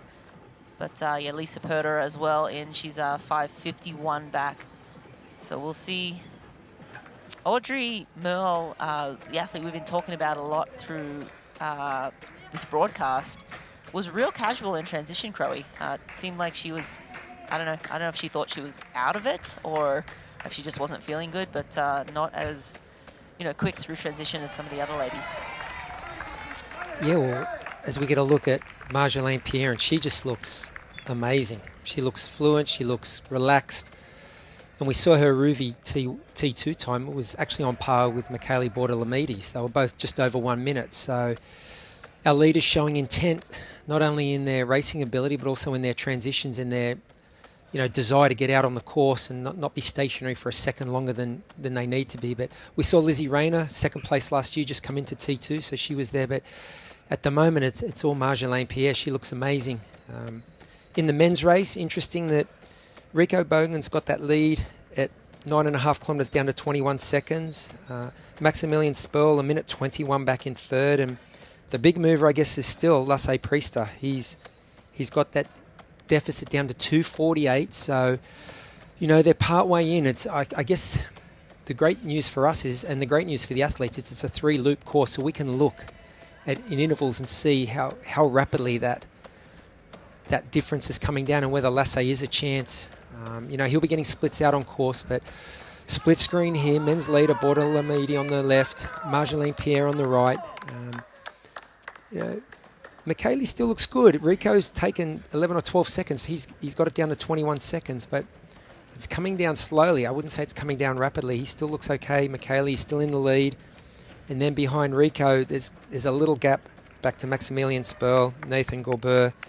And then I guess the fastest man on course, Lasse Priester. So we'll keep an eye on that. But yeah, Marjolaine Pierre just looks imperious on the right. She looks amazing, relaxed, like she's out on I'm not going to say a Sunday long run, but it looks like a long tempo run. And she's just comfortable and she's in the zone. Yeah, Marjolaine looks phenomenal. It's reminiscent of last year. She was so good here last year, and this is exactly what she did. She, took the lead on the bike and never looked back. It was unbelievable to watch. And going back to Lasse Priester, I think he's on track, certainly for a podium. Whether he can, catch up to Rico and Michele Bortolamidi, that's another question. But I think, at 2:40 back, Maximilian is at 1:28 back, so that's only a minute 10, and there's still over halfway to go. But if you're loving the action here today, maybe you want to do double the distance in Ironman Malaysia. One of the world's best Ironman swim courses is calling.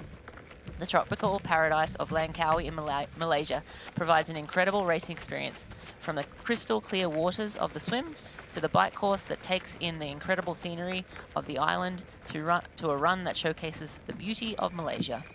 Once race day is done, relax in this tropical oasis and experience the warmth of local hospitality. Learn more at ironman.com or scan the code on screen. Yes, Marjolaine looks phenomenal, and she right now is running away from Hannah de Vet, who's the closest challenger at 2:06 back, and Soline is down at 4:03 back. So Marjolaine, I can't see. I don't want to jinx her, but I feel like Marjolaine Pierre is running away with this race, literally. Yeah, she looks best on course for the women so far, although we haven't had a look back at Audrey Merle or Laura Phillip on course yet, but what we're seeing, this is a great split screen here, split shot. We've got our men's leader, Michele Bortolamidi, on the left from Italy, and Marjolaine Pierre, our defending champion, on the right. And yeah, Marjolaine's just so consistent. It was interesting listening to Tim talk about in the pre-race, she mentioned she didn't want to do it the same way, but she kind of has done it exactly the same way.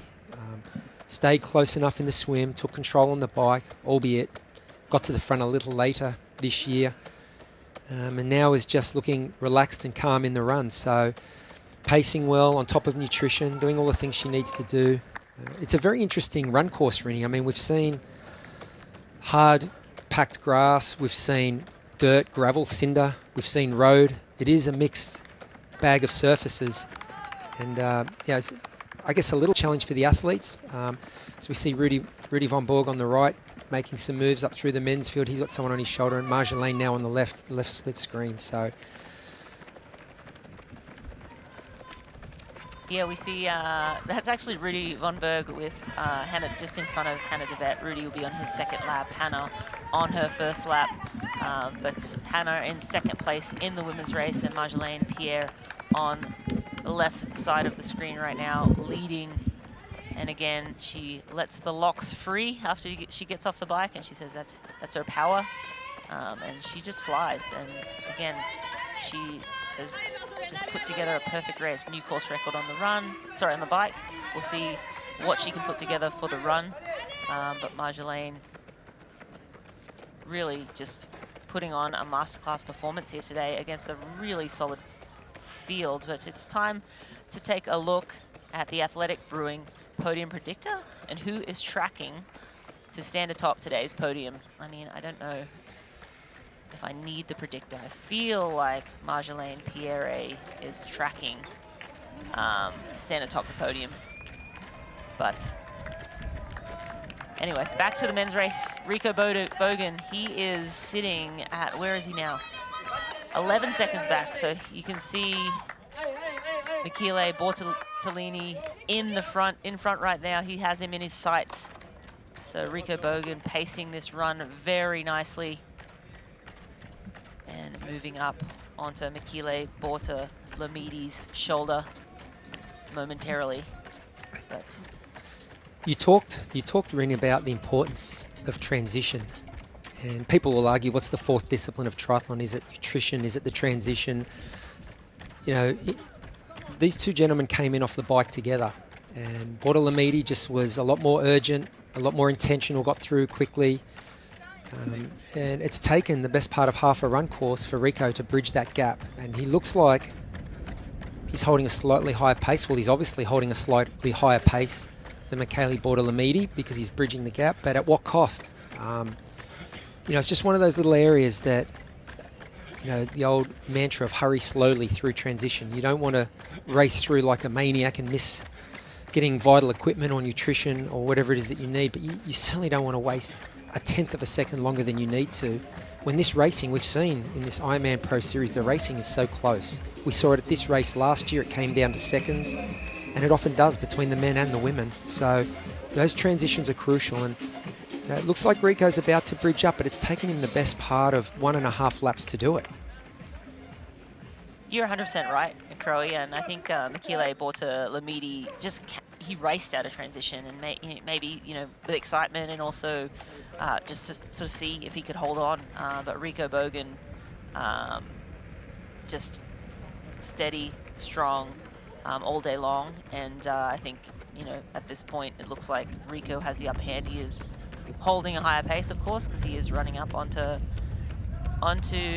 Michele's shoulder. But this race is, you know, by no means over. These men, you know, have been within 30 seconds of one another since the start of the run. They're at 12.3 kilometers, so 9 kilometers to go. But the mover, as we keep talking about, Lasse Priester, is at 2:10 down. So he's up in 5th place. He's only 30 seconds out of a podium, so a top 3. So Maximilian Spiral's at 1:42. So Lasse probably, I think, on pace for a podium. I don't know that he'll be able to. And as we look at the Precision Fuel and Hydration course record times, both men and women are on track to break the record today. So men, looks like at this pace, if they hold the same pace, men will come through in 3:39.26, so that's 1:42 faster than last year. And Marjolaine Pierre is set to break her course record by 2:03 and going a 4:09.54. So yeah, fast day. And yeah, right now that's the pass. Okay, go ahead. Here we go. Let's watch the dynamic here. Can Michele stay with him? Can he up his pace? They're on a slight downhill. Rico's letting himself go. He's got the momentum, but it looks like Bortolamidi's lifting his tempo to get on the shoulder. So good response, good move. Let's see what happens here. But Rico was stalking in the background. He was 10 seconds back, then he was 5 seconds. He made the move on that slight downhill, and it looks like the gap's, I mean, it's sitting at 2 or 3 meters. You would like to see Bortolamidi a bit further up on the shoulder, but there was definitely a response, and here it is. He's coming back onto the shoulder right now. So, ladies and gentlemen, we have a race on our hands. Yeah, and this is and then look at this, Bortolamidi going straight back past Rico. So Rico putting in an effort to catch up and didn't quite have enough in his legs to put him away. And this is where it gets tough. This is where the mind games come in. Bortolamidi not willing to give up the lead of this race and come back around Rico Bogan. Rico Bogan now needs to just collect himself, you know, keep him within reach and gear up for another attack. And the next one needs to be, you know, more, if he has it, you know, more, with more authority. But I don't know, sometimes it's just impossible to go past someone who has still some energy left in their legs. Well, this is the racing dynamic, isn't it? I mean, given what we've just seen the last 60 seconds, possibly might have been smarter for Rico just to sit on the shoulder rather than try and surge straight past. But that's the emotion of racing. That's, you know, it's easy for me to sit here in my comfortable leather chair talking about could have done this, should have done that. Rico felt he had the momentum. You know, when you've got that roll on a slight downhill and you're striding, sometimes it takes more energy to slow down. So he just went with it. But Obviously, Michele Bortolamidi knew he was coming. Obviously, he knew he'd been getting splits for the best part of 10 kilometres. So he was preparing himself mentally and physically, getting his nutrition on board and readying himself for what we're seeing now, which is a shoulder-to-shoulder battle. And let's see how long this shoulder-to-shoulder battle takes place. They both look relatively comfortable, to be honest. I feel like Rico had to work to catch up, but Michele knew he was coming, and maybe he's been just preparing himself and readying for a little bit of a battle. Yeah, and on a twisty, turny course like this too, Crowe, like you can see they want to run sort of shoulder to shoulder. No one's willing to, you know, let the other one lead. They don't want to run behind, but when you're having to turn left, turn right, kind of almost have to tuck in behind. But yes, this is what we came for. This is the kind of racing that we came for, and yeah, you see Rico Bogan just losing his footing stumble a little bit there, but yeah, no worries. Well, you talked about that. You talked about that before, the unsteadiness of the super shoe. And let's throw back down to Tim, who's right in the meat of this battle. Tim Don, 4-time triathlon world champion. What have you got for us? Wow. Wow, this battle is on. Mano a mano. You've got Michele and Rico going toe-to-toe. I can just see them running through the aid station. No one is given an inch. They cannot play cat and mouse. They still have 1 lap to go. And Lassie is absolutely flying. He's 2 minutes down. But that last lap, if they take their foot off the gas, they cannot afford to do that. What's going to be interesting is going into the corners. Is one of them going to wait for a sprint? Who feels stronger there? It's all going to come down to this last lap and who wants it. Now they're going to encounter back markers. They're going to be overtaking some of the pro women. Positioning is everything. They're coming towards us now, and we're going to see Lassie come through soon. It'll be interesting to see the leg speed. Lassie's a lot smaller. He's going to have that higher cadence. There is an entourage behind them, you can see, and in front of them, to be fair. They don't look like they're really slowing down. Rico's tucked in nicely, getting a little bit of a slipstream. They are literally 1 lap and 200 meters. They're working hard. Rico does look like he's suffering, but he did bridge back up. Is this going to be a decisive move? No, I think Rico's just getting his pace. They're getting excited with the crowd. Here's Lassie has just come through here to my left. He is absolutely motoring. You can see him running down there with the orange man on the wheelie bike behind him. He can see them now. This is the closest he's been to actually seeing them, and he has got everything to play for. 1 minute 52 down with 7K to go. He's going to have to really run out of his skin to catch him. There's Nathan in 4th, so he's actually caught him. He still looks strong. Such a strength course this, with all the twists and turns. There's a bit of elevation in one of the parks. You really need to, course knowledge would be vital for this, in my opinion, especially towards the end. If Rico and Michele are together on that last lap, this out and back drag strip is slightly uphill towards the finish, but I do think the race will be settled before then.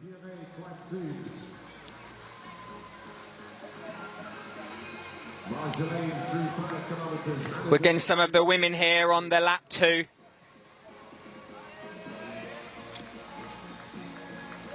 What will be going through Rico and Michele's mind? They still need to get the calories in, the carbohydrate in, still need to stay hydrated. Wow, here comes Lassie. Really see he's just taking an energy gel.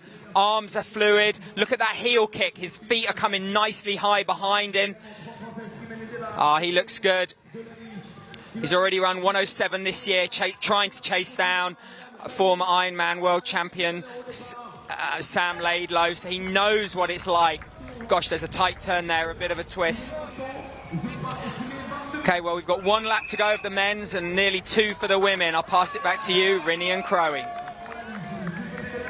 Yeah, thank you, Tim. Lasse Priester moved into 3rd place in that moment there, so that 40 seconds he made real quick work of moving up into 3rd, and that was great to get a look at him. But we're going to take a look at the Athletic Brewing podium predictor and who's tracking to stand atop today's podium. It's saying Rico Bogan because his pace in the past, you know, little bit has been faster than Bortolamidi, but this is on paper, right? And then Priester is set to lock in that third place. So on paper, with the paces they're holding now, if they maintain these paces, but again, this mano a mano race up front is anyone's guess. It seems like Rico is, hanging in there just fine, but Bortolomidi just seems like more feisty. He keeps just, leaping out ahead, like a step or two ahead of Rico. Every time Rico comes up on his shoulder, he kind of surges a little bit again. So, yeah, I mean, cat and mouse racing, head-to-head racing, this is what we love to see. Yeah, you're right. It looks like Michele's got plenty of juice left. He seems to accelerate out of the corners a little better, out of the dead turns. And, it was a great point Tim made about course knowledge. I mean, we saw at the 70.3 World Championships last year in Marbella in the men's race, Jelle Heens and Christian Blumenfeld shoulder to shoulder and on a twisty, turny course. And, you and I were doing commentary on that race, Rennie, and we thought KB really needed to make a move on the long straight out along the break wall, because the last kilometre run into the finish was twists and turns and up over a boardwalk and a scaffolding bridge. And Jelle Heens, for whatever reason, he was just able to out sprint, get in position, get the inside line with 2 right-hand turns to the finish. But I think it speaks to Tim's point of these men will have jogged on this course. They will have done their course reconnaissance. They will know what the last 1,000 to 1,500 metres looks like on the run-in. And I'm guessing they've earmarked or pinpointed the spot where if they are shoulder to shoulder, they want to make their move. And it looks at the moment that Bortolomidi's got a little bit more turnover out of the corners and out of the turns, like Jelle Heens did in Marbella. So but still 6K to go till we get to that point, or 5 kilometres until we get to the run-in, as we see Maximilian Sperl up on screen on his 3rd lap of the run. So great race by him. So just to recap, we got Rico Bogan and Michele Bortolomidi shoulder to shoulder leading. We got Lasse Priester on an absolute flyer, 1:39 back. He's in 3rd. Maximilian Sperl in 4th. Nathan Gobur in 5th. And then our Xterra cross-tri world champion Felix Forestier having a great transition onto the road in 6th place. And but as you mentioned, Rennie, all the excitement's right up the front with our 2 leaders, and it feels like Priester's just going to run out of real estate. He's on a fly, but it feels like he's going to run out of real estate, especially as these 2 men start ramping and ratcheting it up, in the last few kilometres. Yeah, this looks like a move from Rico Bogan here. You see on his face that grimace coming back. He looks like he sort of collected himself and now is sort of trying to make a move, but Bortolomini just will not say no. He will not go away. And so this, see Bortolomidi back up. Michele, he's like, is that all you got, Rico? Because I'm still here. This is shoulder-to-shoulder racing, and these 2, who will crack, who will have the legs to get across that finish line first. And I think, Rico's very stoic, doesn't have a lot to say. Generally, he's not very a talkative person, but it seems like Bortolomidi, he'll say a word here or there. He's sort of happy to say, oh, I'm going to take the lead here or move behind. We're going to throw back to Tim. He has something down. Probably the women going through, I would guess. Marjolaine's just finished her 1st lap, and she really does look full of running. We've just done the out and back, so she's coming up slightly uphill now.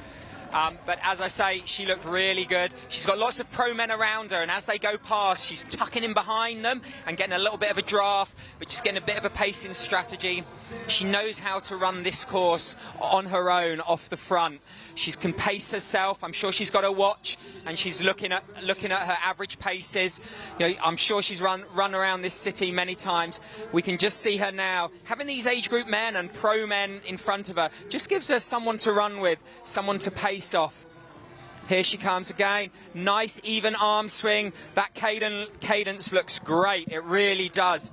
Very, very fluid. She is dialed and locked in. She's got those golden locks flowing. F1 leading the race. We're going to have a while to wait for Hannah de Vet. She's about 2:20 down. Laura Phillips is a big mover. Looks like she could be coming close to Imogen Simmons soon to make the 3rd step of the podium. But as we say, Marjolaine has got a great lead at the moment. Back to you guys. Yeah, thanks, Tim. We're just looking at the splits as well. Lasse Priester now at 1:21 back at 15.8 kilometers. So still a chance he could get closer if the two men up front mess around. If they take their foot off the gas, as you mentioned, Tim, they could be in trouble. Maybe that first place doesn't go to one of them.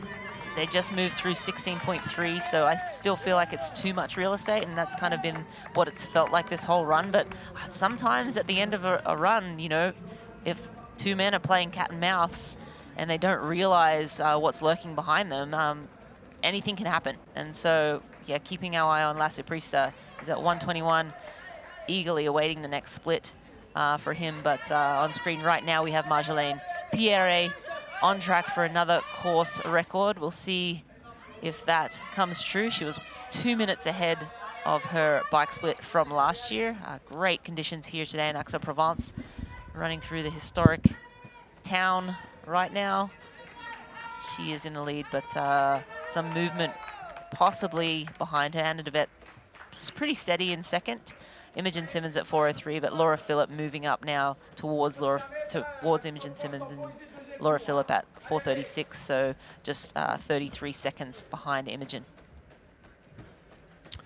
Yeah, Marjolaine looking great, and Hannah de Vet having just another, strong performance, holding strong in second. Interestingly, we'll keep an eye on the podium positions there. Imogen Simmons currently in third, but when we look at the men's race, it just feels to me like Rico's got to make his move on a straight.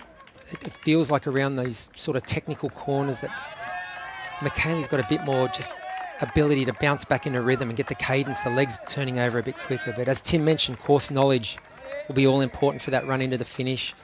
It would be amazing to see Priester bridge up. I don't think the front two men will play cat and mouse at all. I don't think there'll be any cat and mouse. It's not a bike race here. I think, as we see on the left, Bordelamiti's opened up a little gap.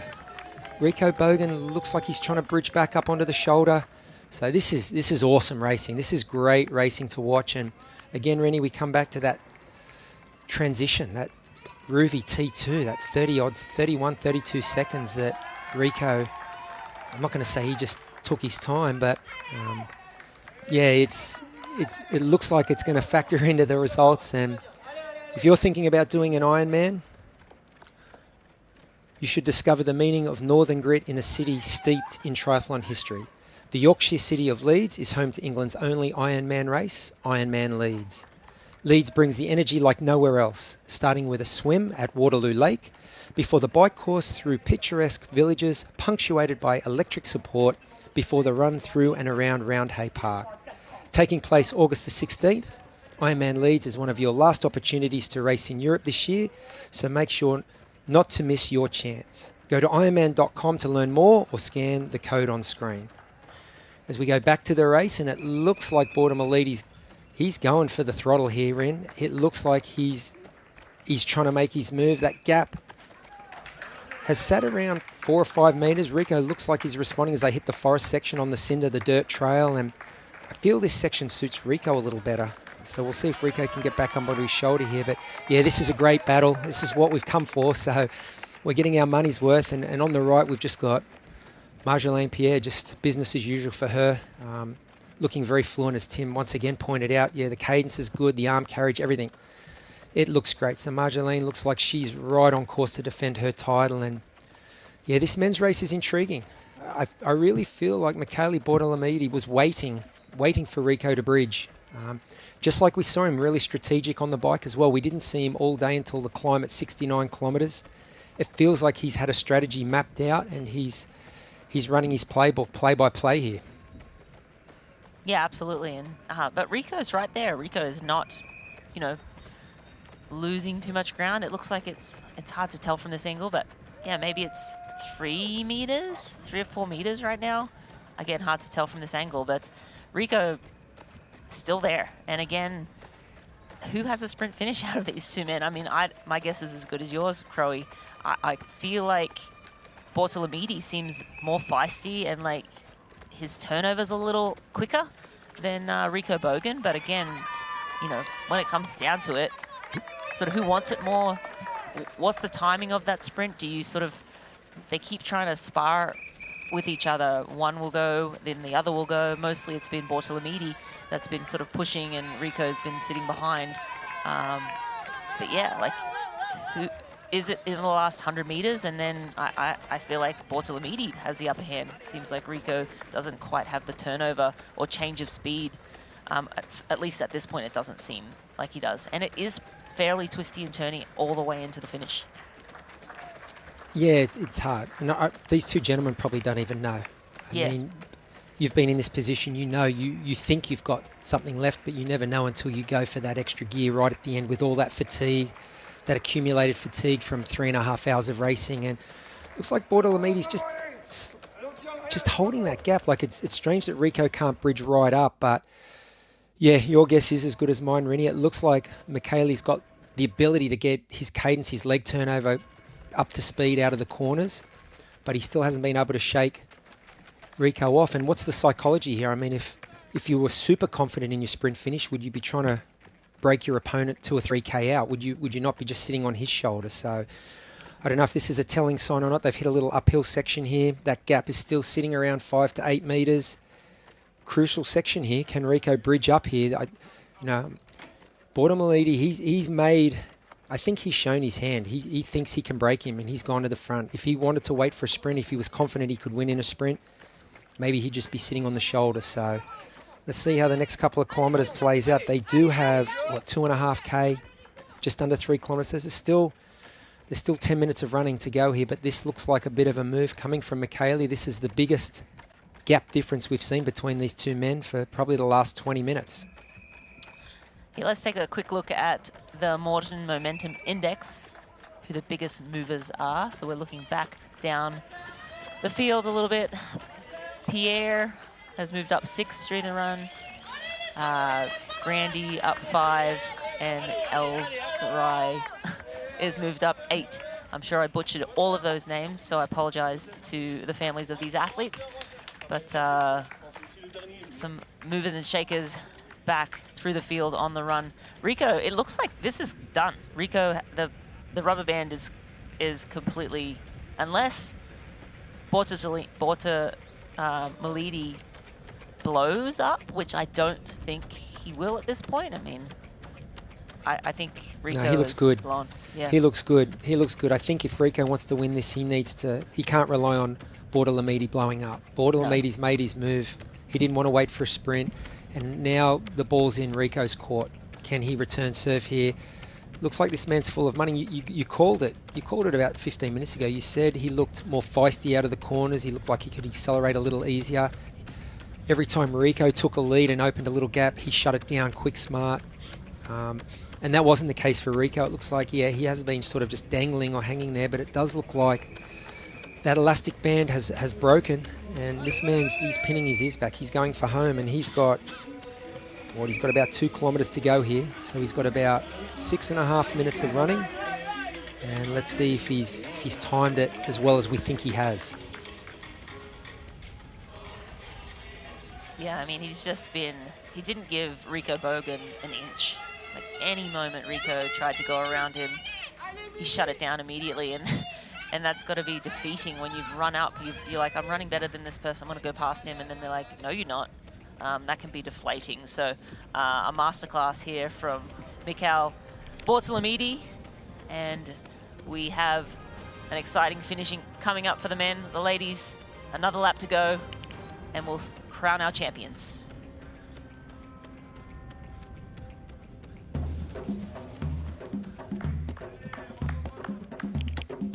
It's the beauty of Oman.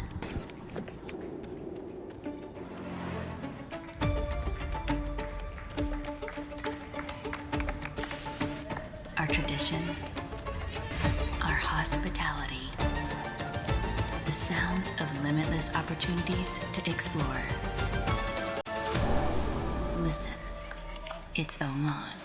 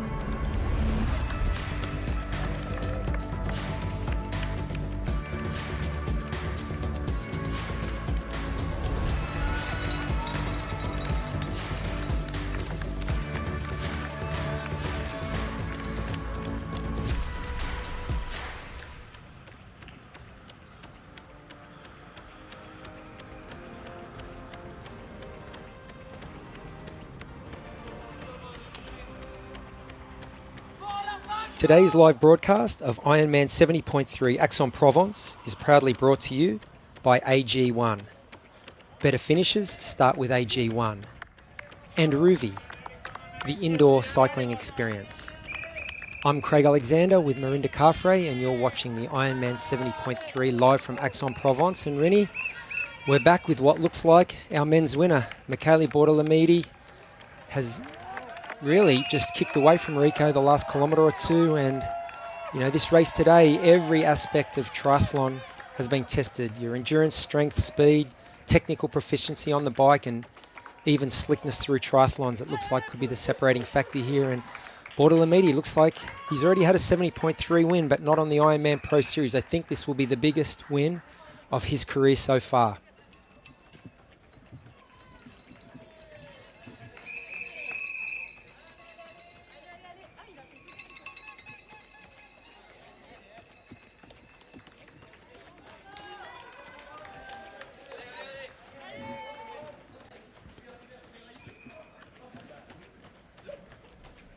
Yeah. He really hasn't looked back.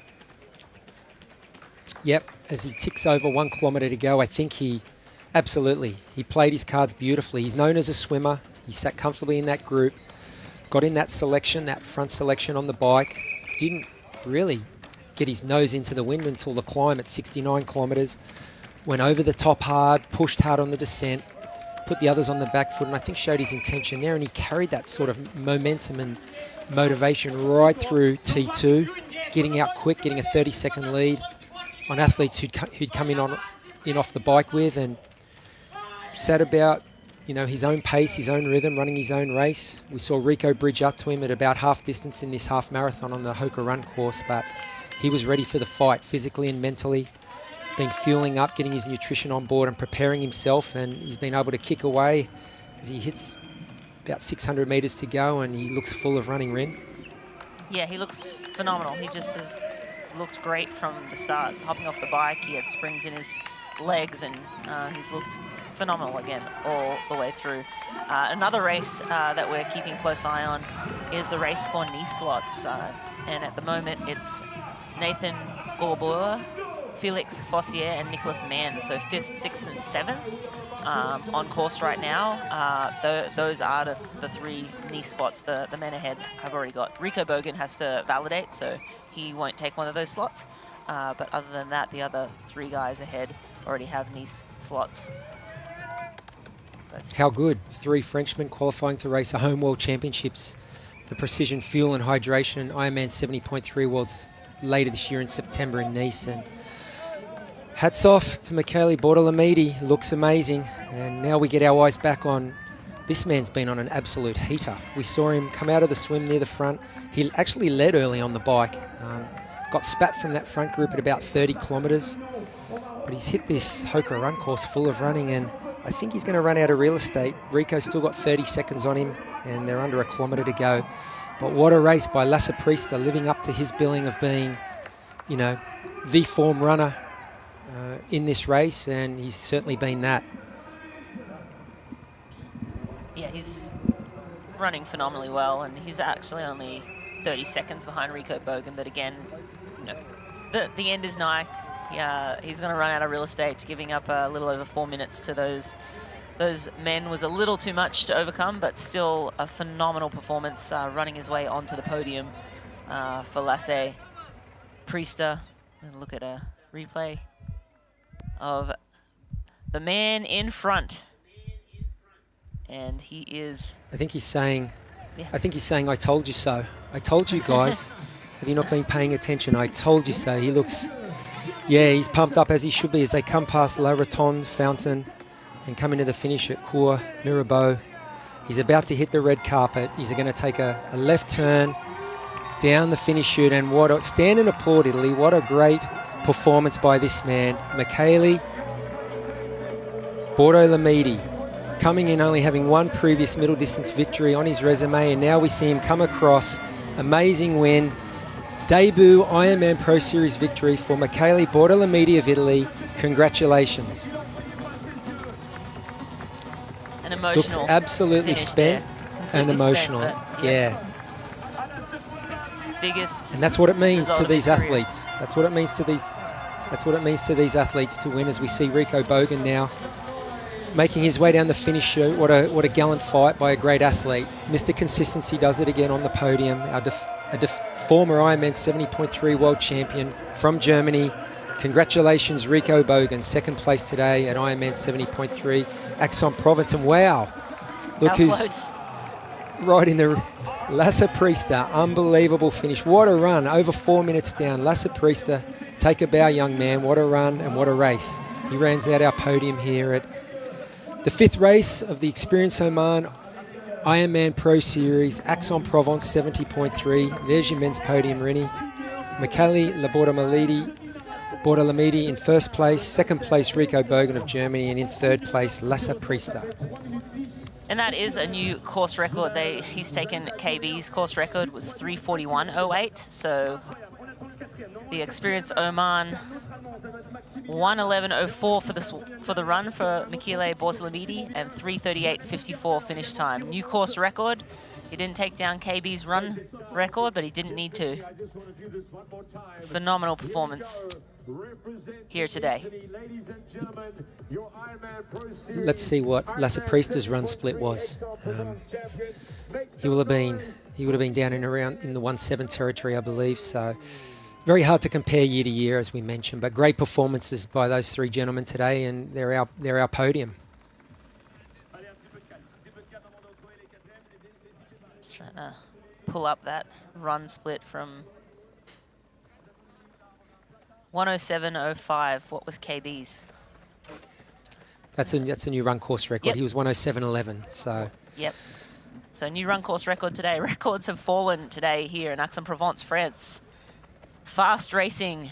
The disc wheels helped on the bike, but I think good conditions and just good competition led to unbelievable times. Again, just resetting what is possible. KB record is taken down, but I don't think he'll mind. He has plenty of records to his name already, and I think he's got his sights on the world champs at the end of this year. And we're back with Marjolaine Pierre, our lead woman on course right now. She's 3:25 ahead of Hannah DeVette.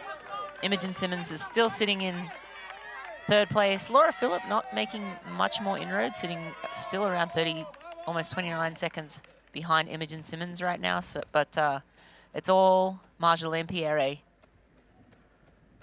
Took the lead around 48 kilometers on the bike and did not look back. Again, reminiscent of last year. She took the lead a little earlier on the bike last year, but I think arguably a better field this year in Aix-en-Provence.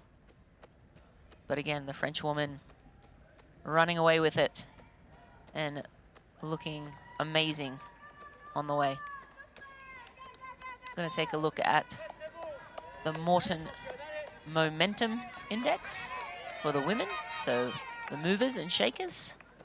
Hughes has moved up 4 places since the start of the run. McShane 4 as well, and Fenella Langridge up 4. Fenella 13th place on course right now. So the ladies that are moving through the field on the run. And that is Gorbeur rolling across the finish line, taking a slot for Nice. 5th place today.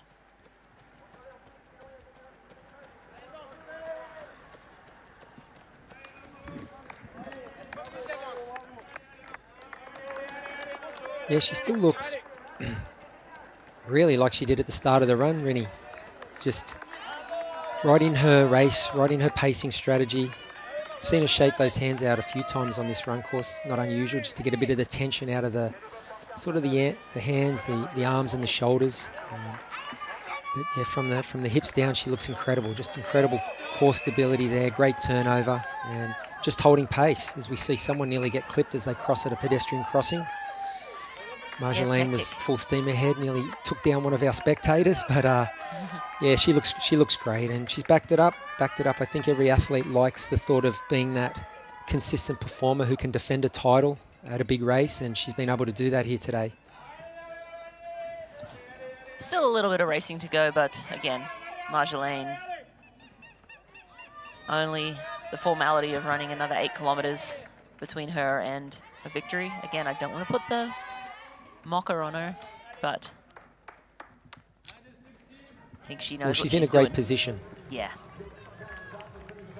And as we go back to the men's race, Felix And that's Fossier. Felix Fossier crossing the Fossier, line, our Xterra world champ, and punching his ticket for the Ironman 70.3 World Championships in Nice later this year. What a great transition onto the road he's had here today. And Simone. she is the fastest. I was just going to say real quick, Simone, sorry, we're going to go down to the high price recovery zone with our champ and Tim Don.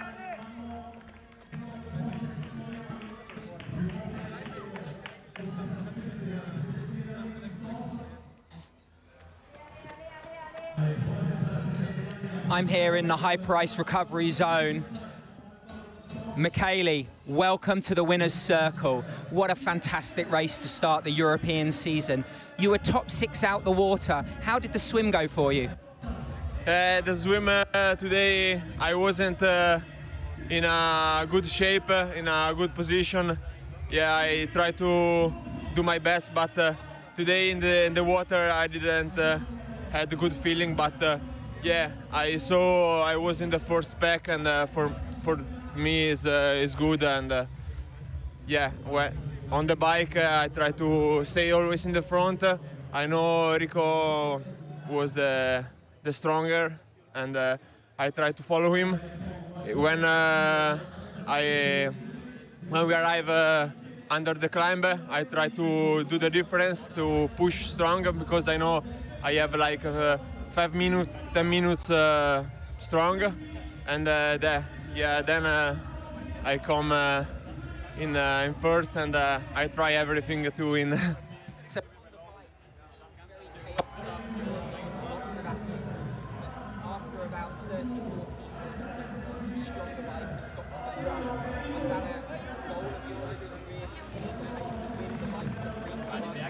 Having a little technical difficulties down there. We lost the mic there for a moment. We'll see if we can get it back, because we want to hear more from our champ here from Aix-en-Provence.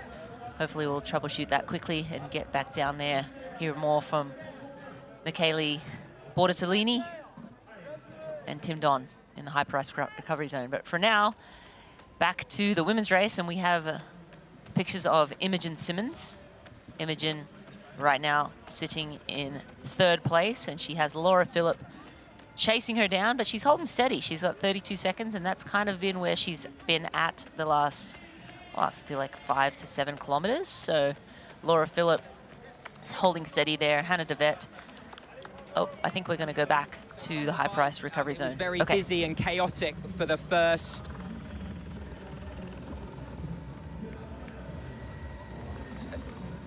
On the bike, it was very chaotic and busy for the first 30 kilometers. And then the biker boys went to the front, and that was when you really asserted yourself with Rico. How did it feel? And was that the plan for you to attack the bike on the hills? Yeah, the first part was chaotic. I tried to stay in the group without trying anything, but to stay there. Then the middle part, I suffer a lot, the up and down. But then when I arrive under the big climb, yeah, my legs was good. My head told me, try.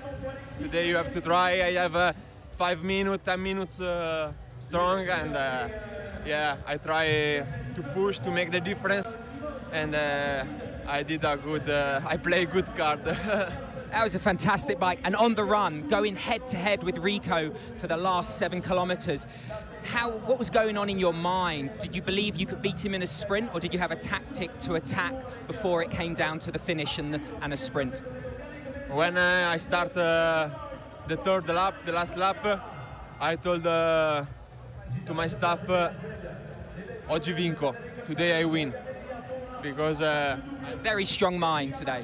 today I was the stronger, and I knew that because my legs was perfect, the brain always clear. The second lap I saw Rico come strong, but I didn't have any fear, or I wasn't scared. I wait him, and the last lap all out. Wow, well done. Here we have our winner here at the Aix-en-Provence Ironman Pro Series. Okay, now we've got that. Well done, well done.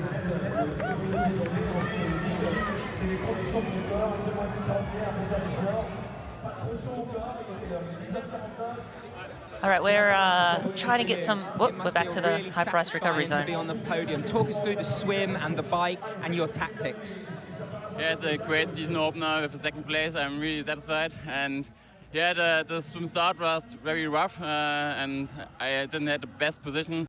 But in the back race, I swim a little bit forward, so I think 6 out of the water was quite okay. Yeah, then beginning of the bike, it was freezing.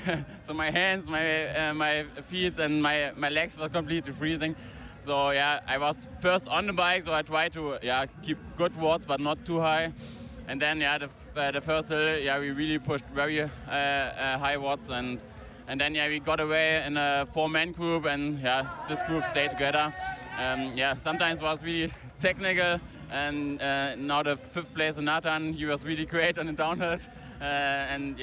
But it was a good combination on the bike, and then I was third on the run. And on the run, you got into your rhythm, you were yo-yoing back and forth.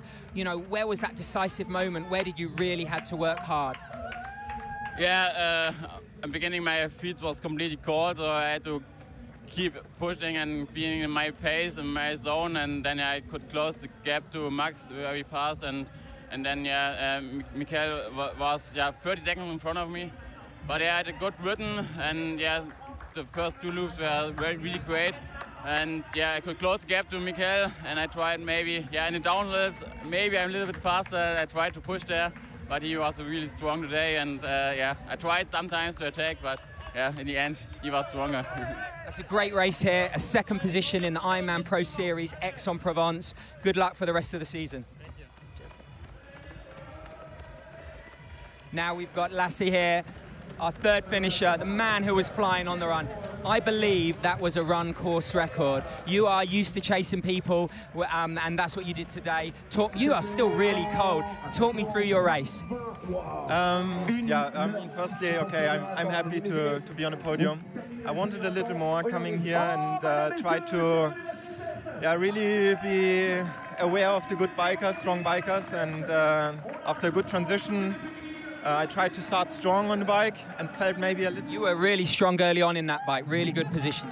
Yeah, also to see how the others are doing, and to be able to react when the train is going. But maybe I felt a little too safe than in the uphill, where I thought, that is more a part where I can also control it a little bit. And suddenly also with the race ranger, it's a little an experience still, and I'm still learning. But I was really regretting doing a little mistake, and suddenly there was the gap, and closing it is just very difficult. And on the run, you were flying through that every kilometer. You were chasing.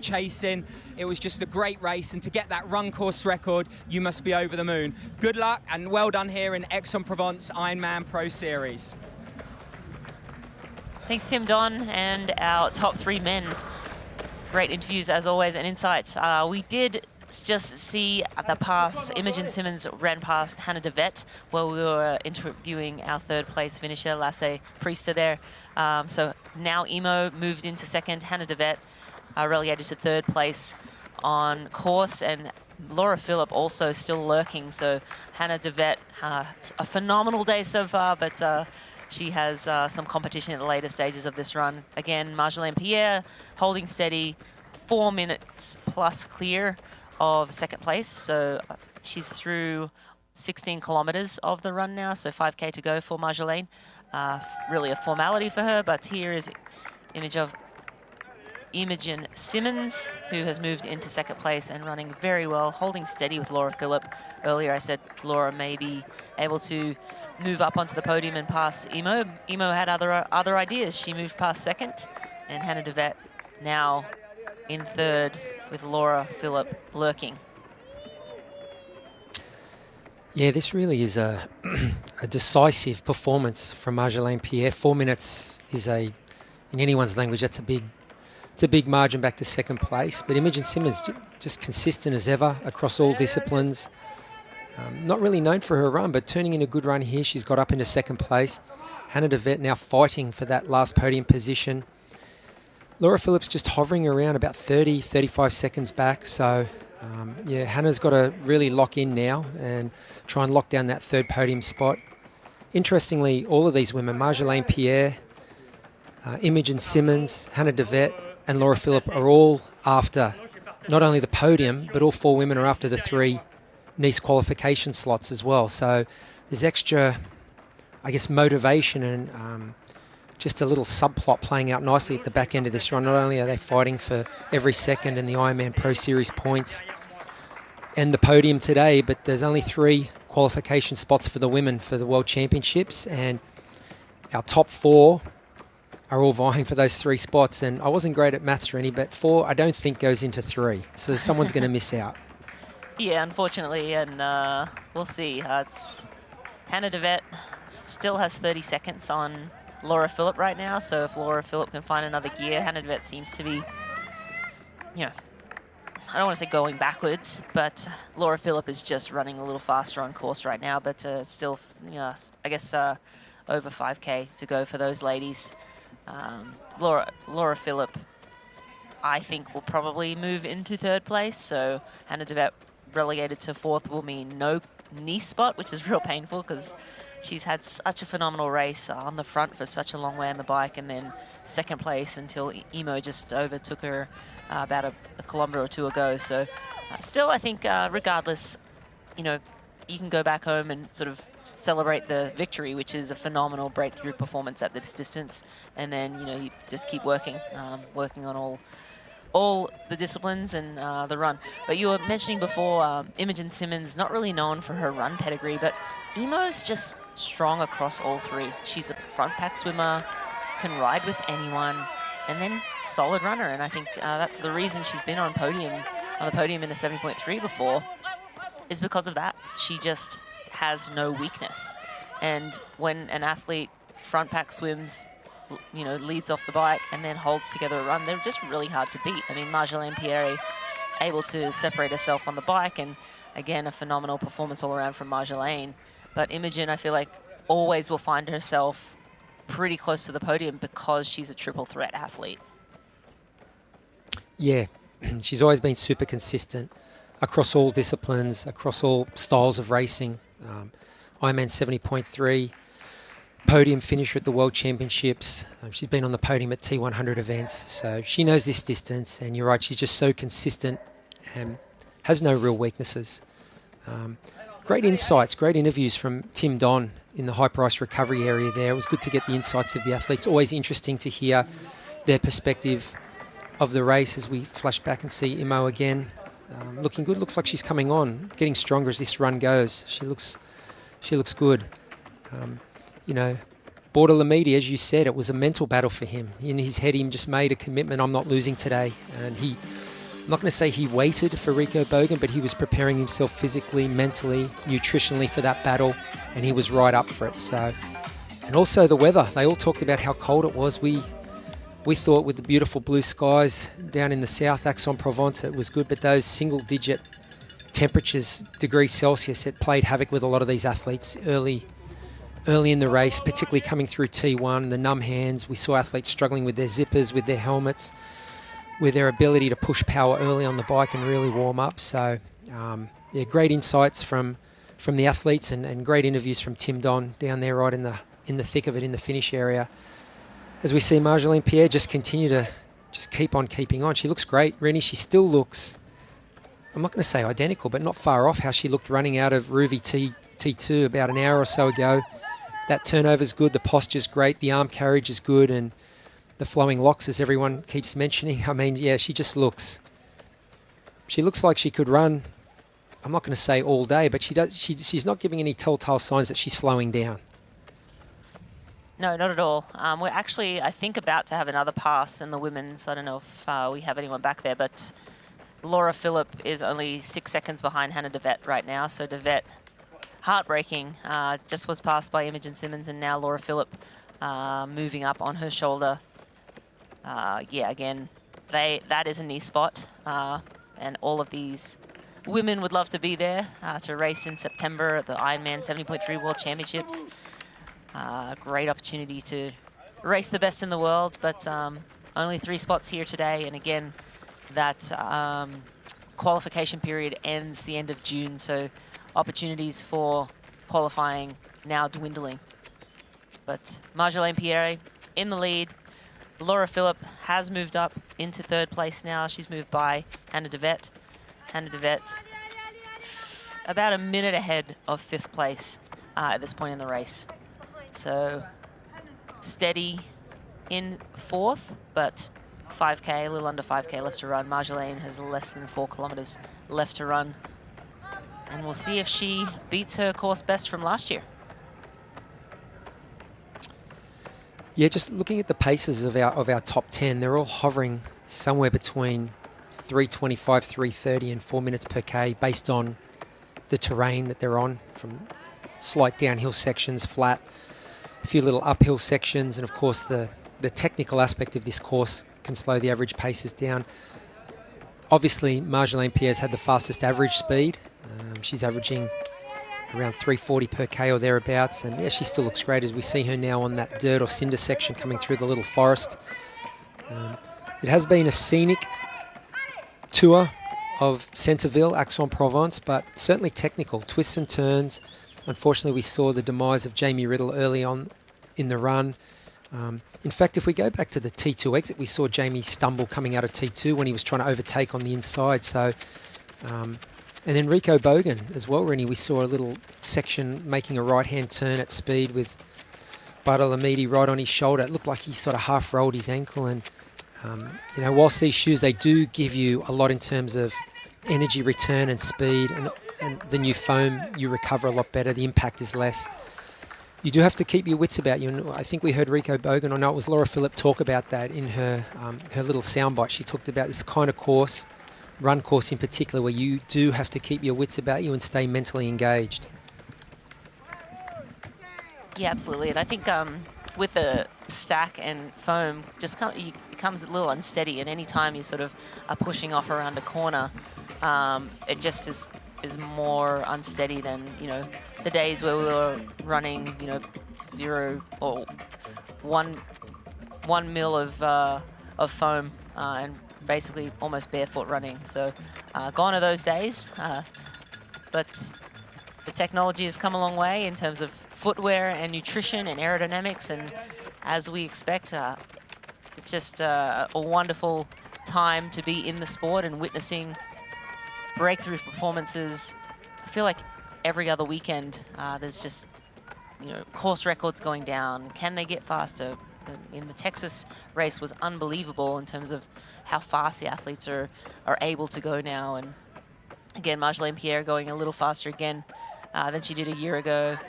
Got full screen of Imogen Simmons, and we're going to go and listen to a soundbite from her. So I've done this race a couple of times. In fact, it was my first ever half Ironman back in 2015. So that's a long time ago. And then I did it again as a pro in 2021. And yeah, that was a good race for me. The first one wasn't so good. I actually came off my bike. So hoping not to do that this weekend. And then in 2021, it was post-COVID, and we ended up racing in September. So there's a fun fact. And yeah, but again, it was like before this was a Pro Series race. So I think the level's significantly different these days. And yeah, I feel like triathlon in general, especially the women's field, has really taken a jump since 2021. And there's that high density of field at the top. And I think we're going to hopefully see a bit of that racing come into play on Sunday. Well, job well done from Imogen Simmons. She stayed upright on the bike. She did more than that. She biked phenomenally well. Lost a little bit of time at the back end of the bike to certainly Marjolaine Pierre, but everybody was losing time to Marjolaine. And I think, again, Marjolaine knows these roads like the back of her hand, done a lot of training around here. Went to university here, and I think she has family on course as well. So lots of reasons to race well on home turf. But great to see Imogen Simmons back and hasn't really skipped a beat. Yeah, it's very, very consistent. Imogen Simmons always has been. You mentioned it before. Triple threat across all the disciplines. She looks like she's actually coming on in this run. She looks. The further the run goes, she's looking incredibly smooth. You know, maybe 20 minutes ago we were thinking, was it a possibility Laura Philippe would run up on her shoulder, challenge for third, potentially second? But I think Imogen has sort of put that to bed. That gap's hovering around 30 seconds, and it's been in there 30 or 35 seconds. And you know, you'd be thinking with 3 kilometres to run, Laura's going to have to really pick it up, or Imogen's going to have to really slow down for that to change. But yeah, it's so interesting, this Ironman Pro Series. I think it's given us, as fans of the sport, A, something to watch all year, but B, just at different races, watching the different athletes' strengths and weaknesses, how they stack up, how these athletes select the races they're going to do based on where they live, where they train, how they put their season together. There's a lot that goes into it, and now we're in the 3rd year of the Ironman Pro Series. You know, it's a lot of racing for these athletes. So, you know, I think are we seeing the wear and tear come into place? We saw quite a few of these athletes are making their season debut here in May. That's very late in a season to be starting, especially a Northern Hemisphere season, which is the main season in our sport. But potentially that will pay dividends much later in the year at the championship events. Maybe not for the Ironman Pro Series overall, but for being able to elevate your performance that 2 or 3% that it always takes on the championship days. Yeah, and as you said that, I was just kind of looking at the splits. I'm waiting eagerly for the next one. It's 28 seconds between Imo and Laura Philippe. And again, it's been really hovering around there. And as you said, I think Imo would have to slow down. She does not look like, you know, in fact, she looks great running right now. But if Laura Philippe has anything up her sleeve, she needs to use it right now, because 28 seconds is not going to race itself, especially when they've been kind of hanging at that time gap. But we'll see what the next one, Imo just went through it, so we'll see in about 30 seconds where Laura is. Still, there's a race. There's a race for 2nd and 3rd right now. 28 seconds is no one's safe. Yeah. Yeah, no, it's an intriguing battle because both are good runners and both look like they've managed their nutrition, their pacing really well. Doesn't look like, you know, we're going to see any monumental blow-ups. It's going to be a case of, can Laura find an extra gear? She needs to find an extra gear, and she needs to run about 10 to 12 seconds a kilometre out of Imogen Simmons over this last 2.5 kilometres to bridge this gap. And it looks like she actually lost a couple of seconds, so now the gap is 31. So again, it's kind of just hovering. They're both running basically the same pace. Maybe one's running a little quicker through the twisty and turny sections, the other's running a little quicker maybe through the straight sections, which, you know, is fairly normal going from athlete through athlete. But overall, both athletes, same pace all day on the run so far, and they're through 18K. Marjolaine has about 1.5K to go before she can raise the tape here in Aix-en-Provence for a 2nd time, wearing that F1 bib proudly. Little comparison. Interesting little comparison as that age group man tries to get in the back of Marjolaine's camera shot and hold pace, and he's getting a taste of what her pace is. And you know, it's just contrasting techniques. He was ragged and all over the place, and Marjolaine's just dialed in. Looks like she's in her all-day long pace, her steady state, comfortable pace. And yeah, comparisons like that are always interesting. I think, you know, the age group athletes on a looped course like this, it's a unique opportunity when you get passed by the pros to And we see it often, lift their pace, try and run with the pro, get a taste of the level of these amazing athletes. And Marjolaine's just picking her way through a lot of these even elite age group men. So, you know, she's hovering around on the flats, the 3:30 to sort of 3:40 per kilometre pace. And we've seen a couple of the age group men try and hitch their wagon to her for 100 or 200 metres at a time. But yeah, she's dialed right in. Yeah, Marjolaine Pierre took the lead 46 kilometres into the bike and was able to slowly pull away in the latter stages of the bike, and then over that last hill and then the last section she put in a good chunk of time and then has just put together a very strong run all around. We got an AFC, a fighting chance with Marjolaine Pierre. Yeah, no pressure. I feel good and healthy, so I just really want to see on Sunday how it's gonna be. In 2019, I raced here as an age grouper and I had the bib number 2,347.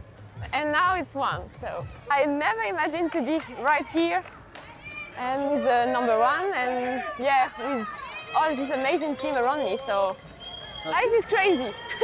How has the journey been to this moment? Oh, I think there is so much training, so much hour in and out in the swim, on my bike, running, and a lot of sleep, focus on nutrition, recovery. Yeah, my life is now like super, there is a rhythm, you know? So yeah, now I can't be like too crazy. How are you feeling for this weekend as the defending champion? That's just like so crazy to be able to come here again, to be healthy again, and to have like the number 1. It's just like a rhythm and crazy. I'm just so happy to be able to race and maybe do it again and come back next year with the number 1 too. I think the biggest lesson I learned is that a race never defines you. I raced here last year with a lot of fear because I had a bad race 2 weeks ago in Valencia. So I think you can turn things around and you can finally be on top again of your shape. You need to really focus on what is good for you and what you can progress to be your best self and version ever. My goal is to really perform in me, so I'm gonna do every single race. If I can't get my slots on Sunday, I'm gonna race another 70.3 and another if I didn't get it. I just want this slot. Yes, thank you to Marjolaine Pierre and a fighting chance presented by Precision Fuel and Hydration. For more, watch short AFC episodes on Instagram at Ironman Try and our Ironman Triathlon YouTube channel. And Marjolaine is moments from rounding the turn and rolling down that finish line, making her way through a few of the age group athletes again. Today's run course was 3 loops winding through town. We have Laura Phillip on screen. It's a tight battle between Laura, still 30-odd seconds, 31 seconds between Laura and Imogen Simmons. Laura sitting in 3rd, Imogen Simmons sitting in 2nd, and Handevet back in 4th, but here she goes, Marjolaine Pierre. Almost time to raise the tape for the 2nd time here, successfully defending her title from last year.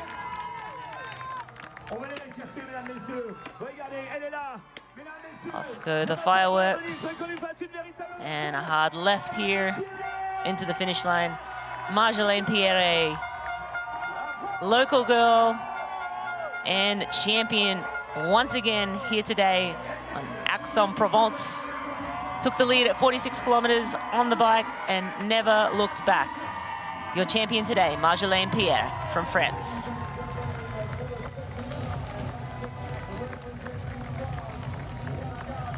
Really great race from Marjolaine. Awesome title defense, I don't think she could have scripted it better. Great swim, close to the front group. Got to the front on the bike, albeit a little later than last year, but still in control. Used her bike prowess, her bike strength really to put a sizable gap into the other women coming into T2. And and then was fastest on course in the run, or just about fastest on course in the run. So incredible race from Marjolaine, and always special to defend a title, particularly so in your own backyard. So she'll be feeling really happy about that performance and about her season so far. And the experienced Oman finishing run time 1:19.18 for Marjolaine Pierre, 4:08.27, breaking her course best from last year. She was 4:11.57, so smashing it from last year. We have Imogen Simmons coming in now, so that's what, three and a bit minutes off her time from last year. So a phenomenal performance from Marjolaine Pierre here today in Aix-en-Provence, defending her title and doing it in style with those lovely locks, flying all day long. We have second place here, Imogen Simmons. She's around a little under 4 minutes behind Marjolaine Pierre, and making her way towards that finish line now. She doesn't have it fully secure, but I feel pretty confident that Imo has that second place mostly secure, around 32nd to separate her and Laura Philipp. Great split screen there.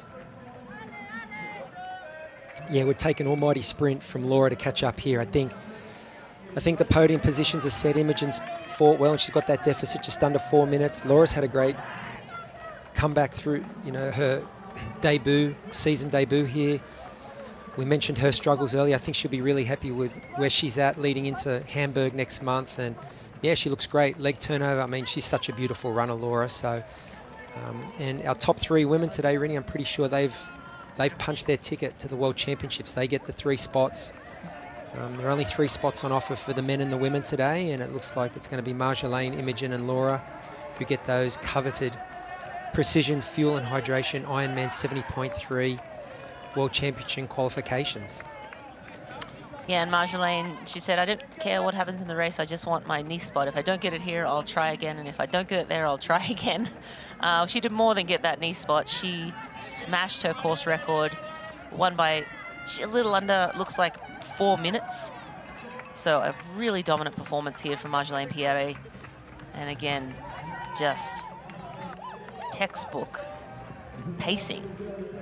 Strong on the bike, a good swim, super strong on the bike, and then held together a very strong run to take that title. Here we go, Imogen Simmons. She's got another couple of little twists and turns here, and then she'll make a hard left into that finish line. The red carpet awaits her. Imogen Simmons from Switzerland, rolling in second place in Ironman Aix-en-Provence. Phenomenal performance from Imogen, and she's elated.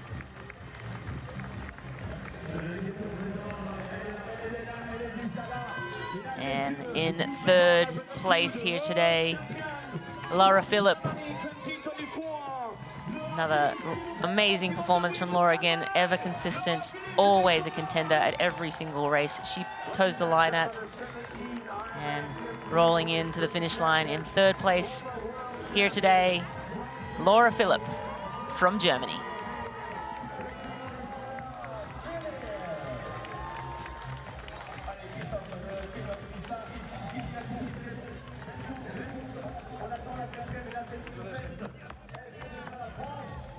And Laura has to be happy with that finish. Just 3 weeks ago, she was in the hospital with severe back and stomach pains, and was able to right the ship in time for this race. And in 3 weeks, she's headed to Hamburg. So this will be her tune-up race leading into Ironman Hamburg in only 3 weeks' time. Such a classy athlete, Laura Philipp. Always, I mean, even watching the last 200 or 300 meters, she was up on her toes, bouncing through some of the age group competitors, and regardless of her form, she always just looks efficient and amazing. So a great start to her season, and just a worthy podium. I mean, it's the first stage of the European races in the 2026 Ironman Pro Series, so we'll see a lot of these races locking horns again. We've got Ironman Frankfurt on the ticket coming up very shortly, Ironman Hamburg as well, both next month. So Yeah, great performances all around. Imogen looked quite emotional there, and as she should be. That's a great performance for her. Her second race this season, and yeah, she just continues to land herself on podiums wherever she races.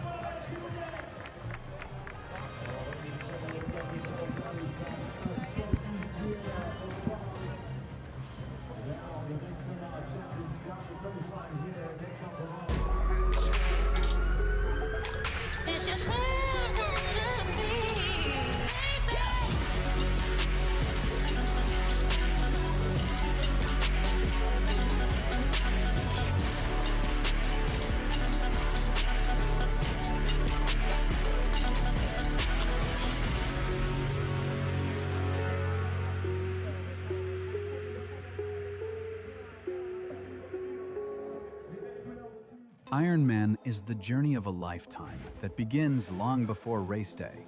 Life is busy and time is precious, but we need to stay on course. We ride, we practice, we improve, then we do it again. So when the day arrives, we are ready, and every one of us crosses that finish line to hear the words, "You are an Ironman." Get race day ready with Ruvi and practice on your course in advance.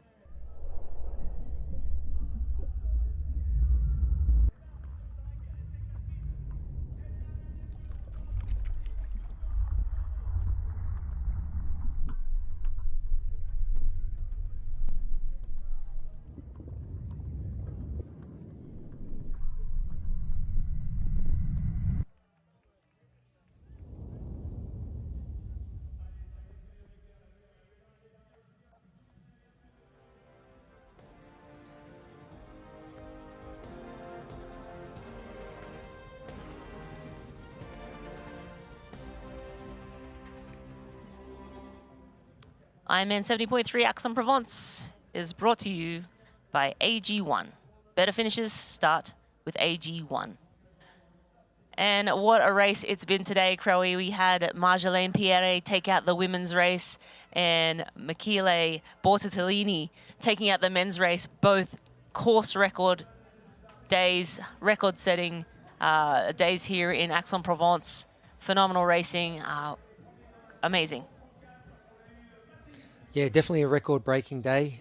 We saw overall course records go. We saw individual course records go, particularly for the run course. I mean, I think when we saw KB run that 107.12 last year, we thought, well, that possibly will stand for a while. But that's the nature of the sport. These athletes keep raising the bar year on year. They keep fine-tuning their training, their equipment, and the game just keeps evolving. So it's been great to see a lot of these athletes kick their season off. It's been amazing to watch some more athletes qualify for the Ironman 70.3 World Championships later this year. It looks like we're going to have more of our world's best on those start lines, and that's always the goal. So now we should throw down to Tim Don. I think he's waiting in the hyper-ice recovery zone with some post-race interviews with our women's podium. I think he's still waiting to gather the ladies in the hyper-ice recovery zone, so we'll go down there momentarily. But as we look at another one of our women crossing the finish line, we had... Oh, here we go. We'll go down to Tim Don, who's in the hyper-ice recovery zone with our champ today, Marjolaine Pierre.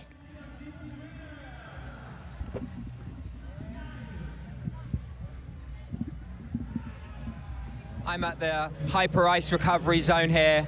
Welcome to the winner's circle, Marjolaine. Last year, you took the lead at 30 kilometers and did not look back. This year, it took you 48 kilometers. Was that your plan, to ride hard and hang on the run? It's really hard when you won and you want to win again. So I was like, they knew, like now they know my tactics, so I need to maybe change it. And I knew also the start list was super, super strong, more than last year, if I can say that. And I was like, okay, it's gonna be super tough. But I saw my numbers and I was like, oh my God, we go super, super fast. So yeah, I just try to play my cards and to enjoy it as I can. And this year, there were record bike times. You broke your course record as well. Talk me through the crowd here. How much did that crowd get behind you? You studied here. It must have been amazing for you. Yeah, I just race with emotion, you know, and memories is just so powerful to have so much memories here and so much good vibes, and I really race with my heart, and it was what gave me this win today. And did you think coming into this race, it's the start of the season, you've got big goals, you've qualified for Nice now. Is Nice a big goal of yours? Oh yes, oh my God, I really wanted to have that slot. The race is just 1K from my bed, so I really need to be there.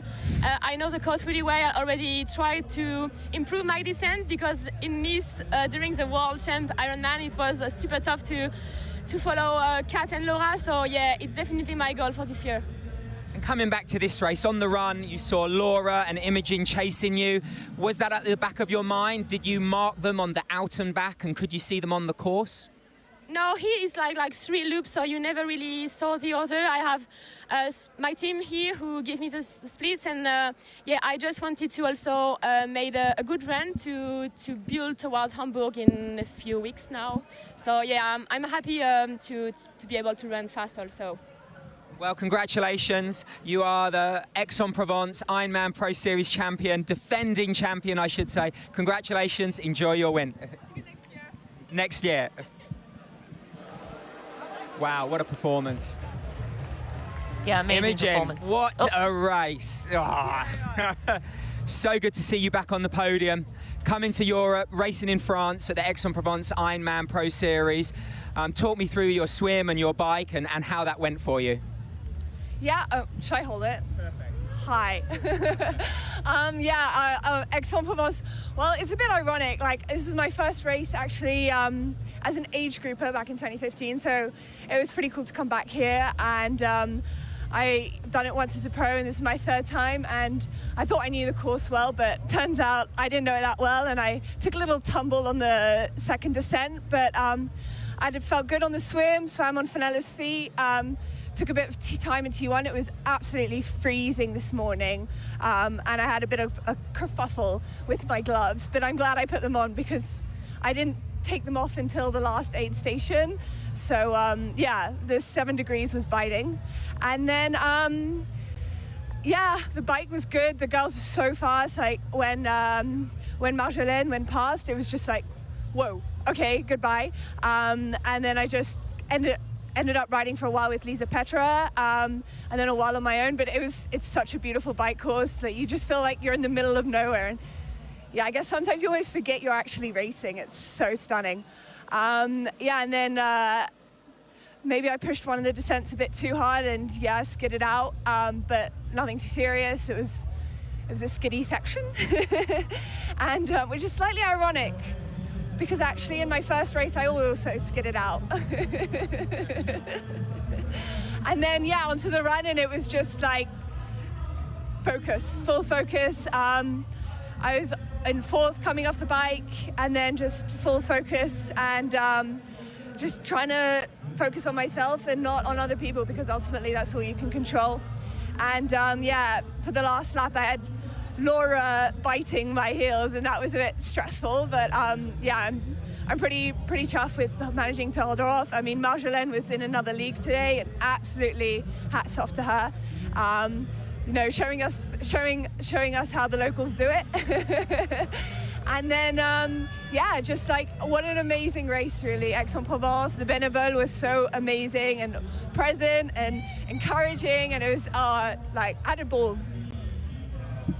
Sorry, wow, I don't need to be here. That was amazing. It's so nice to hear you talk through your race with the passion and the enjoyment, but also you were so focused as well. You know, you knew it was cold, so you took your time. It wasn't about just going as fast as you can from A to B. And I think that's really important for everyone, that you have to race your race. Yeah, like ultimately, yeah, we're racing each other, but you've got to survive it. And yeah, I mean, it took me 2 loops of the run course to feel my feet again, so I'm glad I did take the time to take those measures, because yeah, otherwise like it could have ended in a very different way. But yeah, I mean, hats off to all the girls racing today. The level is just so high, and like as Laura said, you just got to keep your foot on the pedal like the whole way, right till the last like 10 meters. I was stressed. So yeah. Brilliant, and there you have your 2nd place finisher, Imogen Simmons, with an amazing performance. Good luck for the rest of your season. Well done, Imogen.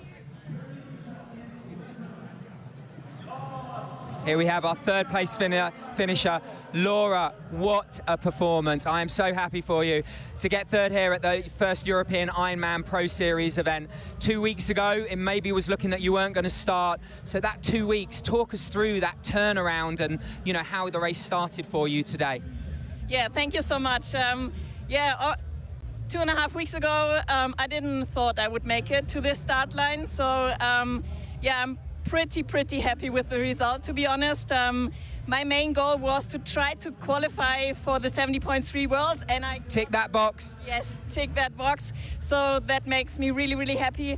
You know, when you're ill and you're really down, you have to slowly get back into training, right? So I could not rush back into it, so I took it very easy, and I felt really fast that I lost a lot of fitness, I lost some weight, you know, muscle mass, so that's strength that you lose. So yeah, that was obviously a bit of a bummer and not really great to come to such a stacked field. But I still wanted to give it a chance, and this course was amazing, even though it was freezing on the bike. I must admit, I saw you in T1, and you obviously thought about it with your team. You took your time, you had your gilet on that I think you'd cut up, you had paper there, you had plastic, you had gloves, arm warmers. It really was about racing smart today, because it was very cold. Yeah, I mean, as you said, I did all this preparation because I'm experienced with cold races, and still I got so cold, so it wasn't enough. But I mean, it was the same for everyone.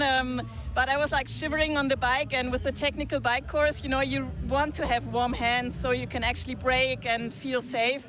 So that was a bit tricky here and there, but overall I enjoyed it. And yeah, the run course is also a bit tricky with the twists and turns, but it was a great atmosphere, and yeah, it was such a close battle with Immo all the time. But as soon as I felt like, okay, maybe I can make it to the podium and then secure a qualification slot, you know, that really gave me some motivation, and yeah, it was just really cool to be out there pushing with the girls.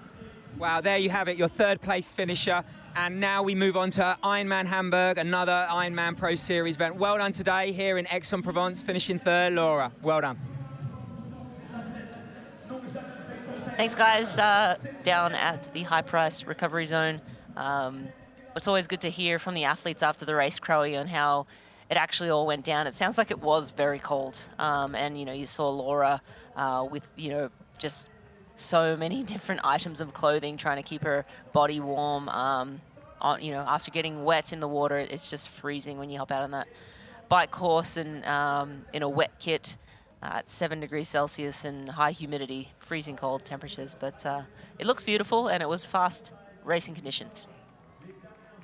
Well, it was fast. It was record-breaking. Course records, bike records, run course records, swim records went.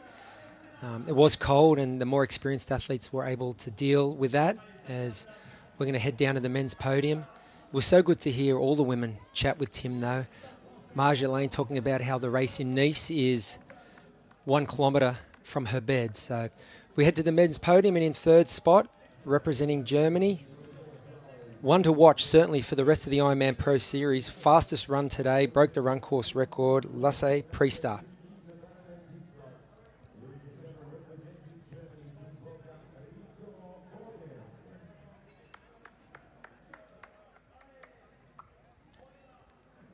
And in second place today, representing Germany, former Ironman 70.3 world champion, Mr. Consistency, Mr. Reliable, call him what you will. Very strong performer, Rico Bogan. No doubt Rico will be over the moon with that as, you know, the first race in his season. Bit of a rust buster for him, but certainly big things to come. And our winner today, representing Italy, what a breakthrough for this man.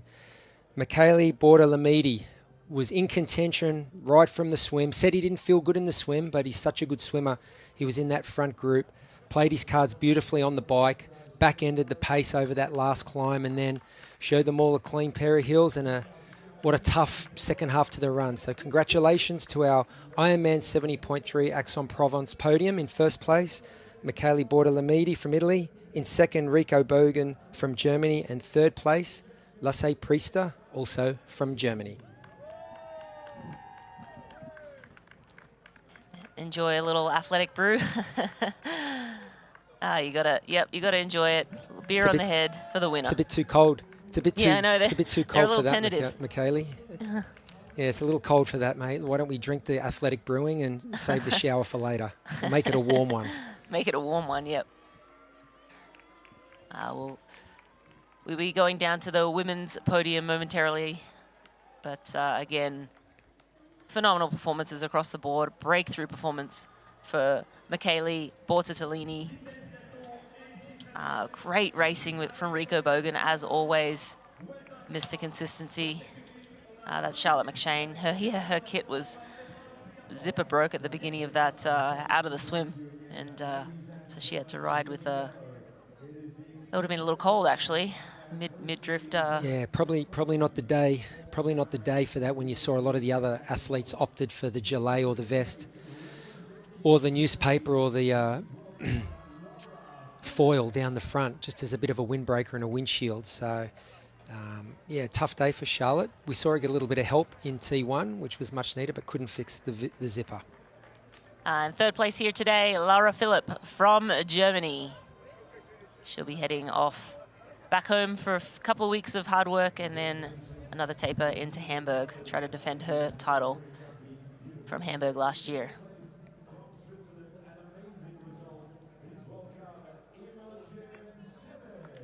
And in second place, an Aix-en-Provence 70.3 today, Imogen Simmons from Switzerland. Super close racing between Laura and Imo. All day on the run, just 30 to 35 seconds separated these two women.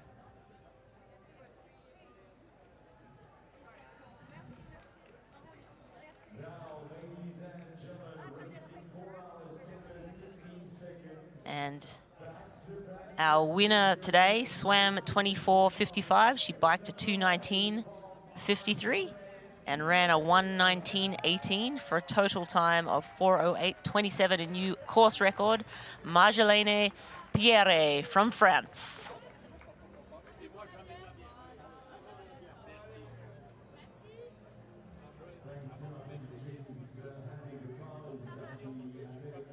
We'll see if the ladies are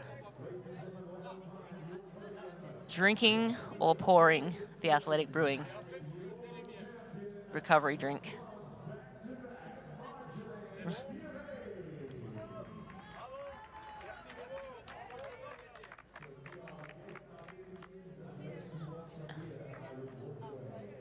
I think they're making a deal, Crowe. Nope. Yeah.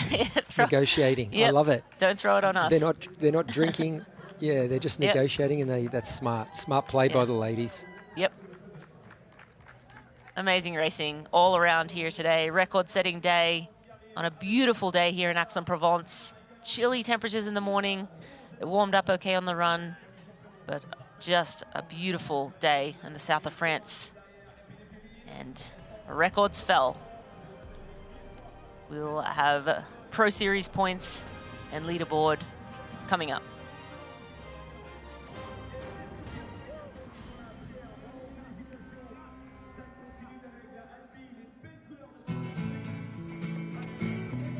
Try imagining a place where it's always safe and warm. Come in, she said, I'll give you shelter from the storm.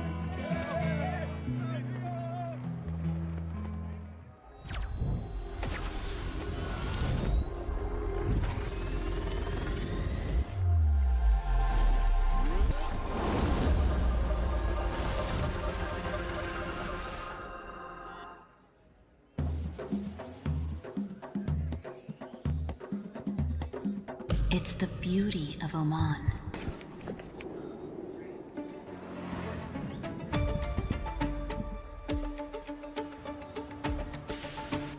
Our tradition, our hospitality, the sounds of limitless opportunities to explore. Listen, it's Oman.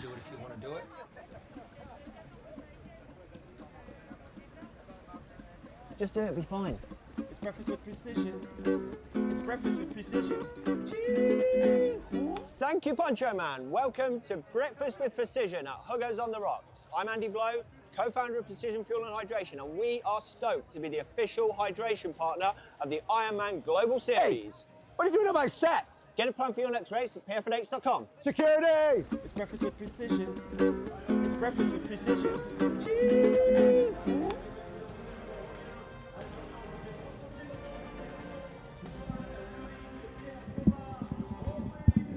Welcome back to the live coverage of Ironman 70.3 Aix-en-Provence. We had a phenomenal day of racing here today, and the leaderboard is as follows.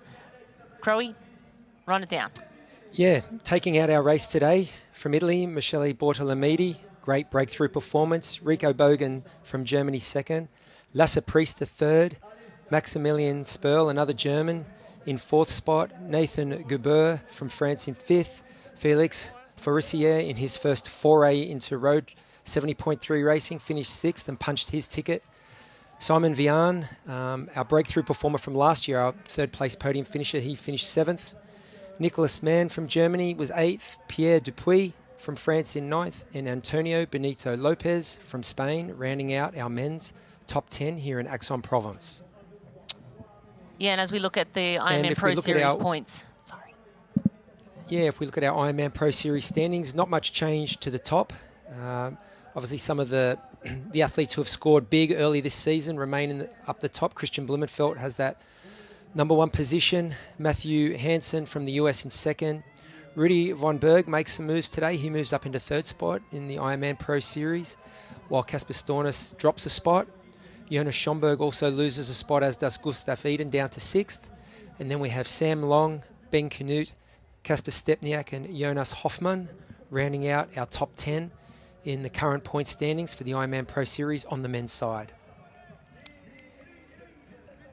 And on the women's side, we had Marjolaine Pierre taking out full points here today, and a new course record for 4:08:27. Imogen Simmons taking second here today. Laura Phillip from Germany taking third.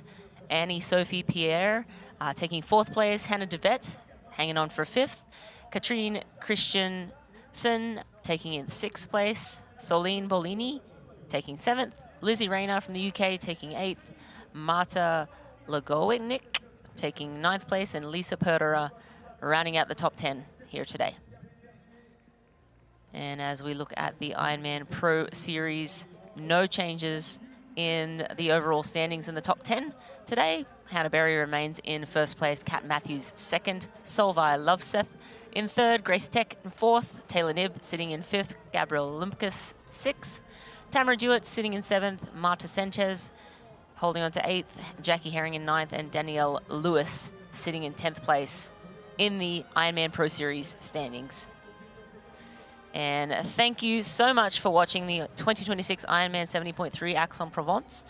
Catch on-demand replays of all Ironman Pro Series broadcasts globally. Watch at proseries.ironman.com, Ironman Try YouTube channel, or any of our global media partners. We will see you on June 7th for the 6th stop of the Experience Oman Ironman Pro Series Ironman Hamburg European Championship. Stay tuned to Ironman's social media channels and YouTube to catch all the exciting pre-race build-up. Until then, on behalf of Craig Alexander and Tim Don, thank you for joining us for today's coverage of Ironman 70.3 Aix-en-Provence. We'll see you in Hamburg.